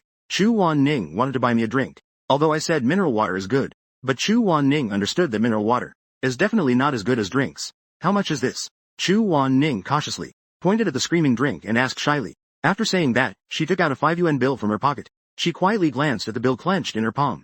The boss chuckled. 3 yuan per bottle. Chen Fei immediately opened her eyes in surprise. A bottle of screaming drink is 3 yuan. So cheap. It's the same price as mineral water during the sports meet, even after the price increase. Chu Wan-ning pursed her lips. She glanced at Chen Fei with an unnatural expression out of the corner of her eye. She cautiously opened her mouth. Can I buy 2 bottles for 5 yuan? Chen Fei turned to stare at Chu Wan-ning. You're being unreasonable. Chu Wan-ning noticed Chen Fei's gaze, her earlobes turning slightly red. She looked up to observe the boss's expression. The young boss, after being momentarily stunned, quickly nodded in response. Yes, no problem at all. After saying that, he quickly opened the refrigerator. He took out 2 bottles of the screaming drink and placed them on the counter. Chu Wan-ning happily placed the 5 yuan next to her. She picked up the 2 bottles of screaming drink. Thank you. After saying that, she turned and left without a hint of hesitation, as if afraid the other party would change their mind. The young boss leaned out and shouted, Come by often, sister. Upon hearing this, Chu Wan-ning turned slightly and nodded shyly. After seeing Chu Wan-ning leave, Chen Fei quickly said to the boss, Get me 2 bottles of the screaming drink as well. The young boss had a blank expression. He placed 2 bottles of soda on the counter. Chen Fei paused as she reached for her money. She stiffly looked up at the boss. What did you say? Holding 2 bottles of soda, Chu Wan-ning arrived by the track. She saw me sitting in the class's break area. There were quite a few people there, so she didn't rush over. Chu Wan-ning was in a good mood. She smiled down at the 2 bottles of drinks in her arms. Suddenly, she was curious about what this drink would taste like. After looking for a while, she withdrew her gaze. She looked expectantly at the boy in the distance. Maybe I'll drink it another time. These 2 bottles are for Ji Shaoze. Class 28 break area. I turned my head while sitting in the chair. I looked seriously at a bald guy from class 29 next door. The homeroom teacher's gaze met mine. He also looked over. This boy clearly looks like an athlete. At this moment, he is in the class Shu Shiku. He is leisurely stretching in front. A pair of dead fish eyes hangs on his face. Just looking at his expression makes him seem strong. But when I see him, I can't help but laugh. The homeroom teacher quietly said, He seems to be the 800-meter champion from the last sports meet. He is very good at middle distance running. Ji Shaoze cannot lose this time. Before he finished speaking, the whistle suddenly blew. 100 meters. The bald boy turned his head and looked at me seriously. He knows I am strong. I turned my head away. Looking at the other person's serious face makes him want to laugh. He really can't hold it in. If we make eye contact while running, that would be a disaster. Seeing that the competition is about to start over here, Chu Weining walked over holding 2 bottles of drinks. The 800 meters is a popular event in the competition. There are many spectators. Chu Wan-ning chose not to squeeze in at this moment. A person stood far away outside, preparing to wait for the crowd to disperse before getting closer to the track. At the starting line, I was murmuring in my heart, Don't look at me, don't look at me. But the bald guy still turned his head and looked over. The 2 were on adjacent tracks. This guy spoke serious words with a serious expression. Ji Shaoze heard that you were very strong. Why don't you dare to look at me? My heart was racing like 100,000 mythical beasts. Sounded. A group of 10 people shot forward like cannonballs. Suddenly, I spotted Chu Wan-ning in the crowd. She widened her beautiful eyes and quickly raised her arm. Clenching her fair little fist, she silently cheered for me. At that moment, my legs seemed to be infused with strength. I quickly ran forward, charging alongside the bald guy. This guy has strong explosive power but weak endurance. I couldn't keep up with him in the first lap. Just wait for the second lap. Soon, we arrived at the second lap. I gritted my teeth, veins bulging. I started the 400-meter sprint. A low roar like an engine came from beside me. The bald man turned his head seriously to look. He looked at me seriously as I slowly overtook him. He stared seriously at my back. His expression was very serious as I left him behind. This is definitely impossible. The bald man thought seriously in his heart. Before the race, he was clearly too timid to even look at himself. Could it be that he was pretending to be weak? Damn it, you don't play fair. The bald man seriously cursed his opponent in his heart. Second lap. I confidently took first place. I rushed to the finish line first. As the popular event, the 800 meters, began. It was definitely eye-catching. Many girls were looking at me. The gazes had become subtle. This was the perfect moment for male explosiveness. Ji Shaoze, you are amazing. I absolutely love you. You little brat. The homeroom teacher shouted and jumped up happily. Like a child. I raised my eyebrows at her proudly. The entire class 28 was cheering for me as well. I happily looked towards Chu Wan-ning at the back of the crowd. I got first place. The first thing I thought of was sharing this joy with Chu Wan-ning. When Chu Wan-ning saw me looking over, she immediately raised the 2 bottles in her hands and screamed. She gently shook them. She shyly gestured towards me. Seeing this, I quickly ran over. At the finish line, the homeroom teacher of class 29, Sao Yan, looked at me in surprise. She was somewhat puzzled, remembering that this student called me. This student was never active in anything before. They wouldn't even participate in sports competitions at all. How come this semester his appearance rate has become so high? It doesn't matter how good the sports are. The grades are still at the bottom. Class 29 lost face to class 28 in the sports meet. They will make up for it in the average scores of the big exams. It seems she thought of this. Sao Yan looked at the homeroom teacher with a gaze. There was a bit more confidence to argue back. Homeroom teacher. Do you think having Chu Wan Ning is enough? As long as your class still has Jiu Shaoze, the average score can't possibly go up. The top and bottom of the grade are both in your class. I really don't know whether to congratulate you or to pity you. Question. I looked at the scream in Chu Wan Ning's hand in surprise. You bought me a drink. Chu Wan Ning nodded gently. She quickly reached out and handed over both bottles. For you to drink. I only took one bottle and said to her, 2 bottles. We each get 1 bottle, right? But Chu Wan Ning shook her head. I won't drink. They're all for you to drink. I had a serious expression. You drink it. We each have 1 bottle. Hearing the sound. I'm not asking you. I know Chu Wan Ning probably hasn't had much soda before. Hearing me give an order. Chu Wan Ning instinctively nodded, not daring to resist. All right. After saying that, she picked up the drink and removed the cap. But she found there was still a layer of plastic film inside. She was a bit confused. Shouldn't it be that you can just open the cap and drink? She looked up at me. I slowly opened the cap. Then I tore off the film with my hand. Chu Wan Ning hurriedly copied my actions. After opening the film, she brought the bottle to her lips. Seeing this, I quickly stopped her and said with a smile, it's not like that. Upon hearing this, Chu Wan Ning handed the drink to me with both hands. She explained with a slight smile, feeling a bit embarrassed. I've never had it before. I laughed heartily. I'll demonstrate it to you for a week. Suddenly, my nose felt very sore. I spent a few days worth of meal money. She bought me 2 bottles of expensive drinks she had never tried before. What have I done to deserve such kindness from someone as good as Chu Wan Ning? I put the cap back on and squeezed the bottle, aiming the drink towards my mouth. Chu Wan Ning's eyes lit up as she watched. She quickly looked down in surprise at the bottle's nipple. So there was a hole here. Nodding. You welcome it. Chu Wan Ning felt a bit embarrassed to do this in public. She held the bottle with both hands. I lifted her arm slightly and encouraged her. Learn from me. Chu Wan Ning also raised her hand and opened her mouth, making an ah sound. She was surprised, seeing the drink come out. She then remembered she hadn't squeezed hard enough. It was air. The drink came out of the bottle, entered her world. Feeling the sweetness of the drink, Chu Wan Ning's eyes sparkled with a hint of brilliance. She turned her head in surprise and glanced at me. Stopped what she was doing. She then looked down to examine the structure of the bottle. So this kind of drink bottle, sold as scrap for just a few cents, is actually designed so elegantly. It should be reusable. But many people just throw it away. What a waste. She held the bottle with both hands and took a couple of sips. A satisfied smile appeared on her face. Then she put the cap back on. She quietly stood by, watching me drink. The sight of me drinking the beverage also made her feel content, because this was what she bought for me. Seeing this, I turned to her and asked, aren't you going to drink? Chu Wan Ning slightly opened her mouth as if to speak but hesitated. She cautiously glanced at me but said nothing. I continued to ask, do you want to give it to Dad to drink? She pursed her lips and shyly raised her hand to scratch her head. That was her response. I took a deep breath and said, you can drink this bottle yourself. I'll treat Dad's share. You've treated me a few times already. I can't even treat Uncle to a drink once. Chu Wan Ning quickly looked up and said, no need. I just want to taste it. Agreed. I felt a bit sorry for Chu Wan Ning. It broke my heart. This girl never thinks of herself. Our convenience store. Let's buy drinks for Uncle. I also need to buy some snacks. I walked confidently with a smile.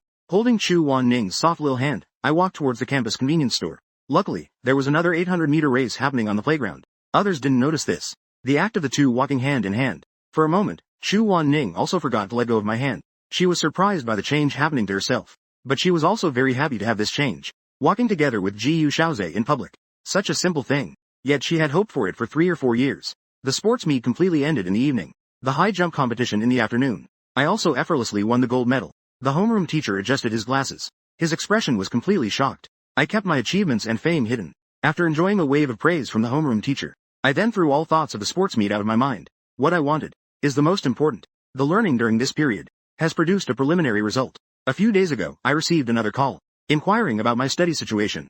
Dad, Jiu Yuandong, didn't dare to relax at all beside me. I still used the excuse of making progress to brush it off. The European meal ended. The results need to be personally reviewed by a few uncles. They clearly stated that starting from the 3rd year of high school, they would supervise every exam. Because the 3rd year of high school is especially important. The monthly exam from my past life. I ultimately submitted my report card with the lowest grade in the class. As a result, my dad was completely criticized. I also faced several disappointed looks from my uncles. But this time, it absolutely cannot happen. Right now, my goal is to attend the same university as Chu Ning. If we are together in college, then who will protect her? So I have to work hard. Chu Wan Ning is my motivation for working hard. One of the significant reasons.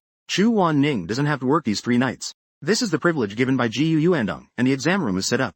After school, I head home. I push my bicycle. Chu Wan Ning follows beside me. The two of us walk together towards the school gate. The fact that we are good friends has basically been implicitly made public. There's nothing to hide. After all, everyone saw me delivering water at the sports meet. Perhaps realizing that they seemed to take it quite casually. They thought the two of them were just desk mates. That's how their relationship improved. So now Chu Wan Ning hardly resists. She walks alongside me in public. She is surprised by the changes happening to her. But she is also happy to have this change. Walking together with me in public. It's something she has hoped for 3 or 4 years. Once home, I hurried to the living room. I said to my parents, "Don't make dinner for me tonight.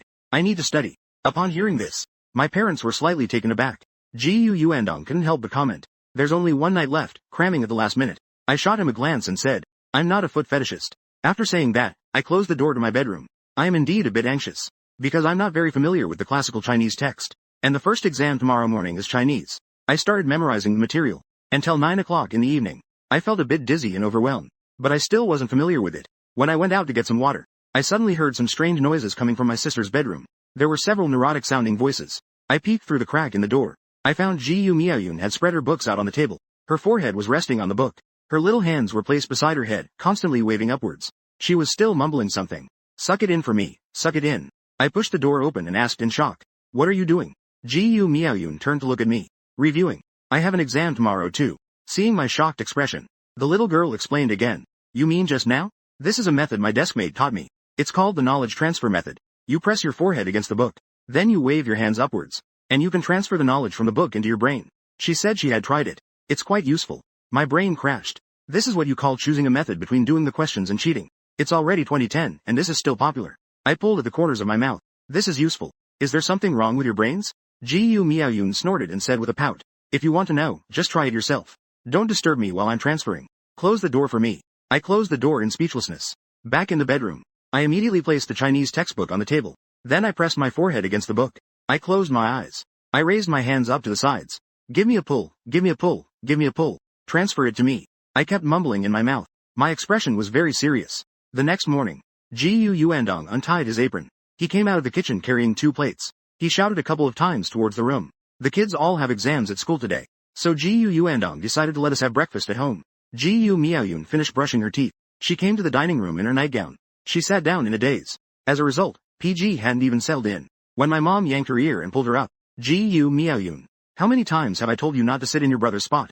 My mom sternly scolded her daughter. Seeing me come out of the bathroom with a book, she immediately smiled and spoke. "You must have worked hard reviewing yesterday, right? Hurry up and sit down to eat. Today, I specifically sent NB out to buy you red date cake." I was just about to sit down. PG was kicked by Ji Yuandong. "Buy 2 portions. Eat it yourself. Give your sister a portion." "Thank you, Dad." Ji Miaoyun happily sat on the stool, swinging her feet. She looked at me expressionlessly as I brought it to her. She huffed, sticking her tongue out to mock me. My parents treat me and my sister completely differently. I've long since gotten used to it. Even after I turned 30, the old folks still maintain this habit. My mom turned to me and asked in confusion, "Translate. Why do you always have to stick your textbook to your forehead?" Ji Miaoyun rolled her eyes. "That's not true. You really believe that? I spent an hour yesterday trying to change it. It was completely useless. My deskmate must have lied to me." I smiled a little. "Oh, Miaofa. You really say that? It might work for you. It seems to actually work a bit for me. This is probably the difference between having extraordinary insight and being thick-headed." I looked at my sister seriously. After I said that, I noticed my parents were looking at me with strange expressions. So I weakly explained. I felt that the classical Chinese in my mind. The impression in my mind became a bit clearer. Ji Miaoyun was surprised. "Is the knowledge transfer method only useful for liberal arts? Who knows?" I scoffed. "For an exam, I've become ridiculous enough to believe in this method. I don't want to disappoint everyone." After having breakfast, I rode my bike to school. Just as I entered the teaching building, I hurriedly went up, towards the senior class 1, which is the direction of the first exam room. The first feeling was quiet. Extremely quiet. Everyone in the exam room made no sound at all. They all sat quietly in their seats. Bowing their heads, they silently recited classical Chinese texts and ancient poems. I took a glance and then turned to go upstairs with my backpack. The higher the floor, the further back the exam rooms were. The sounds lingering in my ears grew louder. I arrived at the floor of the 30th exam room. The sounds coming to my ears could almost be described as noisy. It was as if I had arrived at a morning market in northeast China. The classroom was quite empty. Many people were gathered in the hallway chatting. A boy is leaning on the railing. Another boy climbed on top from behind. A violent collision. It produced a laugh that sounded like, "YD. Don't, brother Gia. This joke hasn't been around for 10 years. I also carried my backpack on one shoulder. It felt like I was out of place in this world of troublemakers. However, with my arrival, the candidates here turned their heads to look at me. I am quite well known among them. The main reason is that I fit in well. I have a certain reputation in the circle of bad students. Moreover, no one is as generous as I am in school. Plus, my performance in the sports meet these past few days. Most people here basically know me. At this moment, a boy walked over with a smile. He handed me a piece of gum. This person is named Cao Shuang. He can be considered a DS on campus. In the past, if I wanted to teach someone a lesson, I would bribe him with money. He would gather a bunch of people to block someone at the classroom door. Cao Shuang respects me a lot. There are many reasons. Factors like having a wealthy family and being good at basketball, etc. He is purely my little fanboy. I took the gum. Then I heard Cao Shuang ask, Brother Z, is what you said on the ZX platform true? Are you going to target someone this time? I nodded in confirmation. This line seems incomplete or unclear. Can you help me check in the next few days? Which girls did that thing at the sports meet? Focus on investigating Shu Yan's classmates from the first year. Cao Shuang nodded happily. Got it. I'll let you know as soon as I have news. As soon as he finished speaking, the entire hallway inexplicably fell silent. The chatter grew quieter. Everyone's gaze gradually turned towards the entrance of the hallway. A girl wearing a blue and white school uniform and carrying a pink backpack slowly walked up the stairs to the first floor. Just then, a gentle breeze swept by. As the girl turned around, her hair swayed to one side. A delicate and fair face that could captivate anyone caught everyone's attention. Cao Shuang and I turned our heads. The three of us stared blankly at this scene. Chu Wan-ning stopped in her tracks. She was taken aback by the sight before her. She stood there for a few seconds. Then she slightly lowered her head. She walked towards the exam room with a hint of shyness in her steps. Her clean, pure white attire also felt out of place on this floor. At this moment, all the students on this floor turned their gazes towards her. Chu Wan-ning kept her head down. She did not respond to any of the gazes as she passed through the crowd of boys and girls. However, when she reached the entrance of the exam room, she still paused slightly in front of me. She lifted her beautiful eyes and glanced at me. She said softly, good morning. Good morning. After exchanging greetings, Chu Wan-ning hurriedly dashed into the exam room. Seeing this, the people in the corridor exchanged glances for a moment. Only then did the voices start to rise again. Some people curiously walked over this way. They peeked their heads in. They looked inside through the doors and windows, until they discovered that Chu Wan-ning was sitting in the last seat. They once again showed expressions of shock. How could Chu Wan-ning be sitting there? Various sounds of surprise and suspicion came through. I said unhappily, are you all looking? Is it pretty? Hearing my words, Shi Kaoshuang stepped forward, observing the situation. She spoke in an even harsher tone. Everyone go back. Go back to your own exam room. Don't just stand around looking and wandering here. Everyone was afraid of her. They quickly shrank back and left the vicinity of the exam room. Seeing the crowd disperse, I finally walked into the exam room. I went to the farthest corner. Seeing this, Chu Wan-ning quickly reached out her small hand. She moved her desk back a little. Make enough space for my seat. Meanwhile, the invigilator, Su Miao, walked into the classroom. She addressed everyone. We will start the exam soon. Please collect all related items and place them on the podium or in the hallway outside. Chu Weining took out her backpack and was about to get up. I then took her backpack and placed it on the podium as well. Everything should be returned. Chu Weining leaned forward and quickly added in a low voice, thank you. I glanced back at her in surprise. What's this thank you for? Chu Weining didn't say anything. The exam soon began. First, the answer sheets were distributed. After the answer sheets were passed out, the exam papers were handed out. I examined the exam paper on my desk and let out a gentle sigh. I hadn't experienced this in over a decade. I used to never care about any exam. But today, seeing the exam paper, I felt unusually nervous. I wrote down my name, class, and exam number. I focused intently on the questions. Before the exam whistle blew, the more familiar I am with a question, the more I profit. Soon, the whistle sounded in the teaching building. After the whistle blew, the first examination room, the sound of writing quickly spread throughout the entire class. Su Miao sat at the podium, looking at the students below. Some were distracted. Some were staring out the window. Some were slumped over. They seemed like they weren't here to take an exam, but rather, they were in prison. Finally, a voice came from a corner. Su Miao seemed to sense the only hope. She immediately looked over in surprise. The only person in the entire examination room who was writing answers, even faster than Chu Weining. It was that man. That's right, it was me. I quickly wrote down with an excited expression the answer to the first question. No matter how bad it was, I had already gained time on one question. Before long, the exam was over. Su Miao stood up and clapped her hands. Time's up, stop answering questions. Could the students in the first row please collect the answer sheets? I slumped in my chair. At this moment, I felt weak and drained. Su Miao originally wanted to organize the papers before letting the students leave. However, this group of people didn't even listen. They just stood up and started packing their things. She couldn't be bothered to enforce order in the last exam room. I went to get my backpack. When I returned, I asked Chu Weining, are you going to eat now? The girl looked up at me while holding her backpack. She gently shook her head. I hadn't eaten with her in a long time, because I thought since Chu Weining had started earning money, she wouldn't just be eating plain rice anymore. Even if she doesn't eat meat, she should at least add some vegetables. Chu Weining shook her head. She opened her backpack. She pulled out some practice questions. She lowered her head and quietly started looking at them. Seeing that she didn't say anything, I decided to go to the cafeteria by myself. I arrived at the third floor of the cafeteria. I was eating my meal. At that moment, I saw Dolly Zhao carrying a tray of food. She sat down alone at an empty spot. He still took up 2 seats as a PG. He held chopsticks in each hand, but he held them with a flamboyant grip. His thick legs were positioned in a pigeon-toed manner under the table. Passing students glanced at him with indifference. They looked at him with a hint of mockery. I averted my gaze. Such scenes are too common in school.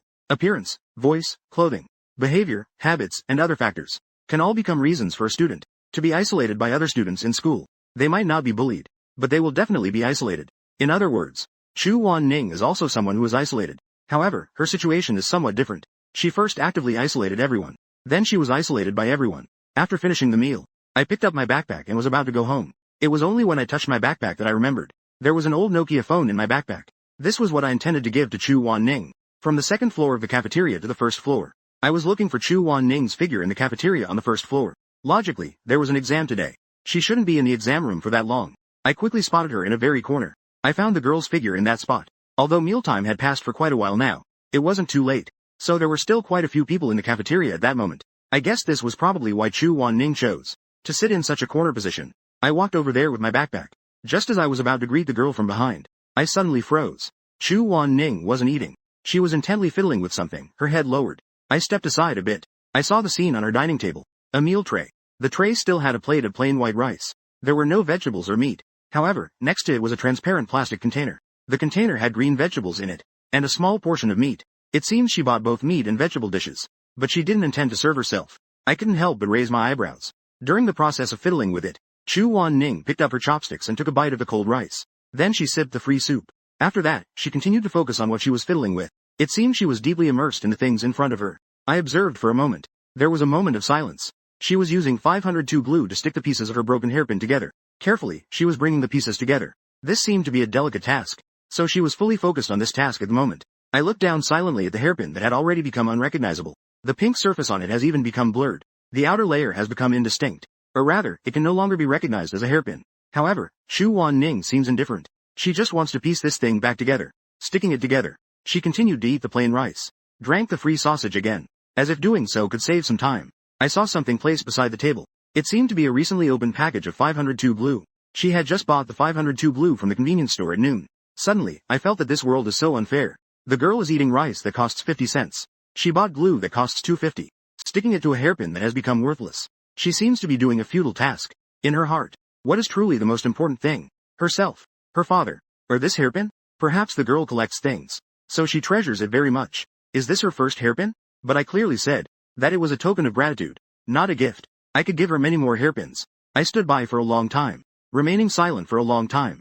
I finally couldn't help but reach out and touch Chu Wan-ning's shoulder. Chu Wan-ning quickly turned around. It seemed like her knee bumped into something. She frowned in pain. I quickly reached out to steady the free sausage on the table. That was almost spilling out.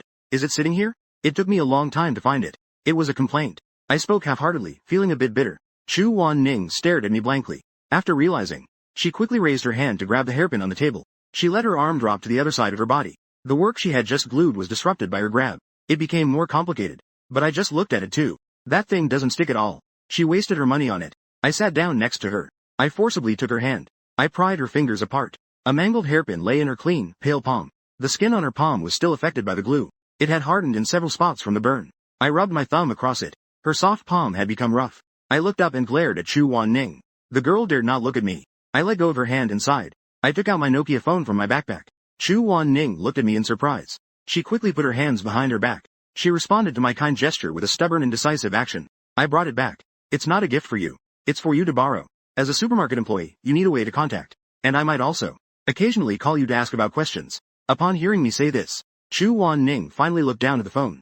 She carefully took it with both hands. She placed it in front of her and examined it closely. She noticed there were scratches on it. It was a phone. She felt a little relieved inside. I asked, "Can you use it?" Chu Wan-ning spoke with a nervous expression. "I used it a long time ago. I've forgotten a bit how to use it." I opened the phone interface and said to her, "Do you see this green button? It's the answer button. When you hear a call, just press this button immediately." Chu Wan-ning leaned in and nodded quickly. A serious look of studying hard. "I remember this," I said with a smile. "It's really beautiful." Chu Wan-ning looked up at me. After making eye contact, she shyly looked down again. I continued to explain. "It's ultimately inconvenient not to make calls. did you create a QQ account before? The girl shook her head. I don't have one. I immediately started creating a QQ account in front of her. Seeing the version. This QQ number belongs to you from today onwards. I'll give you the number. Find something to write it down. Chu Wan-ning was stunned for a while upon hearing this. Then she hesitantly repeated it, unable to believe it. My QQ number? Nodding. The girl looked at me in surprise. Her large, beautiful eyes clearly expressed her joy. It was as if she had been looking forward to having a QQ number that belonged to her for a long time. Because everyone has one. It seems to be very popular. In the middle school graduation yearbook, everyone would write their QQ numbers on it. Chu Ning also had a female friend back then. But when that female friend came over with the yearbook and asked her for her QQ number, Ning looked for a long time. Chu Wan-ning was speechless for a long time. In the end, she could only shake her head awkwardly, saying that she didn't have a QQ number. She still remembered her friend looking at her in surprise. She smiled and said, all right then. She walked around her again.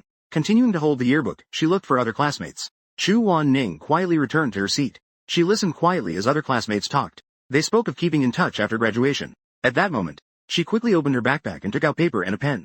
Then she looked at me. A pair of beautiful eyes gazed at me expectantly. Listen carefully, okay? Your QQ number is. Chu Wan-ning quickly wrote it down. Looking at the simple string of numbers on the paper, a smile appeared on the girl's face. This string of numbers was so magical and special. It magically maintained the connection between friends. Because without this string of numbers, it seemed she had lost her only good friend from middle school. Looking at this string of numbers, Chu Wan-ning felt happy. But suddenly she also felt sad.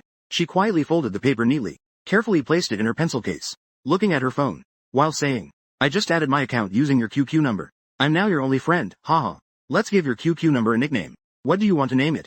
Chu Wan-ning sat with her legs crossed. She quietly asked me. She seemed to suddenly have a bit of. I waved my hand to comfort her. You can just name it whatever. It doesn't really matter. And you can change it anytime. You don't need to worry about it. So what is your nickname then? Chu Wan-ning glanced at me cautiously. My nickname is. I was taken aback and took out my phone from my bag. I opened QQ. Although his QQ number has been around for over a decade, I still don't really remember what my nickname was back then. My nickname during that time was 2. The moment I opened my phone, I was stunned. Deadly pampering. Seeing my old nickname, I instantly felt dizzy. I saw Chu Wan-ning lean her head closer. I quickly pulled my phone back. Looking up, I quickly opened the settings to change my nickname. There was a bit of a problem. Let me adjust it. I said this while deleting the original name. After thinking for a moment, I named it. A leaf knows autumn. Then I confidently brought it in front of the girl. I gestured. Look, it's knows autumn. What are you planning to call yours? You can change it whenever you want. I saw Chu Wan-ning clenching her fingers on her knees. Then I'll call mine, Summer's Maple. I frowned and rolled my eyes. Summer's Wind. Chu Wan-ning quickly added. Maple, as in maple leaves. Not as in the wind blowing. After saying that, she seemed a bit nervous. As if she was afraid I would realize something. I slowly repeated. I asked. Is there any deeper meaning? You are summer. Shouldn't it be something related to cicadas? Shouldn't maple leaves be associated with autumn? Chu Wan-ning's 2 hands. Her little hand tightened a bit more on her knee. Her gaze flickered away. Because I like listening to the song, Maple. If that doesn't work, I'll just change it again. I waved my hand and said, no need, no need. It doesn't matter. It's just a nickname. While I was changing the nickname for Chu Wan-ning, I'm heading home first. You should hurry and eat. After saying that, I stood up. He couldn't help but glance at the white rice on the table. But what is this? Because saying it wouldn't help. That girl won't listen. Threatening her to eat something good, once or twice is fine. But if it happens too often, she'll resist. The end result is that she starts avoiding me every time we eat. Probably only this girl has earned enough money on her own. I would think about eating something good. I walked out of the cafeteria. Chu Wan-ning was sitting in her seat with her phone. She reached out her finger and gently touched the unfamiliar keypad. Suddenly, ding dong. The sound startled her. She saw on the screen. Ji Chu. Agreed to the friend request. A leaf knows autumn. Hello. Upon seeing this message, Chu Wan-ning's fingers frantically searched for letters on the keypad. She wanted to reply to my message immediately. It took her a minute. Only then did she successfully send a word. Summer Maple. Good. Seeing her reply appear on the screen, Chu Wan-ning finally breathed a sigh of relief. She hurriedly picked up her chopsticks and stuffed rice into her mouth. Her eyes, however, were still fixed on the message interface. Chu Wan-ning's index finger paused. She stopped typing. She thought she needed to go home and practice typing. The girl thought to herself, feeling frustrated. She wrapped her phone in tissue paper. Then she carefully placed it in the compartment of her backpack. After eating a few mouthfuls of rice, Chu Wan-ning began to pack the rice into her lunchbox. Then wrap it in a plastic bag and put it in the backpack before leaving school. After the exam in the afternoon, I went home early. I stayed in the exam room to study for a while. Chu Wan-ning left the school alone. She walked towards the Four Seasons Fresh supermarket. As soon as he entered, Jiu Yuandong spoke in surprise. Wan-ning, didn't I give you a break? Why are you still coming to the supermarket? After saying that, he looked back. He realized I wasn't following the girl. That kid probably went home. Chu Wan-ning quickly stepped forward. Hello, uncle. I made an agreement with the grandpa who collects scrap a few days ago. I plan to sell those empty bottles to him tonight. Gu Yuandong's tone was somewhat helpless. I said to you, just for those few bottles. You even specially came here. How much money can that be? With this time, why don't you go home and review? Chu Wan Ning stood there with her head down, retorting. Jian sells quite a bit. Gu Yuandong suddenly thought of before. Days when he entered with this head. The money from the empty bottles collected in the supermarket belongs to her. This girl turned around and refused. It seems she still wants it in her heart. He couldn't help but want to laugh a little. This child is quite good. Saving money as money. Unlike that mixed-up kid at home. He doesn't even glance at bills under 100. However, being too concerned about money is ultimately not a good thing. Gu Yuandong stared at the girl in front of him for a few moments. He could probably imagine that Chu Wan Ning's family is somewhat in difficulty. So it cultivated the girl's character of valuing money. To get the 20 or so yuan from selling scrap. She even walked such a long way to the supermarket during the monthly exam period. Although this is what he promised to give her. She is not wrong to do this. But for someone who will be his daughter-in-law in the future, Gu Yuandong still wants to observe a bit more. Chu Wan Ning's character is not a problem. He can guarantee this. But there is one thing. She needs to adjust her view on money in the future. She shouldn't place such heavy importance on money. Thinking of this, Gu Yuandong nodded. Alright then. Once you're done selling, hurry home to study. Don't stay outside too long, okay? Gu Yuandong reminded her. Chu Wan Ning quickly nodded. That grandpa must be waiting anxiously. I'll go right now. Watching the girl drag 3 large plastic bags out of the supermarket, Gu Yuandong stepped forward a couple of steps and asked with concern. You've saved up so much already. Can you carry it all by yourself? Chu Wan Ning turned back, smiled, and said, no problem at all. Her slender figure dragged several bags, gradually moved away from the Four Seasons Fresh supermarket. Night fell. Gu Yuandong went out to buy a portion of rice noodles. He returned to the fresh supermarket. Just as he placed the rice noodles on the counter, he suddenly froze in surprise. Yes, there was a pile of crumpled bills on the counter. There were also a few coins nearby. And next to the money, there was a note. Gu Yuandong picked up the note. It was written in the girl's delicate handwriting. Uncle, I didn't see you when I came back, so I left first. This is the money from selling scrap. A total of 21 yuan and 40 fen.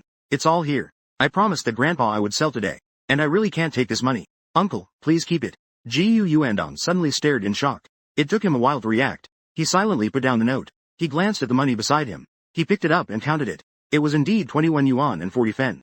Gu Yuandong stood dazed by the counter. He took a deep breath. He smiled with a hint of self-doubt. He couldn't help but recall a few days ago, when he told that girl that the money from selling these empty bottles would all belong to her. That girl was immediately embarrassed. She shyly smiled and refused. As a result, Gu Yuandong thought she was just refusing verbally. But deep down, she still wanted it. That's why she came over today. Although it was just a small misunderstanding, Gu Yuandong still felt a blockage in his heart. He didn't even have the mood to eat rice noodles. He picked up the stack of bills and gently tapped it against his palm. The more he thought about it, the more blocked he felt inside. Although Wan Ning knew nothing about it, Gu Yuandong still felt an urge to apologize to her in person.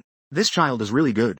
Gu Yuandong frowned while looking at the bills. He kept clicking his tongue. He felt regret for his excessive assumptions without thinking. When he got home, he changed his shoes at the entrance. With a serious expression, he walked towards the living room holding the stack of bills. Gu Shaoze, get out here. Gu Yuandong shouted in a bad mood. The bedroom door opened. I came out holding an English book. I looked at Gu Yuandong with a surprised expression. I first glanced at Gu Yuandong's side to see if there was a drying rack. Seeing there wasn't one, I finally asked, what's wrong, Dad? I was very well behaved today. I got 5 math multiple choice questions right. I proudly replied. Gu Miaoyun also poked her head out of the room. She thought Dad was going to pick up her brother. So she came out to watch the fun. Gu Yuandong didn't even know why he was angry. But he just wasn't in a good mood. He wanted to give his son a beating. This line seems incomplete or out of context. How about we all go out for a trip this national day? Just then, he saw his daughter come out too. Gu Yuandong started to speak. Gu Miaoyun happily bounced out. She sat down on the sofa next to Dad. She was wearing shorts, excitedly swinging her pale little legs and feet. Sounds good. But I refuse. No way. I'm planning to take Chu Wan Ning out to have some fun. Gu Yuandong raised his eyebrows and smiled upon hearing this. What I mean is that our whole family will take Chu Wan Ning out together. I was a bit puzzled. Why did you suddenly think of taking her out? Gu Yuandong glanced at me. This kid is not bad. Is it wrong to think of her for something good? Besides, she's my employee. And she's your classmate. Isn't that perfectly reasonable? I nodded. There really aren't any flaws in the logic. I'll talk to her about it later. But I think the most I can do is try to get her to go with her alone. Her family might not be okay with it. Gu Yuandong waved his hand. It doesn't matter. As long as Chu Wan Ning is there, that's fine. Gu Miaoyun on the sofa swung her legs back and forth, turning her head to look at us. Who exactly is Chu Wan Ning? I've heard this name from you guys for a long time. Gu Yuandong was about to say, your future sister-in-law. But after glancing at his son, he stopped himself from saying it, lest it wouldn't work if he said it out loud. He could only say, did you forget? She's an employee at the supermarket. your brother's classmate. Ji-yu Miaoyun exclaimed, oh, I remember now. I returned to my room and opened my phone to send a message to Chu Wan-ning on QQ. Good evening. Chu Wan-ning quickly replied with a smiling emoji. Seeing this smiling little yellow face, I suddenly lost the feeling of chatting. I sent her an identical one, fighting fire with fire. I suddenly realized that although I hated this emoji, Chu Wan-ning was different. She must think I am smiling at her. She might also be expressing a smile. I bet this girl is probably grinning at her phone right now. I suddenly felt like I had a generation gap with this 7-year-old girl. I really had a generation gap. The next afternoon after finishing the English exam, I resolutely did not stay in the exam room, but went straight to the cafeteria. I sat face to face with Cao Shuang, Zhe. Those few girls found me. I learned their names and classes. I already knew them all. I smiled lightly and replied, the mouse has been caught.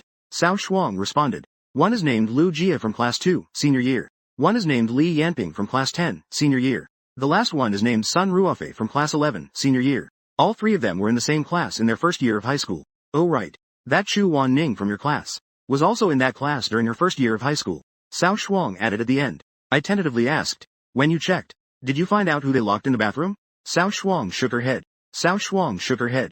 She wasn't sure about that. She only checked who had a good relationship with Shu Yan. That day at noon, someone happened to see the three of them escaping from the first floor of the sophomore teaching building.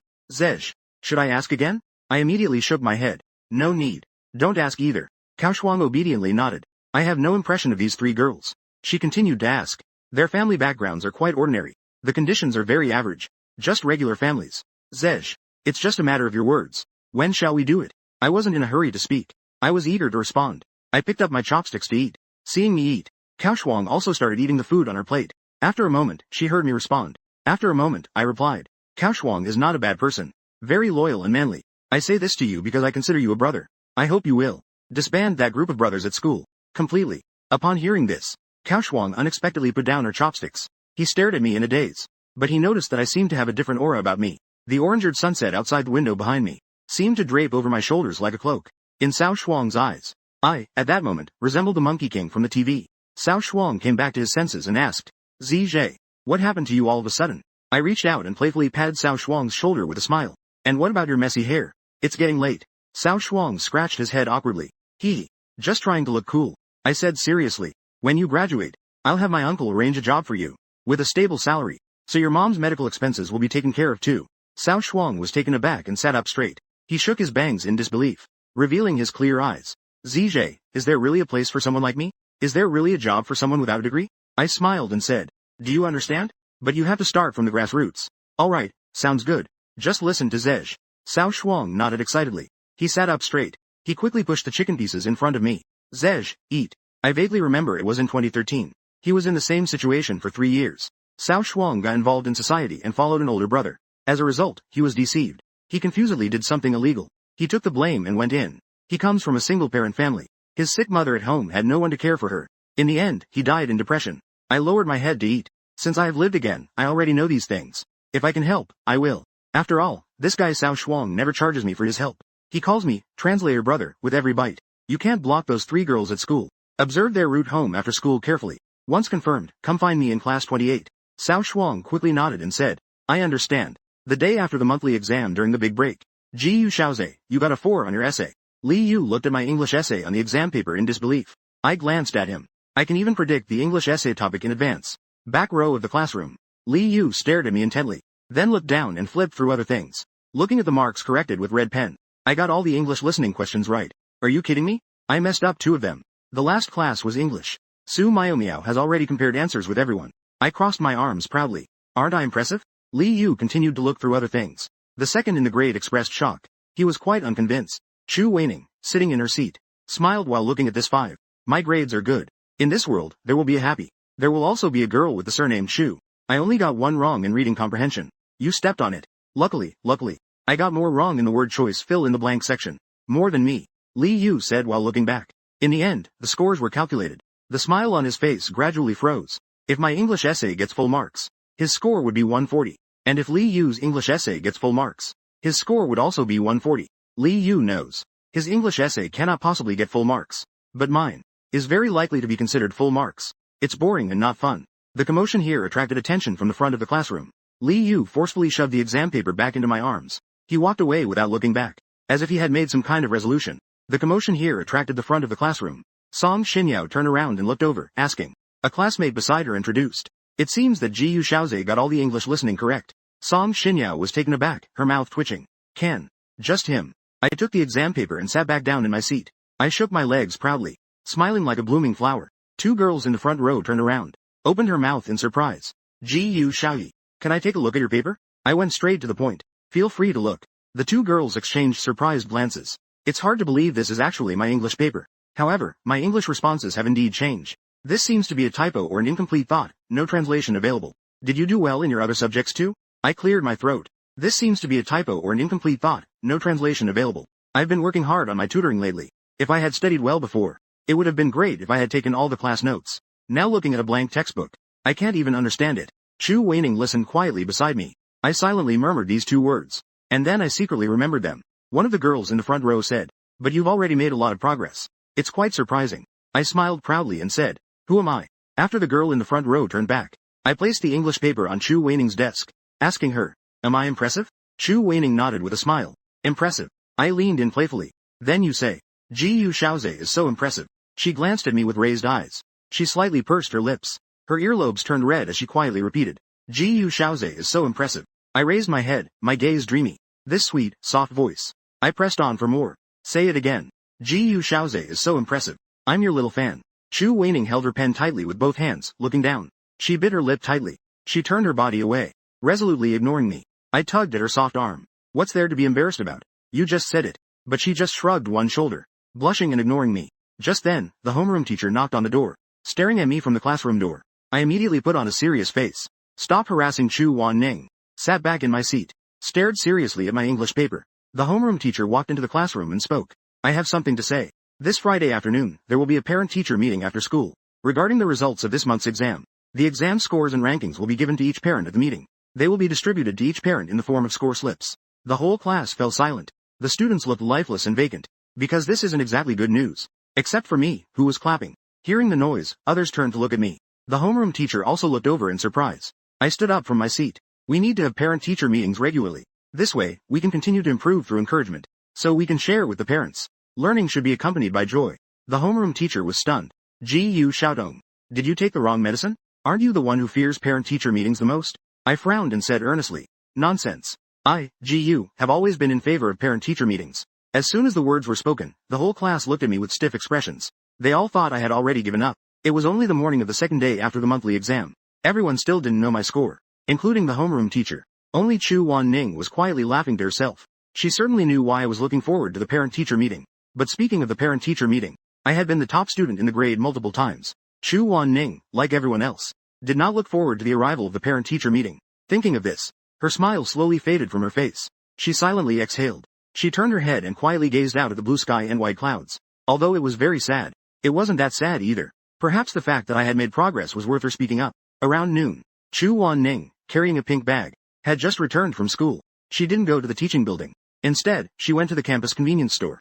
Arriving inside the convenience store, Chu Wanning examined the notebooks on the shelves. The young boss at the stall was also there. He smiled and followed Chu Wanning, saying, we meet again, little sister. What grade are you in? The boss smiled and said, then we're about the same age. I just turned 18. My name is Chen Guang. Just call me Brother Guang. Come by often and I'll give you discounts. Hee. What are you buying this time? Chu Wanning glanced lightly. This face definitely doesn't look like it's 18. She kept her distance and spoke softly. Do you have any thicker notebooks? With a lot of pages? The convenience store owner raised an eyebrow slightly. What do you need it for? Chu Wanning made a writing gesture, while saying, I want to copy all the class notes from freshman to senior year, into the notebook. So I need it to be a bit thicker. Yes. Chen Guang immediately squatted down. He took a stack of thick notebooks from the bottom shelf. Is this okay? It's thick enough, right? Chu Ning tilted her head to look at the thickness. She nodded gently. Then she asked the question she was most concerned about. How much does it cost? The boss immediately replied cheerfully. 7 yuan. Upon hearing this price, Chu Wanning was slightly taken aback. She glanced at the thickness of the notebook. Then she held it in her hands and examined it from front to back. She opened it and looked at the color and texture of the paper. 3 seconds later, she swallowed slightly. The boss asked in confusion, are you not satisfied? Would you like to choose another one? Chu Wanning quickly waved her hand and said, no need. This one is fine. After saying that, she reached into her pocket. She pulled out a 5 yuan bill. She made eye contact with the boss. Then she looked down into another pocket. There's only a dime. I didn't bring enough money today. I'll come back tomorrow morning to give you the remaining 1 yuan and 9 jiao. She still has 6 yuan left. That's too much. I don't dare to carry it all with me. Because I've had experiences of losing money before. Chen Guang shook his head and replied. Chen Guang shook his head and spoke. It's okay. 5 yuan is fine too. Hi. The cost price of this thing is not high to begin with. Chu Wan Ning shook her head. I will bring it to you. I am Chu Wan Ning from class 28, senior 3. After saying that, she handed the 5 yuan to the boss. The boss had given her a discount when she bought water before. She already felt embarrassed. She didn't want to ask the boss for discounts on other things again. Chen Guang stared blankly. The girl left holding the notebook. Looking at this student's appearance and demeanor, she doesn't seem like someone who lacks pocket money. He thought to himself in surprise. During the afternoon break, Chu Wan Ning opened the newly bought notebook. She lifted her slender fingers to touch the smooth, flat surface of the paper. A faint smile was on her face. Then she took out the chemistry required course 1. She opened the first page. She began to copy her notes. She copied very carefully, not only because the notebook was expensive, but also because it was meant to be a gift. She was completely focused on copying. Chu Wan Ning didn't notice me. My head had already leaned close to her side. What are you copying? Is this today's homework? Chu Wan Ning was startled. She quickly turned her head to look. Her mouth almost brushed against my face. We both instinctively shrank our necks back at the same time. We stared at each other across our seats. Chu Wan Ning's beautiful eyes widened. I tilted my head back. I stared at her with wide eyes. My double chin was showing. Wow. I almost kissed her. The warmth of her breath seemed to linger on my face. Chu Wan Ning quickly averted her gaze and sat back down in her seat. Her long, curled eyelashes fluttered. She picked up a water pen and placed it on her notebook. But she noticed that one word was written crookedly. However, she wasn't in the mood to correct it now. Only then did I continue to observe what she was writing. You're copying notes, huh? Just right, my old textbook is blank. When you're done, can I borrow it to take a look? Chu Wan Ning neither looked at me nor responded. She just nodded quickly. The pen tip landed on the last stop. But it remained still for a long time. Because her heart was still racing. Seeing that I wasn't looking this way anymore, she finally began to write again, immediately correcting what she had just written crookedly. In the evening, there are many alleys near the school. They are the main route for many day students heading home.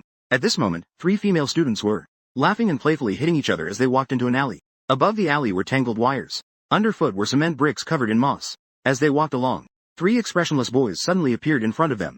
There were 3 expressionless boys. The 3 girls stopped in their tracks.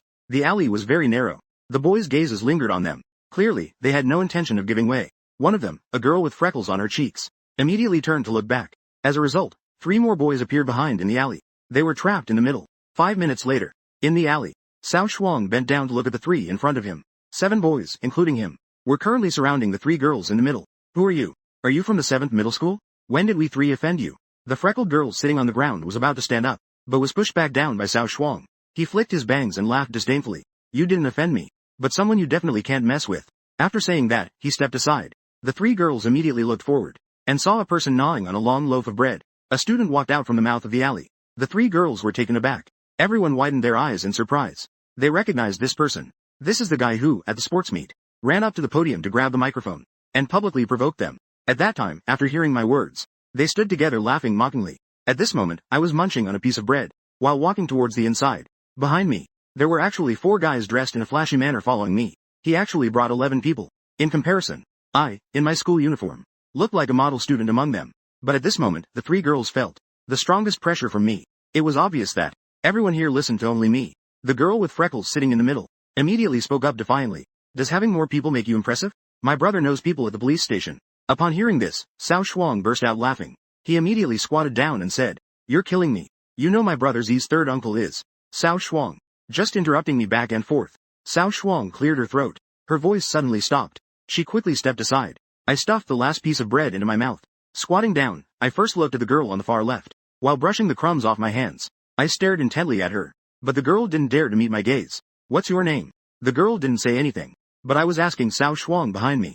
Cao Shuang immediately introduced. Her name is Lu Jia. I slapped her. Then he stared at the other person fiercely. A fleeting anger appeared on my face. The sound of the slap was crisp. Lu Jia started crying immediately, breathing heavily. She sat on the ground, not even daring to look at me. I looked away, as if looking at her one more time would make me sick. I looked at the one on the far right, Kaihui. What about this one? My voice had already dropped a bit, because that pink hairpin appeared in my mind. The one I couldn't spell no matter how hard I tried. Cao Shuang continued. Her name is Li Yanping. I slapped again, watching her cry out of fear. I laughed in confusion. So you guys can cry too.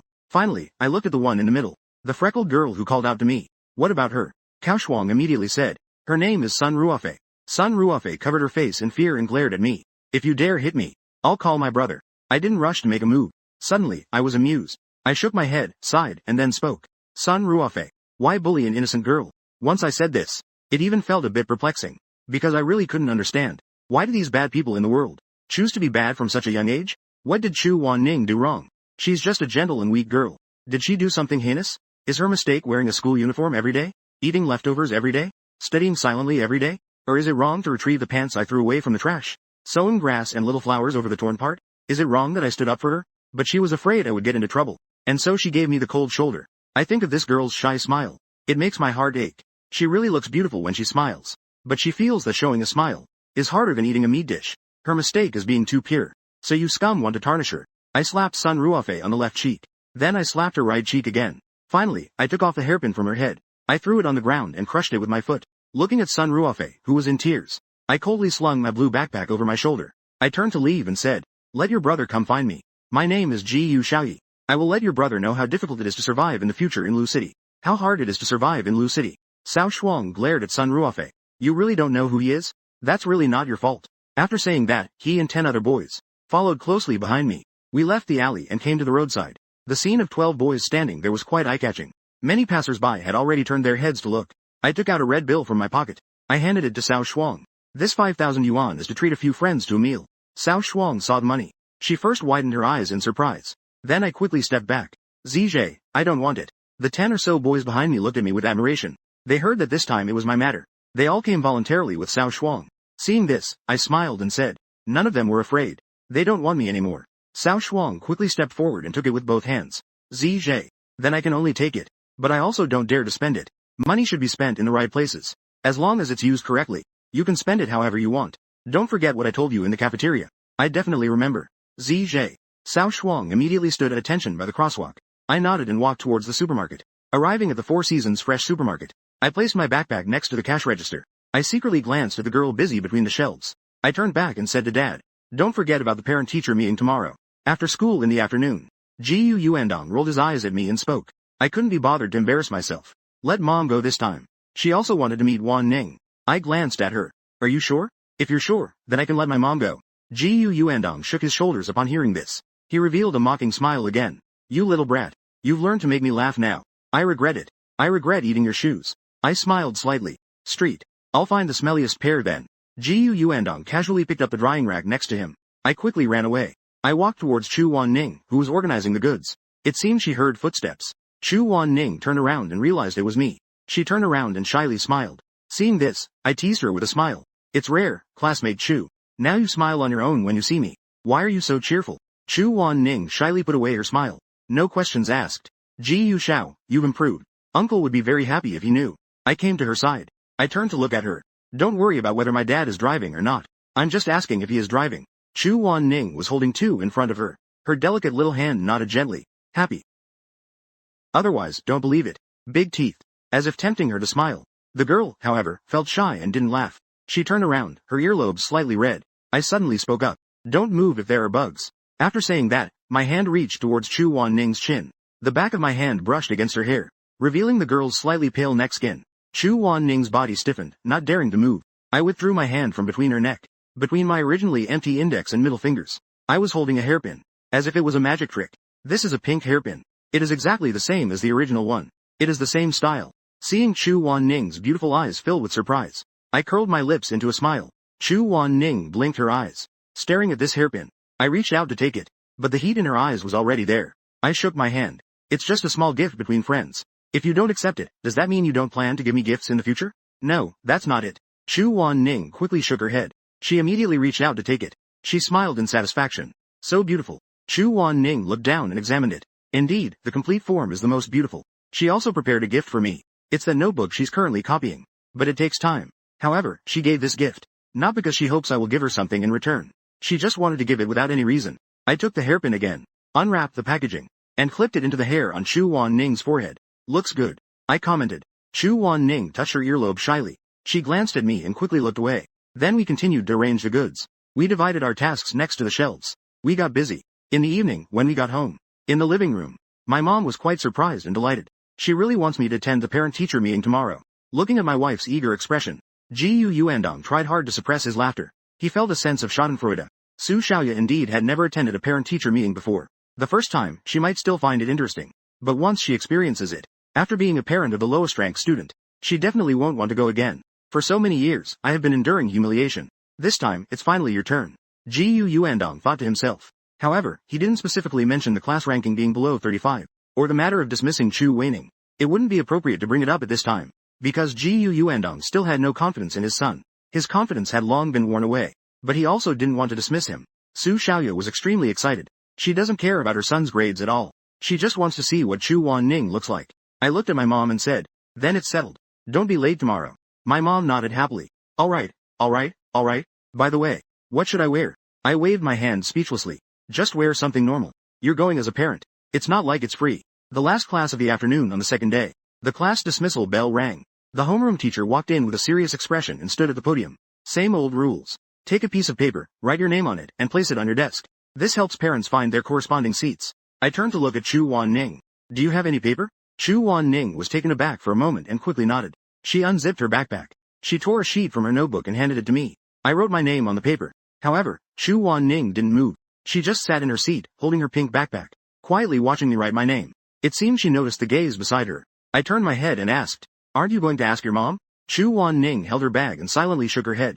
I don't remember if her parents came to previous parent-teacher meetings. Did Chu Wanning's parents come? Because every time there was a parent-teacher meeting, I would run to the playground to play basketball. Could it be that her parents didn't attend the meetings? Thinking about having to bring lunch to my dad, I kind of understood. I didn't continue to ask. I just smiled and said, "My parents don't want to attend my parent-teacher meetings either.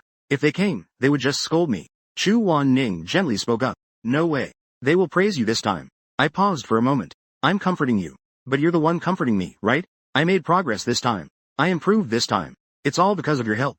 I smiled at her. Chu Wanning responded with a smile as well. I went out first. Then I quietly put on my backpack.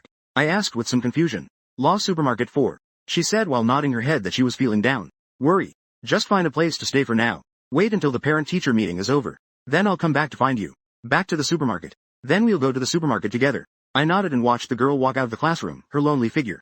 I silently lowered my head. I didn't know what to say. What is the situation at Chu Wanning's home? I really want to know. Is there a way that won't hurt her pride? That can also let me know the specifics of her home situation?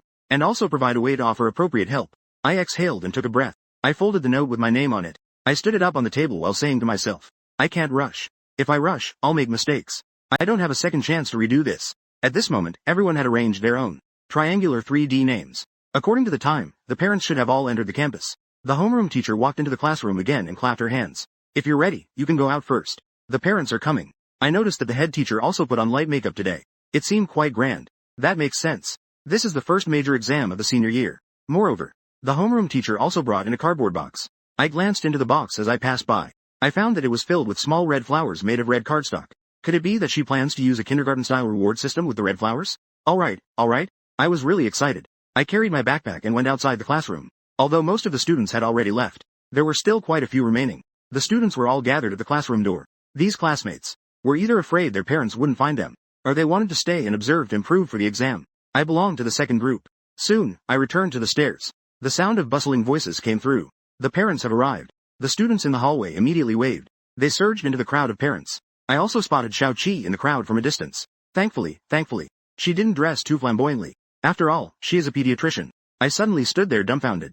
Su Xiaoya squeezed out of the crowd, carrying an unusually large supermarket shopping bag towards me. It seemed like the bag was very heavy. Her expression was somewhat fierce. You could tell there was a bunch of food inside. I twitched my lips and said, "Mom, don't worry. After the parent meeting, I'll also eat." The number I got this time. Su Xiaoya placed the food on the ground. She sneakily glanced at the girls around, and whispered to her son, "This is for Chu Wanning. Which one is she? I don't see any pretty ones." Upon hearing it was for Chu Wanning, I immediately laughed like a blooming flower. Maybe it's a hope that in this world, I'm not the only one who cares for Wanning. So I feel warm inside about the kindness my mom shows. I feel a warmth in my heart. After it's over, I'll take you to find her. You go ahead to the parent meeting first. Only then did Su Xiaoya retract her searching gaze. She responded with a smile. Okay. She came this time just to see the beautiful daughter-in-law. After the parents took their seats, Su Xiaoya adjusted her bag. She turned her head and glanced at the empty table next to her, stunned. She remembered that Chu Wanning was sitting at the same table as her son. Didn't Chu Wanning's parents come? Angry, Xiaoya let out a sigh. She thought of some possibilities, and couldn't help but feel a pang of sympathy. Being a woman herself, she could really relate to this age group. At this moment, I walked to the window carrying food. Seeing this, Zhang Jinsheng quickly reached out his hand. So much food. Give me one. I swatted his hand away. All the parents saw the little red flowers in this paper box. Today we will use little red flowers as rewards. The homeroom teacher stood on the podium with a smile on his face. Students who performed excellently in this month's exam. In my opinion, this method is childish, but effective. Only 2 students will be rewarded in each subject. 1 is the top student in this subject. The other person is the one who has made the most progress in this subject. Of course, who has made progress depends on the judgment of each subject's teacher. Speaking of which, students outside the classroom noticed that the subject teachers were already lined up at the classroom door. It seems that the first thing to happen is the reward segment for each subject. The homeroom teacher is absolutely right. The little red flower rewards are very childish for high school students, but very effective. The students at the classroom door have become nervous, because that is not a little red flower. That is a recognition of honor from everyone's perspective. The homeroom teacher picked up a little red flower and said, first is Chinese. The top student in Chinese is classmate Chu Wanning, 139 points. Applause erupted from the parents in the classroom. Everyone was waiting for Chu Wanning's parents to come up and present the award. But after a long time, no one went up. However, the homeroom teacher didn't seem to have any intention of giving this little red flower to anyone. She just placed it aside. Just then, a voice came from the back row. How about I help hold it for Chu Wanning? My son is good friends with her. Su Xiaoya said. I smiled from outside the window. I affirmed my mom's actions. The homeroom teacher paused for a moment, nodded, and smiled. All right, Gu's mom. Su Xiaoya walked up to the stage with a smile.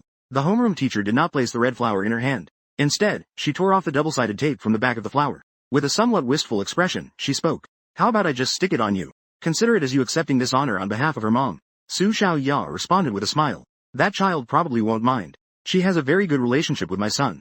The homeroom teacher carefully placed the little red flower that belonged to Chu Wanning onto my mom. Su Xiaoya was about to return to her seat, when suddenly she heard the homeroom teacher say, Gu's mom, please don't leave yet. Su Xiaoya turned around and saw the homeroom teacher take out another little red flower. She raised it in front of everyone. The person who made the most progress in Chinese is Ji Yu Xiaoze with a score of 75. The homeroom teacher spoke up. Su Xiaoya was taken aback. The starting number was actually surprising to her, as she was used to hearing numbers starting with 2. Of course, she wasn't the only one shocked at that moment. There were also other students outside the class. Even I was a bit surprised. The homeroom teacher spoke with a surprised expression. I really didn't expect this. My Chinese exam only had the classical Chinese poetry recitation at the front, and a few multiple choice questions that scored 20 points. But his Chinese essay only lost 5 points. At this point, the homeroom teacher even looked at me outside the window in surprise. My classmates also turned to look at me. I shrugged. No, thanks. The truth is out. I've known for a long time that my essay skills are unbeatable. At this moment, the homeroom teacher spoke up. I looked at his Chinese essay.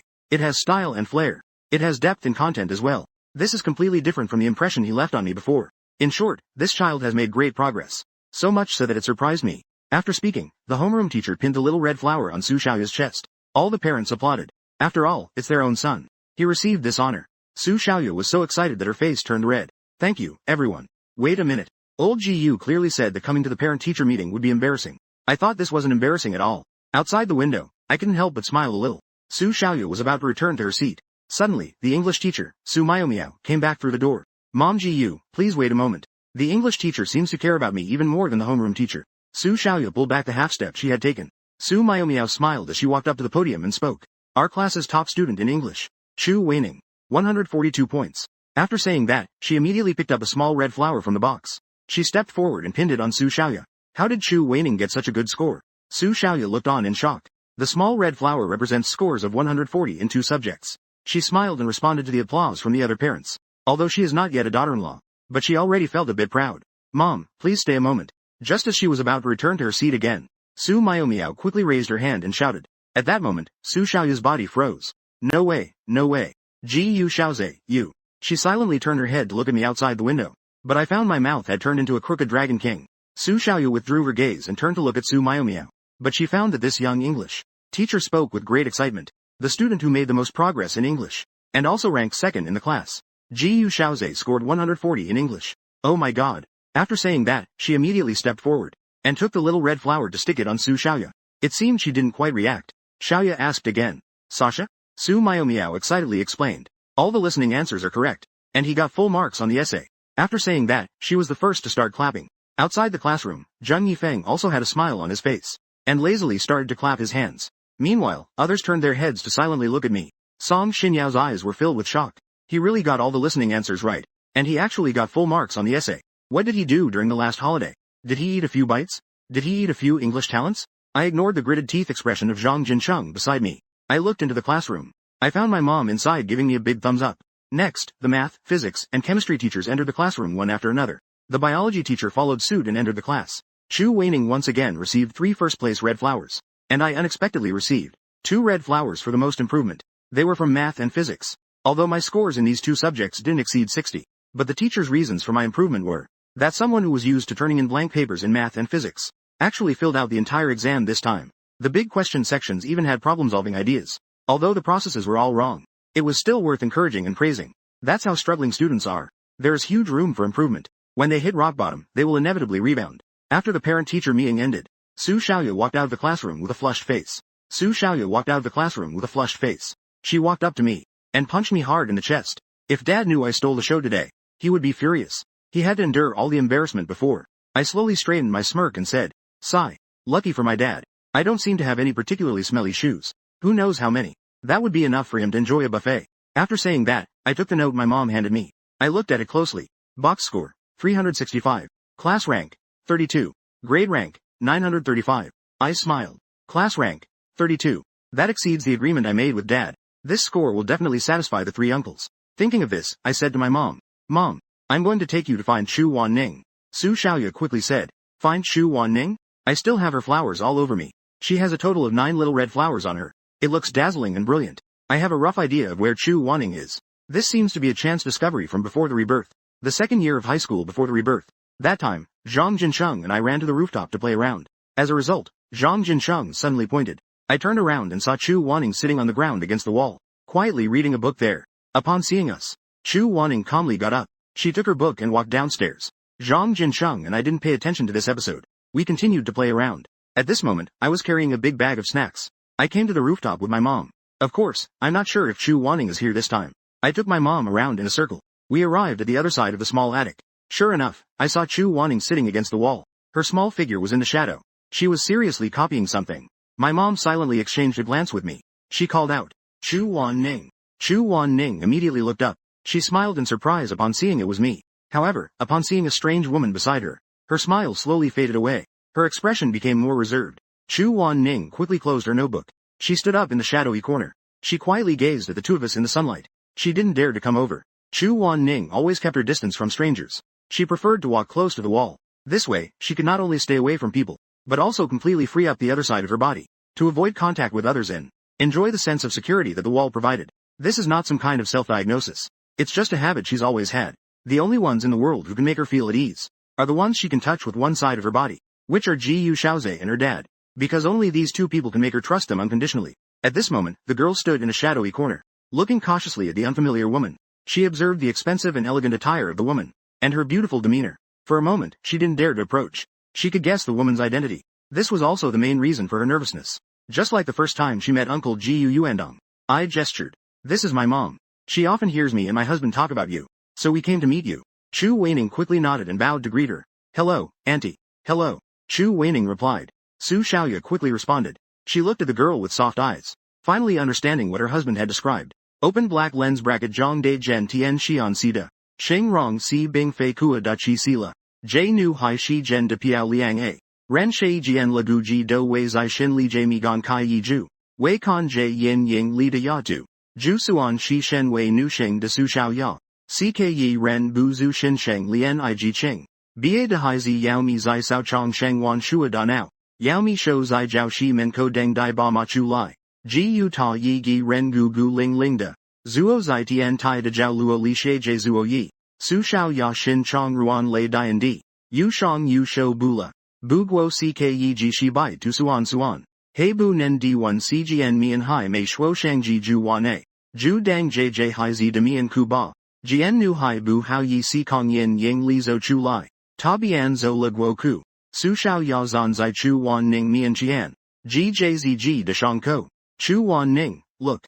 These little red flowers on Auntie's clothes. These 4 here are Ji Yu Shao's. These 5 here are yours. They are awarded by the teachers based on the monthly exam results. What about him? It's the award for the most improvement in the class. You are the reward for being the top in the class. These 5 little red flowers are all yours. You're amazing. You got 5 first places. Chu Wan Ning lowered her head. She stared at these little red flowers in surprise. Her pupils dilated. It seemed she absorbed Su Xiaoya's words. Only one voice remained in her mind. Ning is really amazing. Look. These little red flowers on mommy's clothes. They were just awarded by the teacher. What did the teacher say? Wan Ning is the most well-behaved among all the children. Mommy likes Wan Ning the most. The voice from the memory faded away. Chu Wan Ning slowly raised her head, staring blankly at the person in front. The kind and blurry face has disappeared. In its place is a gentle face that feels unfamiliar. Chu Ning looked at her seriously. She seemed mute, not saying a word. She didn't receive a response from the girl. Su Xiaoya turned her head to look at her son curiously. I, however, looked thoughtful. Because in my view, Chu Wan Ning meeting her mother should have acted shy and reserved. But at this moment, the girl was in a daze. I tried to call out. Chu Wan Ning looked at me. Coming back to her senses, she looked at Su Xiaoya again. The face below became clearer. This also caused a hint of disappointment to flash in her eyes. Her heart suddenly felt like it was pierced by a needle. The corners of her eyes began to redden. Thank you, Auntie. The girl said softly, retracting her gaze. She lowered her head and hugged the notebook in her arms. Su Xiaoya noticed the girl's unusual behavior. She gently spoke up. Wan Ning. If you have anything inconvenient to discuss with Jiyu Xiaozhe in the future, you can always talk to Auntie. Chu Wan Ning smiled and shook her head. Thank you, Auntie. I have something. But your eyes are all red, dear. You said it was nothing. Auntie doesn't believe that. Su Xiaoya felt a bit anxious. The girl in front of her seemed fragile, as if she would shatter with a touch. This made her both anxious and heartbroken. During school days, Su Xiaoya knew that during parent-teacher meetings, the hardest moments were when her own parents didn't show up. Perhaps it was when her best friend's parents came over to talk to her, showing concern for her at that moment. If Chu Wan Ning was upset because of this, Su Xiaoya hoped she could take this opportunity to confide in her. In her view, Chu Wan Ning's parents had not shown up. It definitely isn't just a simple case of missing once in a while due to something. Chu Wan Ning. You have a good relationship with Jiyu Xiaozhe. You even help him at the supermarket every day. From now on, just consider us all as your own family. Your uncle Jiyu and I are both your family, including Jiyu Xiaoyi. Please don't keep your distance from us. Perhaps it was the emergence of this sentence that momentarily let the girl lower her guard. Only then did she look up at Su Xiaoya. With red eyes, she choked out her words. When I was in kindergarten, my mom also attended parent-teacher meetings for me. She was also covered in little red stickers. Just like Auntie now. Su Xiaoya held back the bitterness in her heart. She smiled and gently patted the girl's head. It's okay, it's okay. Mom must have her own difficulties for not coming this time. Which mother doesn't love her child? People our age. Most of the time, there are reasons that make it hard to get away. It's just that it's difficult to explain it clearly to your own child. After finishing, Xiao Ya was taken aback. She noticed 2 streams of tears flowing down. Tears were streaming from the corners of the girl's eyes. The girl seemed even sadder. Chu Wan Ning looked at my mom. 2 teardrops fell as she blinked. She stretched out her trembling little hand and pointed towards the sky.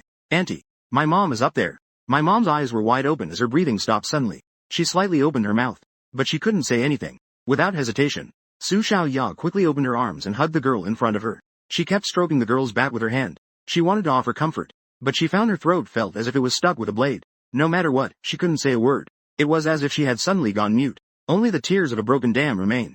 But the girl didn't make a sound at all. Her hands hung by her sides. She let Su Xiaoya hold her in her arms. I couldn't help but clench my fists. Tears instantly followed. I turned around, my right hand trembling. It wouldn't stop. I looked around. I walked into the other side of the attic. I leaned my back against the wall. I scratched my scalp hard with both hands. I leaned. I gritted my teeth and forcefully blew my nose. Leaning against the wall below. Leaning against the whole master. Gazing at the evening glow on the horizon. But my eyes were blurry. I couldn't see clearly at all. I sat alone for a while. I took a deep breath. I wiped away my tears and headed that way. Su Xiaoya was crying heavily at that moment. Chu Weining was gently patting her shoulder, comforting her. Aunt saw me approaching. Chu Wan Ning looked at me helplessly, but I didn't dare to look at her. He was afraid to glance at the girl. Hi, Mom. I supported Su Xiaoya's arm, holding her in my arms to comfort her. My mom was crying so hard she couldn't speak. Seeing this, Chu Wan Ning quickly took out a tissue from her bag and handed it to me with both hands. I helped my mom wipe her tears. I frowned and shouted, "It's okay. Now, you need to take care of yourself. You have to give to yourself. Are you still planning to comfort others?" Su Xiaoya wiped her tears. Sniffling, she calmed down for a moment. I'm sorry. That's just how I am. I can't handle these things. Whenever I think about what if Xiao's mom is gone, had just finished speaking when she opened her mouth and cried again. I gave her a speechless glance. What about the taste of my hand? Losing to my own son. What's wrong? I wiped Su Xiaoya's tears while feeling in my own pocket. Goodness. I still didn't bring any tissues. Only then did I notice that Chu Wanning was holding out a tissue with both hands right next to me. I paused my movements. Only then did I dare to glance at her. Chu Wanning was looking at me with red-rimmed eyes. I immediately looked away, frowning. Silently, I continued to wipe Su Xiaoya's tears. After a while, Xiaoya finally stopped crying. She was finally satisfied. She looked at the shopping bag next to her. She hurried over to it. She struggled to lift it up. Chu Wanning. This is what I intended to bring you from the start. Consider it a welcome gift. You can take it home to eat. Chu Wanning quickly walked over to help. Su Xiaoya placed the bag on the ground. But then she immediately took a few steps back. Shrinking back. I don't want to. Su Xiaoya looked at her with a frown, looking troubled. How can you not want it? It was originally brought for you. These aren't expensive. It's just a small gesture from Auntie. Chu Wanning shook her head firmly, her little face resolute. I reminded her from the side. You can't even lift it yourself. You expect her to carry all this after buying so much. After saying that, I turned to Chu Wanning. Just pick a few things you like and take them. She still remained unmoved. I glared at her. Ning Chu Wanning. Doesn't understand manners. Just take it. Hearing me scold Chu Wanning, Su Xiaoya immediately raised her hand and punched my shoulder seriously. What are you shouting for? I was startled and shrank my shoulders to the side. This is still the first time my dear mom has hit me. Watching me being chased and beaten on the rooftop, Chu Wanning felt anxious inside. She quickly stepped forward and squatted next to the shopping bag. She casually took out 2 snacks from inside. I took them. I took these too. The girl raised the snacks. Hearing this, my mom and I turned our heads to look. Only then did my mom stop her actions. She shot me a glare. She walked towards Chu Wanning. Just take a few more. I don't like snacks. Chu Wanning quickly got up. Holding 2 boxes of cookies, she said to Su Xiaoya. The latter sighed with a troubled expression. Su Xiaoya still wanted to chat with Chu Wanning, but she didn't know what to say. She clearly intended to comfort the girl, yet she ended up embarrassing herself by crying like that. I could see my mom's emotions shifting. I said to Chu Wanning, you go to the supermarket by yourself today. I'll take my mom home first, okay? Chu Wanning immediately nodded. Su Xiaoya said to Chu Wanning, I'll drive you over. It saves us from walking. In less than 10 minutes, we stopped in front of the Four Seasons Fresh supermarket. At this moment, my mom turned to me and said, let Dad come out. We're having a meeting at home. I nodded. That was exactly what I intended. 2 minutes later, Jiu Yuandong came running over excitedly. He leaned against the car window and asked, what's wrong, dear? Serious. Seeing Su Xiaoya's gloomy expression, he seemed to understand something. He turned and kicked me. Did you embarrass Mom again? You made Mom look bad, right? I covered my back with one hand and retorted angrily. It's none of my business. This time it's not my fault. Jiu Yuandong was taken aback. Su Xiaoya rarely gets angry. If she gets angry, then something serious has happened. At this moment, Jiu Yuandong definitely didn't dare to talk to her. He could only get into the car cautiously. On the way home, Jiu Yuandong tried to find out something from me in advance, but I found that I was also very silent. Jiu Yuandong swallowed hard. At that moment, he immediately opened his phone. He deleted the chat history with the neighbor lady, although it was just a simple exchange about property issues. But this was his recent contact with another woman. To avoid Su Xiaoya making a big deal out of it, when a woman is angry, she can be irrational. There is no reason. When they got home, Jiu Miaoyun had already finished school. She opened the bedroom door, holding her stomach, and said, when are we eating? Su Xiaoya looked at her and pointed. Go back to your room. The stock price is none of your business. Jiu Miaoyun immediately turned around and closed the door. The living room fell silent. Su Xiaoya walked to the balcony and picked up a clothes drying rack. She came back and pointed at her husband. How much do you pay Chu Weining? Jiu Yuandong looked confused. 500 a month. Su Xiaoya laughed in anger, holding the drying rack in front of her husband. F was hit hard on the shoulder. 500 yuan isn't enough for my son to go out for a meal. You only pay her 500 a month. She knows herself that the job isn't tiring and the hours are short. It wouldn't be appropriate if I paid her more. Jiu Yuandong was explaining. Suddenly, he noticed a bunch of little red flowers on his wife's chest. He curiously asked, what is this? Su Xiaoya glared at him.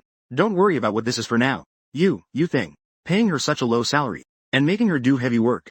Are you even human? Jiu Yuandong helplessly pointed at Su Xiaoya. Then he looked at me. This is Mom. She starts being unreasonable when she's angry. I sat in my seat, feeling uneasy. Just responding. Just spoke in a low voice. Chu Weining doesn't have a mother. Upon hearing this, Jiu Yuandong sat up straight in surprise. Su Xiaoya felt a pang in her nose. She took the drying rack and sat back down. She sighed and said, I saw her today. A person is hiding on the rooftop doing homework. Does she hide there every time there's a parent-teacher meeting? Such a beautiful girl. Do you know how I felt when she said her mother was gone? My heart broke. Jiu Yuandong looked at me and then at his wife. He stood up and said, what exactly is going on?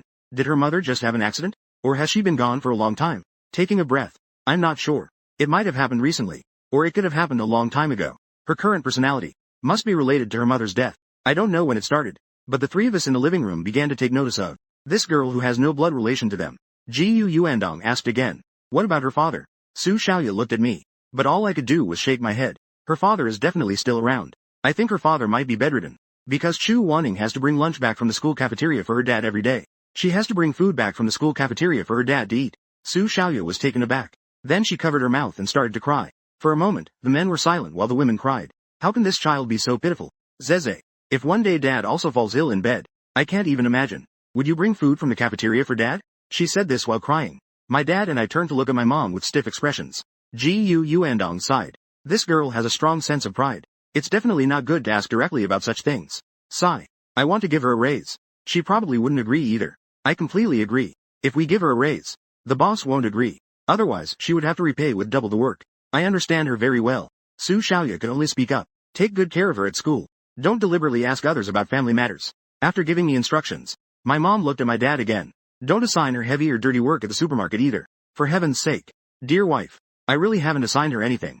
Gu Yuandong was so anxious he started stamping his feet. I was planning that this National Day holiday is coming soon, and we could take her along when our whole family goes out to have fun. Even just for half a day would be fine. It wouldn't interfere with her going home to take care of her dad. Su Xiaoya quickly agreed. Our whole family must take her out to have some fun. Let's help her relax a bit. I'm really afraid this girl has something on her mind that she can't handle. After hearing my mom finish, Gu Yuandong seized the opportunity to ask, so what exactly are these on your chest? Hearing this, she took a sip of tea. She casually replied, my son got a 5. My son only scored 5 on his Chinese essay. He scored 140 in English, second in the class. He made the most progress in math and physics. Each subject teacher awarded him 4 flowers. The other 5 were awarded to Chu Wanning for being the top of the class. The class's top student award. I stood at the front while the teachers awarded me stickers. I couldn't escape the praise.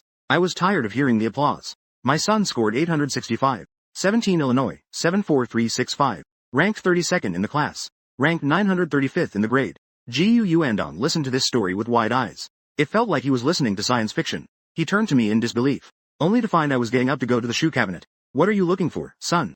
Dad will help you find it. I'm looking for your shoes.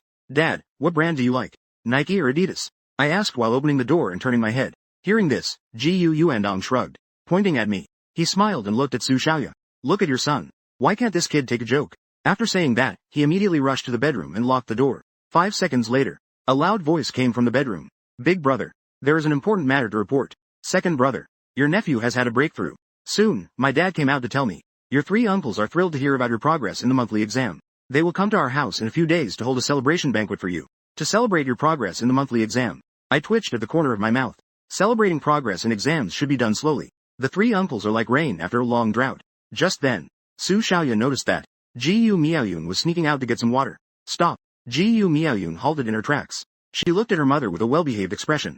Dear mom. Su Xiaoya glanced at her. Your brother has already held a parent-teacher meeting after the monthly exam. The stronger you are, the more dividends you get. A momentary panic flashed across Gu Miaoyun's face. She raised her small hand and smoothly wiped the sweat beads off her forehead. Quickly forcing a smile, he said, no news means we won't hold it. Gu Yuandong tugged at his wife. Miaoyun has also made progress. Whether or not we hold a parent meeting doesn't matter. As long as we know ourselves, that's enough. Seeing dad come to her rescue. Only then did Gu Miaoyun carry the cup of water and walk towards the room. When she reached the door, she turned back and said to me, brother, come to my room. I want to show you something. Gu Miaoyun immediately shouted excitedly. Brother, save me. Gu Miaoyun lunged towards me. Like a sloth, she hung onto her brother. With tears in her eyes, she rubbed her head against my chest. I remained expressionless. Looking at this little loli in the living room, I could roughly guess. When this girl lies, her little toes habitually spread apart by a centimeter. This is a detail that even dad and mom don't know. I looked down at the little crybaby in front of me and asked if I could help with the parent-teacher meeting again. Gu Miaoyun quickly nodded. She held her head high, sniffling pitifully. I looked up helplessly and asked. Gu Miaoyun looked at me with a pitiful expression. 45th in the class. Last place. My expression instantly became more serious. I took a deep breath. At this moment, I somewhat understood Gu Yuandong's previous frustration at not being able to forge steel. I was worth it. Gu Miaoyun, let me tell you. If this continues, you'll be done for. We must let mom and dad know about this. I was hanging onto Gu Miaoyun. I limped towards the door. Just as I was about to open the door, Gu Miaoyun quickly said, brother, I'm willing to do anything you ask. One last time. I can do anything. I stopped and let out a heavy breath. Everything has been moved and everything is back to normal. Be a little nicer to your sister. The next day, the first class of the afternoon ended. I'm going to skip class later to attend the parent-teacher meeting for my sister. Teacher, just say I have something at home. After explaining to Chu Wan-ning, I began to pack my things. Before Chu Wan-ning could react, I hurriedly ran out of the classroom. The bell rang for the second class. The homeroom teacher walked into the classroom. After a while, class started. Suddenly, I noticed an empty seat in the back row of the classroom. Chu Wan-ning instantly tensed up and straightened her body. The homeroom teacher asked in class, where is Ji Yu Xiaoze? In the back row, Chu Wan-ning reacted instinctively. She quickly got up from her seat as if on cue. She seemed to mechanically repeat this lie she had rehearsed many times in her mind. Ji Yu Xiaoze has something urgent at home. The homeroom teacher was taken aback. Then, he smiled and said, he told you, didn't he? Wan-ning. Then it's nothing. Sit down. Chu Wan Ning slowly sat down. She placed her hands on the table. She finally completed the difficult task I left for her, and she let out a sigh of relief. She wasn't used to lying. I stood by the crosswalk. I looked back curiously. What did I see? After the green light, I crossed the zebra crossing. I walked towards the entrance of Jiu Miaoyun's school. It was the same routine as last time. I waited at the school gate for Jiu Miaoyun to come out and pick someone up. I originally planned to chat at the school gate. I was supposed to talk to the uncle in overalls, but I didn't see him anywhere. Sitting next to the flowers. Suddenly, I heard hurried footsteps behind me. I turned around and smiled. Uncle. But what came towards me was a large red brick coming right at me. So you're Jiu Shaoze, huh? A hard brick hit my head violently. I only felt my entire head shake. I was also dazed. I lay on the ground, my consciousness unclear. Warm liquid flowed down from the top of my head. I raised my hand to touch it. What I saw was a sea of red. Intense pain radiated from my head.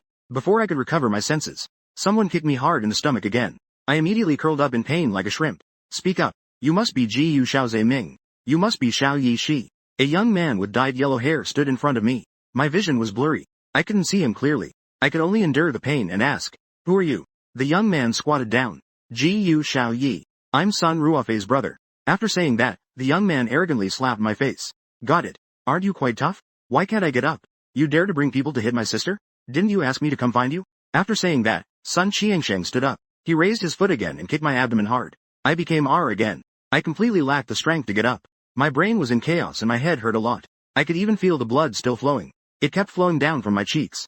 I hadn't heard Sun Qiangsheng's voice for a while. He must have left. I lay on the ground, gasping for breath. My vision was blurry. I looked up at the blue sky. At that moment, I thought of Chu Wanning. It seemed that even in the blue sky, the girl's smiling face was reflected. She looked so beautiful when she smiled. I slightly raised my hand, wanting to touch the sky, but it felt so far away. I feel like I no longer have the strength to open my eyes. My slightly raised right hand was about to fall. At that moment, my hand was suddenly gripped tightly by a strong hand. I opened my eyes again. In my blurred vision, a handsome and anxious face appeared. Xiao Heshang. The uncle in suspenders knelt beside me, anxiously holding my hand, continuously calling my name. The uncle in suspenders was very strong, quickly helped me up. Then he bent down and carried me on his back. He was so anxious that he paced in circles, muttering, Xiao Heshang, don't die. There's blood. Xiao Heshang. He paced in place for a while. The uncle seemed to finally find a direction, and ran in that direction. I was carried on his back, my face covered in blood, reflecting, Uncle, I really didn't expect you to come and save me. Xiao Heshang, don't die.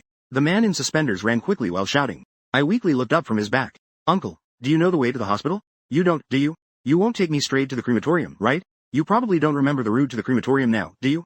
I remember your wife and son both. I feel so weak at this moment. It feels like saying these few words drained all my strength. I completely lost consciousness. The man in suspenders anxiously glanced back. Seeing my head drooping and not speaking, he shouted in despair. Don't die, Xiao Hishang, don't die. I hate hospitals. Xiao Hishang, don't die. None of you should die. Wan Ning, don't cry. Daddy's heart hurts so much. Mommy is in heaven. The hospital. Xiao Hishang needs to go to the hospital. Passers-by by the roadside turned their heads in fear, watching a middle-aged man shouting and crying, while carrying a bloodied teenager on his back. This scene of running wildly by the roadside is as astonishing as a painting. The evening sun sets in the west. Lu City First People's Hospital. I slowly opened my eyes while lying on the hospital bed. The first thing I felt was a piercing pain in my head. I grimaced in pain. The objects in front of me gradually became clearer. Sitting by the bed was a middle-aged overweight man. He had a kind appearance. He was wearing an expensive tailored suit. His face looked anxious at that moment. Upon seeing me awake, the fat man immediately leaned in with concern. Zeze, you're awake. I frowned in confusion. After saying that, I turned my head, and saw beside my uncle, a tall, thin middle-aged man standing there. His gaze was sharp. But at this moment, upon seeing me awake, he immediately spoke gently. Does your head still hurt, Zeze? I shouted, then with surprise. Where's my dad? After saying that, I noticed both my uncle and second uncle. They turned their heads with unfriendly expressions to look at the corner. Jiu Yuandong was standing in the corner as punishment. Hearing my voice, Jiu Yuandong slightly turned around. He forced a smile at me. Then he timidly glanced at my two brothers and asked, Zeze is awake. Can I go see him? I felt goosebumps hearing those two words from my dad. I got goosebumps. My second uncle turned his head with a sharp gaze. How dare you look at him? Think about your actions while facing the wall. Jiu Yuandong decisively turned around. He stood straight facing the wall. Only then did my second uncle retract his sharp gaze. He came to the bedside and asked me with concern. Your uncle is asking you a question. Why aren't you saying anything? Does it still hurt? I nodded and said, a bit formal. My second uncle, named Ji Yuzan, is tall and thin with a bad temper. However, at home, his temper usually only vents on my dad. My eldest uncle smiled gently. JJ, don't be afraid either. The doctor said your skull is tough. It's just a minor injury, plus a mild concussion. After resting for a week, you can be discharged. I nodded and smiled, saying, okay, I understand, uncle. My eldest uncle is named Ji Cheng. He has a kind appearance and a gentle temperament. But I know that people in the industry like to call him the smiling tiger behind his back. He treats me almost like his own son.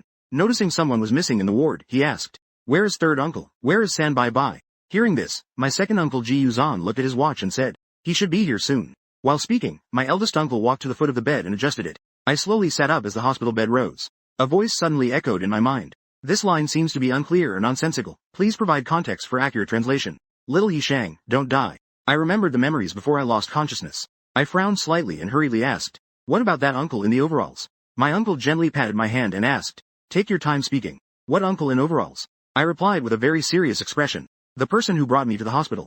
A middle-aged man who seemed a bit unstable. He was wearing blue overalls. Upon hearing this, my uncle and second uncle exchanged surprised glances. Then they turned to ask Jiu Yuandong in the corner. How did Zeze come to the hospital? Jiu Yuandong turned around. I received a call from Xiaoya. That's how I found out my son was in the hospital. This line seems to be unclear or out of context. Please provide context for accurate translation. At this point, Jiu Yuandong paused. He turned around and pointed in the direction outside the ward. I just arrived not long ago. It seems I saw a person wearing overalls, sitting in the corner of the hallway outside. I didn't notice at first. It startled me a bit. I anxiously tried to sit up. It was him who brought me in. He carried me on his back. He brought me all the way to the hospital. Bai quickly supported me. At the same time, he turned back and ordered, what are you standing there for? Why aren't you going? Jiu Yuandong nodded and quickly jogged out of the ward. He arrived at the hallway outside. Sure enough, he saw that shadow still huddled in the corner. If he brought me to the hospital at noon, could it be that he sat here until evening? Thinking of this, Jiu Yuandong hurriedly stepped forward and bent down, saying, big brother, come into the ward first. I'll help you up. He came to the side. Only then did Jiu Yuandong notice that this man was covered in blood. It seems he really did save his own son. I sat on the bed, feeling somewhat complicated inside. I, who have never really believed in fate, am somewhat shaken at this moment. In middle school, I protected the man in suspenders for a long time. I was even mocked by other classmates because of it. They said I was friends with a fool. Back then, I protected the man in suspenders. Now, the man in suspenders has saved me. Perhaps this was destined in some way. A voice came from the door of the ward. I looked up. I saw my dad walking in with the man in suspenders. Upon seeing me, the man in suspenders immediately laughed and pointed this way. He excitedly shouted, Xiao, he is alive. Jiu Yuandong watched him happily from the side. He also smiled happily. The person is a bit foolish, kind-hearted at heart. However, the two uncles were staring at him. The man in suspenders became dazed. The elder uncle stayed in place to observe. The younger uncle walked over directly to take a closer look. The two brothers exchanged a glance. They confirmed their guess with surprised expressions. It really is him. No way. I couldn't help but ask. Do you know the suspenders uncle? The second uncle turned around to explain. He was featured in the Zhejiang Evening News over a decade ago. His name is Chu Songzi, the owner of the Baishi Food Company. He is quite famous. We've also had dealings with him, both in the food industry. Back then, our company was just starting out. He helped us a lot. This guy hasn't changed much at all. He still looks quite impressive. But looking at Chu Songzi's foolish appearance now, the second uncle raised his eyebrows slightly in regret. The suspenders uncle was a big boss back in the 90s. I do remember the sanitation worker grandpa mentioning this. The eldest uncle continued at this point. However, later we heard, he was schemed against by the company's second in command. This led to the company he founded being taken away. Not only that, back then, the suspenders uncle lost everything. My wife and son passed away one after another. Only my daughter is left. Bone. He saved you. Nodded slightly. It's him. Uncle smiled and said, that's really interesting. Otherwise, why do they say life is a circle? Zeze, do you know? The branch company your second uncle is currently in charge of is currently the biggest competitor. It's Baishi Food. I never expected that the branch company Bai is responsible for would now have Bai Food as its biggest competitor, and Baiwei Food as the company that uncle in suspenders founded himself. It's just that the current person in charge is not him. The world is a circle, going around in circles. It's quite a coincidence. Just then, Bai walked over. He patted my shoulder and smiled. I discussed it with your uncle. As long as you get into college, I will hand over my branch company to you directly, letting you be the boss, letting you take on Baishi Food. Do you have confidence? I slightly opened my mouth. For a moment, I couldn't say anything. It's not just a matter of confidence. In my previous life, it was because I went to college. So, will I get a company? I can be the boss directly? Start my own business? I can create it myself? Why didn't you say so earlier? If I had known, I would have studied hard in my previous life. Just then, there was a commotion at the door of the ward. Everyone looked over. They saw 4 or 5 people walking in. At the front was a middle-aged man. Behind him was a young man wearing glasses. He looked like a secretary. Next to him was a bald man. And 2 burly men. The third uncle has arrived. For some reason, with the arrival of the third uncle, the atmosphere in the entire ward changed instantly. At first, the first and second uncles were in control. But as soon as the third uncle appeared, the expressions on the first and second uncles' faces all became respectful. Ji Yuandong even shrank directly into the corner, facing the wall. It was clear that compared to the eldest and second brothers, Ji Yuandong is even more afraid of his third brother. He is really scared. I smiled and greeted my third uncle. A smile appeared on my third uncle's serious face. He immediately walked over and patted my forehead. This head is wrapped up tightly. Does it hurt? I shook my head and smiled. It doesn't hurt when I see Sanbai. You little rascal. My third uncle laughed and patted my shoulder. Zeze has made progress in his studies. Your third uncle praises you. Well done. My third uncle's name is Ji Yuan. I've heard that his position has risen significantly in recent years. Ji Yuan slightly turned to the side, his expression returning to seriousness. Xiao Song. Yes. The bald man walked over, nodding and bowing. Ji Yuan looked at him calmly and spoke. Should I call you Director Song? The bald man was terrified and hurriedly bowed, saying, I wouldn't dare. There's really no need for you to personally come this time. You could have just sent someone to say it. My uncle snorted coldly and then spoke to me. Zeja, this is your Uncle Song. He is the chief of the Baoyuan District Police Station. If you have anything to discuss, you can talk to him. The bald man immediately smiled. He bent down and reached out his hands to shake mine from the hospital bed. Hello. You're Xiaoze, right? Just look at how this kid has grown. Really handsome. No wonder he is Mr. Gu's nephew. Nodding. Hello, Uncle Song. I recalled and continued to speak. The person who attacked me is named Sun Qiangsheng. I heard he is quite famous around Ningguo Road. If you check, you should be able to find him. Because a few days ago, his sister bullied a classmate. So I taught his sister a lesson. Before I could finish speaking, the bald man hurriedly interrupted. No need to mention the reason. We just need to know who attacked you. Uncle Ji Yuan replied. How can we not talk about it? But from what my nephew just said, so that sister was involved too, right? I subtly closed my mouth. Ji Yuan turned to the secretary beside him. This kind of behavior of bullying classmates at school. It's not good.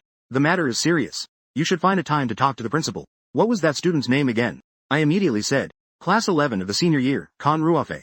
Ji Yuan nodded upon hearing this. Yes, let her go home early. Make a note in the file as well. Be a bit stricter. Bullying classmates is too much fun. The young secretary immediately nodded. Okay. After giving instructions about the student matter, this line seems incomplete or unclear. Ji Yuan turned to look at the bald man. Little Song Network. It's difficult to handle this exhibition. The bald man tentatively spoke up. Do you mean? Ji Yuan was amused. What I mean is, what could I possibly mean? We are in a society governed by the rule of law now. Once you break the law, you must be punished severely. The bald man immediately nodded. Yes, severe punishment. Ji Yuan continued. However, if he goes in and then comes out, what if he does something bad again? Do you have any good solutions? Xiao Song. The bald man stared into Ji Yuan's deep eyes. For a moment, he was speechless, not knowing how to respond. Ji Yuan smiled and patted his shoulder. Nervously. I was just asking casually. The bald man nodded and smiled. His smile looked worse than crying. Ji Yuan's smile quickly faded. Is it funny? The bald man's smile immediately vanished as he shook his head. Not funny. Ji Yuan looked down at his watch and replied. It's 5 o'clock in the afternoon. Before 9 o'clock tonight. I want to see this person named Sun Qiangsheng appear. I have to leave by 9:30. There isn't much time. As soon as he finished speaking, the bald man swallowed hard, quickly turned around and waved his hand vigorously. Hurry. Go to Ningguo Road to find someone. Two burly men behind him immediately rushed out of the hospital room. Ji Yuan gently patted my arm. Don't worry, Zeze. Uncle San will give you an explanation. I nodded thoughtfully. Thank you, Uncle San. Ji Yu nodded, then turned to the bald man and said, I'll talk about some family matters. You wait here for now. I'll call you in later. The bald man immediately spoke up. Okay. At this time, Ji Yuan looked at the uncle in suspenders. I quickly said, Sanbai doesn't need to go out. This line seems incomplete or unclear. Sanbai nodded and then turned his gaze towards Ji Yuandong in the corner. His expression became serious. He immediately walked over and kicked fourth brother in the butt. Ji Yuandong, what are you doing? I just assigned you the task of taking care of the child. You can't even take care of it. Ji Yuandong turned around and spoke with a pitiful tone. Third brother, don't be angry. I never expected this to happen either. Of course, I don't want my son to get hurt. Seeing him acknowledge it, Ji Yuan turned to look at the eldest and second brothers again. And you too. What have you been doing usually? No matter how busy you are, can you be busier than me? For a bit of money. You don't even care about your own nephew, right? The old Ji family only has him as a boy. How can the old lady handle it if she finds out? Can you bear this responsibility? Clearly, he is the third in line. Yet he scolded with the authority of the head of the family. The eldest and second brothers exchanged silent glances. They didn't dare to speak at this moment. Seeing the atmosphere was off, I quickly tried to smooth things over. I'm not seriously injured. Third uncle is the one who saved me. Let's compensate this uncle a bit. His life is very hard. Ji Yuan looked at the uncle in suspenders upon hearing this. He quickly stepped forward, preparing to shake hands to express gratitude. Thank you very much, sir. How should I address you? You could see that Ji Yuan just got angry. The uncle in overalls didn't dare to speak to him. I quickly explained. Sanbai has some mental issues. He can communicate normally, Upon hearing this, Ji Yuan was taken aback. He then silently nodded and sighed. What a pitiful person. I had already thought it through and quickly went back. I didn't know he had family, a son. I want to thank his daughter in person. Then give her some gift boxes.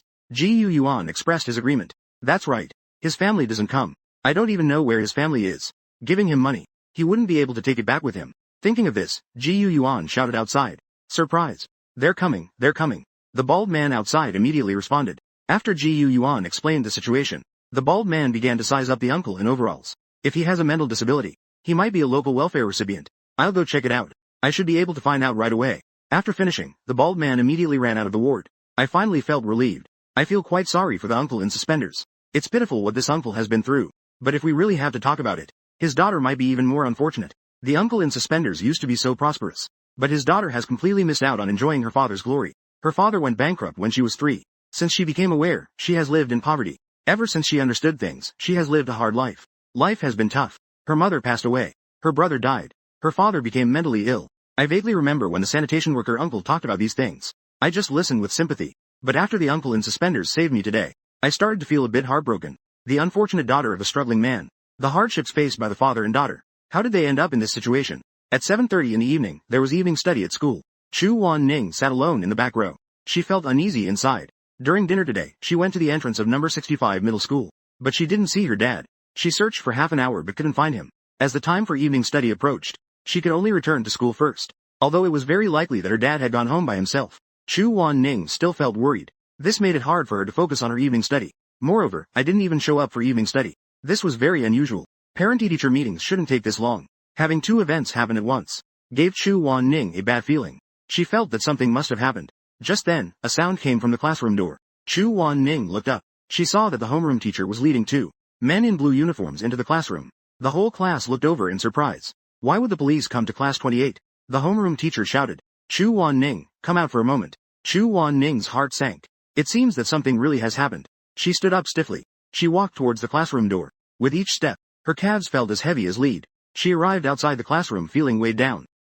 Chu Wan Ning's mind was buzzing. She only heard the 2 police officers say to her, come with us for a moment. The homeroom teacher couldn't help but speak up. May I ask what this is about? The 2 uncles glanced at her. Sorry, we can't disclose that. So, Chu Wan Ning turned back to pack her bag. Several times, she leaned on the table with her arms. Her legs felt weak, almost giving way. She was very afraid of losing something again. She was already tired of living in fear. She didn't want to lose anything else. She followed the 2 uncles to the car. Chu Wan Ning sat in the back seat of the car, lost in thought. She tightly hugged the backpack in her arms. Occasionally, she raised her hand to wipe her eyes. What happened, uncles? Where are we going? Finally, the girl mustered the courage to ask. The uncle beside her noticed the girl's tone. There was a hint of choked emotion in her voice. But then he remembered the director's instruction not to talk much on the way. He could only respond. You'll know when we get there. They arrived at the First People's Hospital of Lucheng City. Chu Wan Ning's feet felt increasingly heavy. She slung the backpack behind her. She quietly walked between the 2 men. They soon arrived at the inpatient department. She looked up at the dense signs in front of her. Chu Wan Ning wiped her eyes again.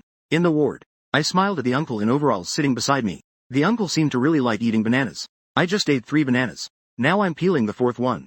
Just then, there was a knock on the door. A police officer walked in and said, her daughter is here. My uncle immediately came over to help me sit up from the bed. At the same time, he said, let her come in. The door to the ward was opened. Chu Wan Ning's eyes were red. Tear stains marked her delicate face, catching everyone's attention. She slightly raised her gaze and stared blankly at me on the bed. I also stared back at her foolishly.